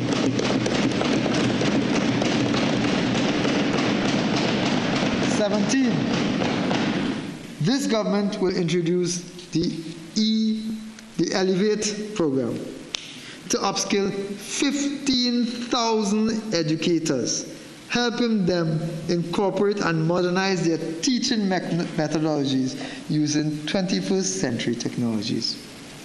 The government will allocate $5.72 million to this program, which will deliver relevant, flexible, and modern professional development aligned to national priorities and the 2025 to 2030 education policy.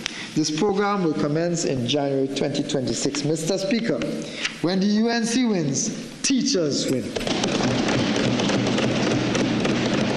18.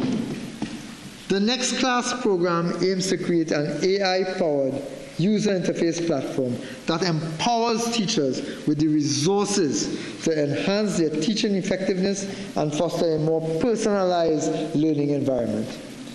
Every teacher will gain access to a single platform hosted by the Ministry of Education, featuring lesson planning, real-time student tracking, automated grading support, and professional development tools.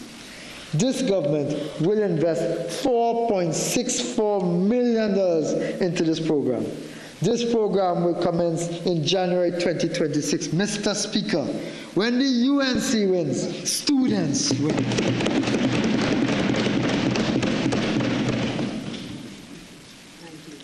The Pearl Project, promoting early assessment for resilient learners. Access early, educate fully. Mr. Speaker, the Promoting Early Assessment for Resilient Learners initiative will touch the lives of thousands of children and their family by ensuring that challenges in vision, hearing, growth, and development are detected and addressed before they become barriers to learning. The program will embed universal screening in our schools, ensuring that difficulties are identified and addressed early before they limit a child's potential. through the alignment of the Ministry of Education, the Ministry of Health, and the Ministry of the People, Social Development and Family Services, PEARL will guarantee parents and students a seamless medium of care and attention.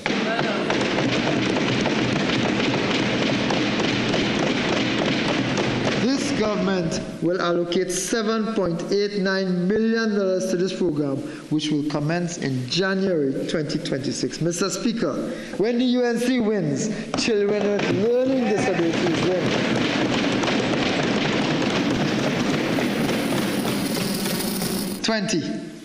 Tax concession for corporate and individual contributions to registered animal shelters. Mr. Speaker, this government recognizes the critical role that registered animal shelters play in controlling stray populations, promoted spaying and neutering, and advancing public health and environmental sanitation. To support their work, I propose to amend the Corporation Tax Act, Chapter 7502, to allow companies that make financial contributions to registered animal shelters approved by the Ministry of Agriculture, Land and Fisheries, well, it's the Ministry of Agriculture and Fisheries, to claim such contributions as a deduction in computing their chargeable profits. The deduction will be capped at a low of 15% of chargeable profits of $100,000 per year of income. Mr. Speaker, I propose to amend the Income Tax Act, Chapter 7501, to provide a standalone deduction for individuals who support registered animal shelters. To qualify, the shelter must be registered under the Non-Profit Organizations Act 2019 or the Companies Act, Chapter 8101, and approved by the Minister of Agriculture and Fisheries. This deduction will be capped at the lower of 20% of the individual's total income, or $20,000 per year. These amendments will take effect from January 1, 2026. Mr. Speaker, when the UNC wins, animal lovers.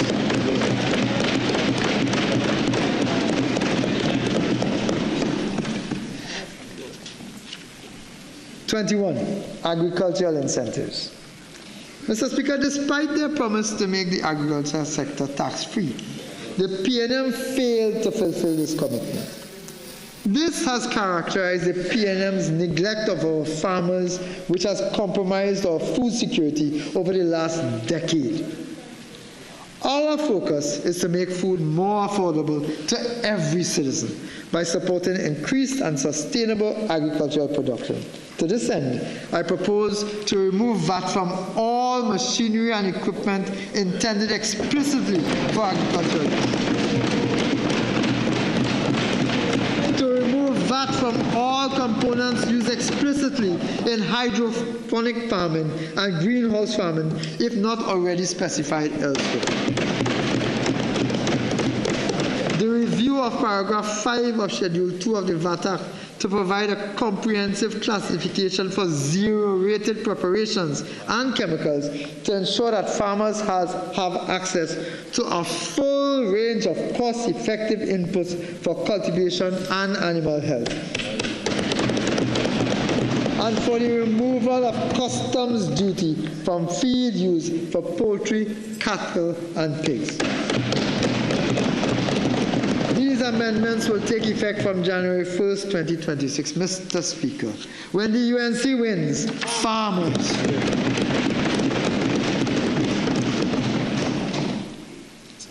Yeah.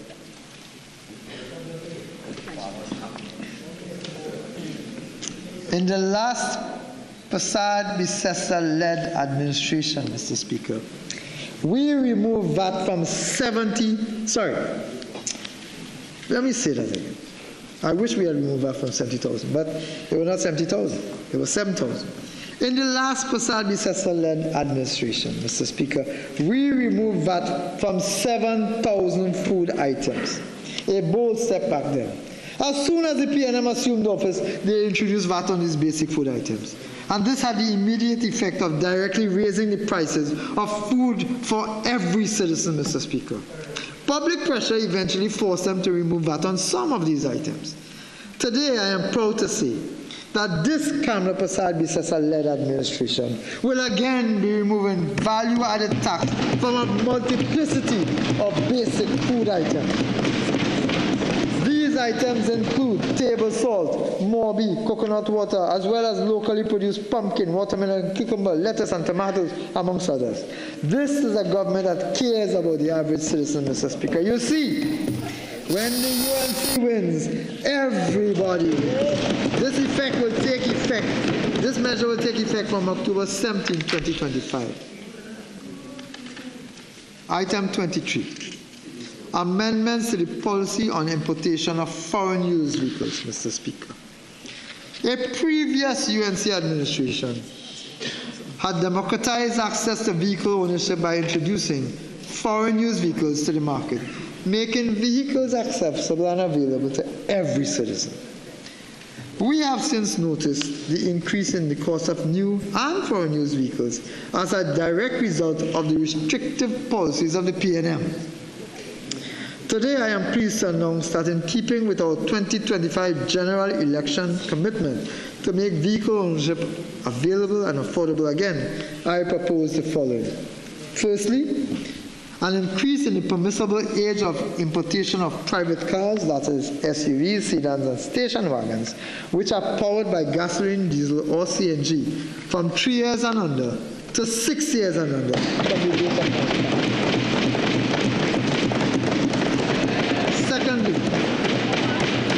Secondly, an increase in the permissible age of importation of light commercial vehicles, that is pickups and panel vans, from 7 years and under to 10 years and under from the date of manufacture. This measure will take effect from January 1st, 2026. Mr. Speaker, when the UNC wins, every citizen wins.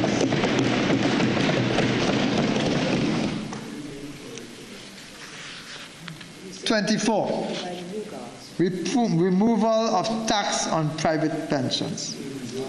In keeping with the government's promise during the 2025 election campaign, I propose that private pensions be now exempted from income tax.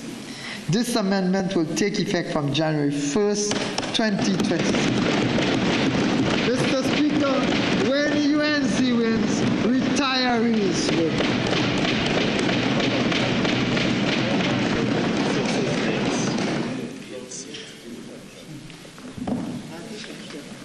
Yeah. Can you find it back in this book?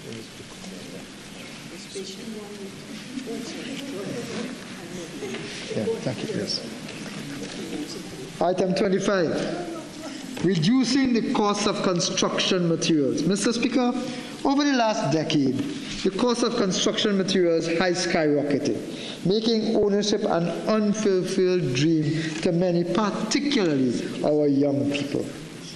Conscious of this, and to further stimulate the economy, particularly in the area of construction, I propose that the negative list under the Trade Ordinance be amended to remove item number I-4.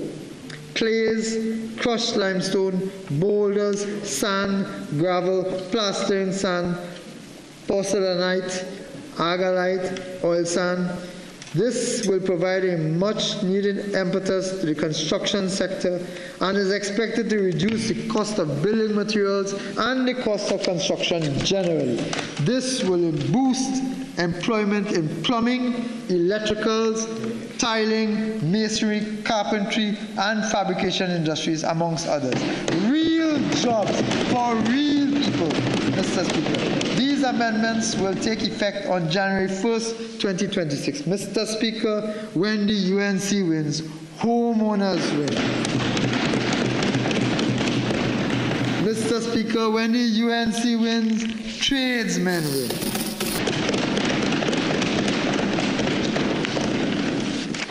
Mr. Speaker, the last measure, which bears repeat. Item 26. On behalf of this UNC government, I wish to announce that in our bid to build economic fairness, the Honorable Kamla Prasad-Bissessa has instructed that effective immediately, the price of super gasoline at the gas station pump be reduced by $1 per liter. average tank of 50 liters, you will save $50 every time you go to the gas station to fill up. $50, Mr. Speaker. When the UNC wins, the traveling public wins. Mr. Speaker, Budget 2026 is a declaration that Trinidad and Tobago is back on course. In the words of Khalil Gibran, true progress is not in enhancing what is, but in advancing what should be. This budget is more than an accounting of revenues and expenditures, plans and policies. It represents a shift towards fairness. For far too long, the government's fiscal policy has been seen as a technical exercise. Today, we redefine it as a human one. Every dollar we spend, every measure we take must be guided by a single principle, putting the people of Trinidad and Tobago first. In this fiscal year, we are taking deliberate steps to realign national priorities, to put our great nation first, and to build economic fairness through accountable fiscal policies.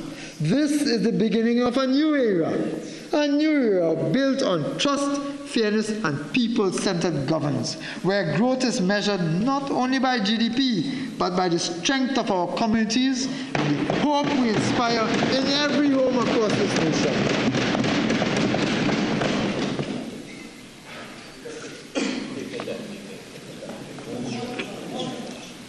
This budget, Mr. Speaker, is at its core a statement of the UNC's values.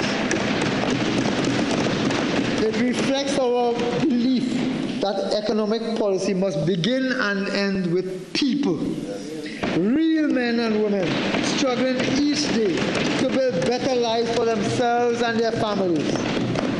Our task, therefore, is not just to balance the nation's finances. Our task is not just to balance the nation's finances, but to restore balance to our society, to ensure that opportunity reaches every community, from Cedros to Charlottesville, from Moruga to Carinage, where equal access to the national patrimony is available to every single citizen. The days of promises without performance is over. This UNC government delivers. And as we close this sorry chapter of the last decade and look forward to the future, we cannot paper over, as was done before, the harsh realities that we face. Yes, the road ahead is long, and growth will be tempered in the short term by a decline in the energy sector, a legacy left by a decade of neglect and irresponsible government by those on that side. However, this nation would have noted that this government, under the visionary leadership of Kamala Prasad-Bissessar, refuses to be paralyzed by the legacies of the past and the postmortems of those who rush first to bleat. We have chosen to listen to the people of Trinidad and Tobago. We have chosen a fiscal approach that will not only restore stability, but will lay a foundation for lasting prosperity, ensuring that our nation's future is one of opportunity for every citizen, no matter their background. To every citizen of Trinidad and Tobago, this is not just the governor's journey. This is yours as well. Our shared future depends on unity, patience, and collective effort. Let us move together with courage, with hope, and with the firm conviction that we will rebuild a stronger, fairer, and more prosperous Trinidad and Tobago. Mr. Speaker, as this this budget demonstrates. When the UNC wins, homeowners win. When the UNC wins, tradesmen win. When the UNC wins, retirees win. When the UNC wins, children win. When the UNC wins, workers and pensioners win. When the UNC wins, farmers win. When the UNC wins, business win. When the UNC wins, manufacturers win. When the UNC wins, public servants win. When the UNC wins, former county workers win. When the UNC wins, women and girls win. When the UNC wins, motorists win. When the UNC wins, children with learning disabilities win. When the UNC wins, animal lovers win. When the UNC wins, young people win. When the UNC wins, the vulnerable wins. Mr. Speaker, when the UNC wins, everybody wins. Mr. Speaker, I beg to move.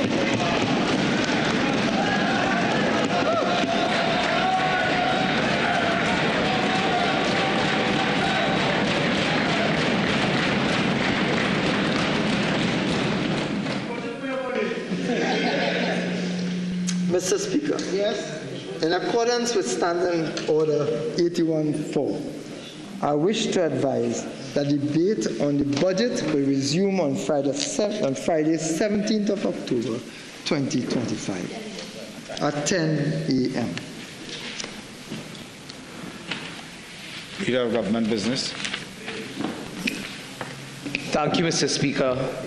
Mr. Speaker, on behalf of the government bench and the people of Trinidad and Tobago, I'm certain I want to thank the Honourable Minister of Finance and the Honourable Prime Minister for a phenomenal budget presentation. Mr. Speaker, I beg to move that this House do now adjourn to Friday, October 17, 2025 at 10 a.m. Honourable members, before putting the question on the adjournment, I am to advise that your budget packages are available for collection at the Northern Colonnade Corridor distribution room next to the members' entrance on the Abercrombie Street side of the Red House. Honourable members, the question is that this House do now adjourn to Friday, October 17, 2025 at 10 a.m. All in favour say aye. Aye. Any against? The ayes have it. This House now stands adjourned to Friday, October 17, 2025 at 10 a.m.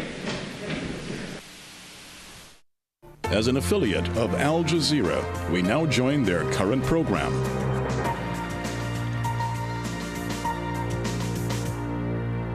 In Israel going forward after this? Well, I think Mr. Trump is going to push for that because he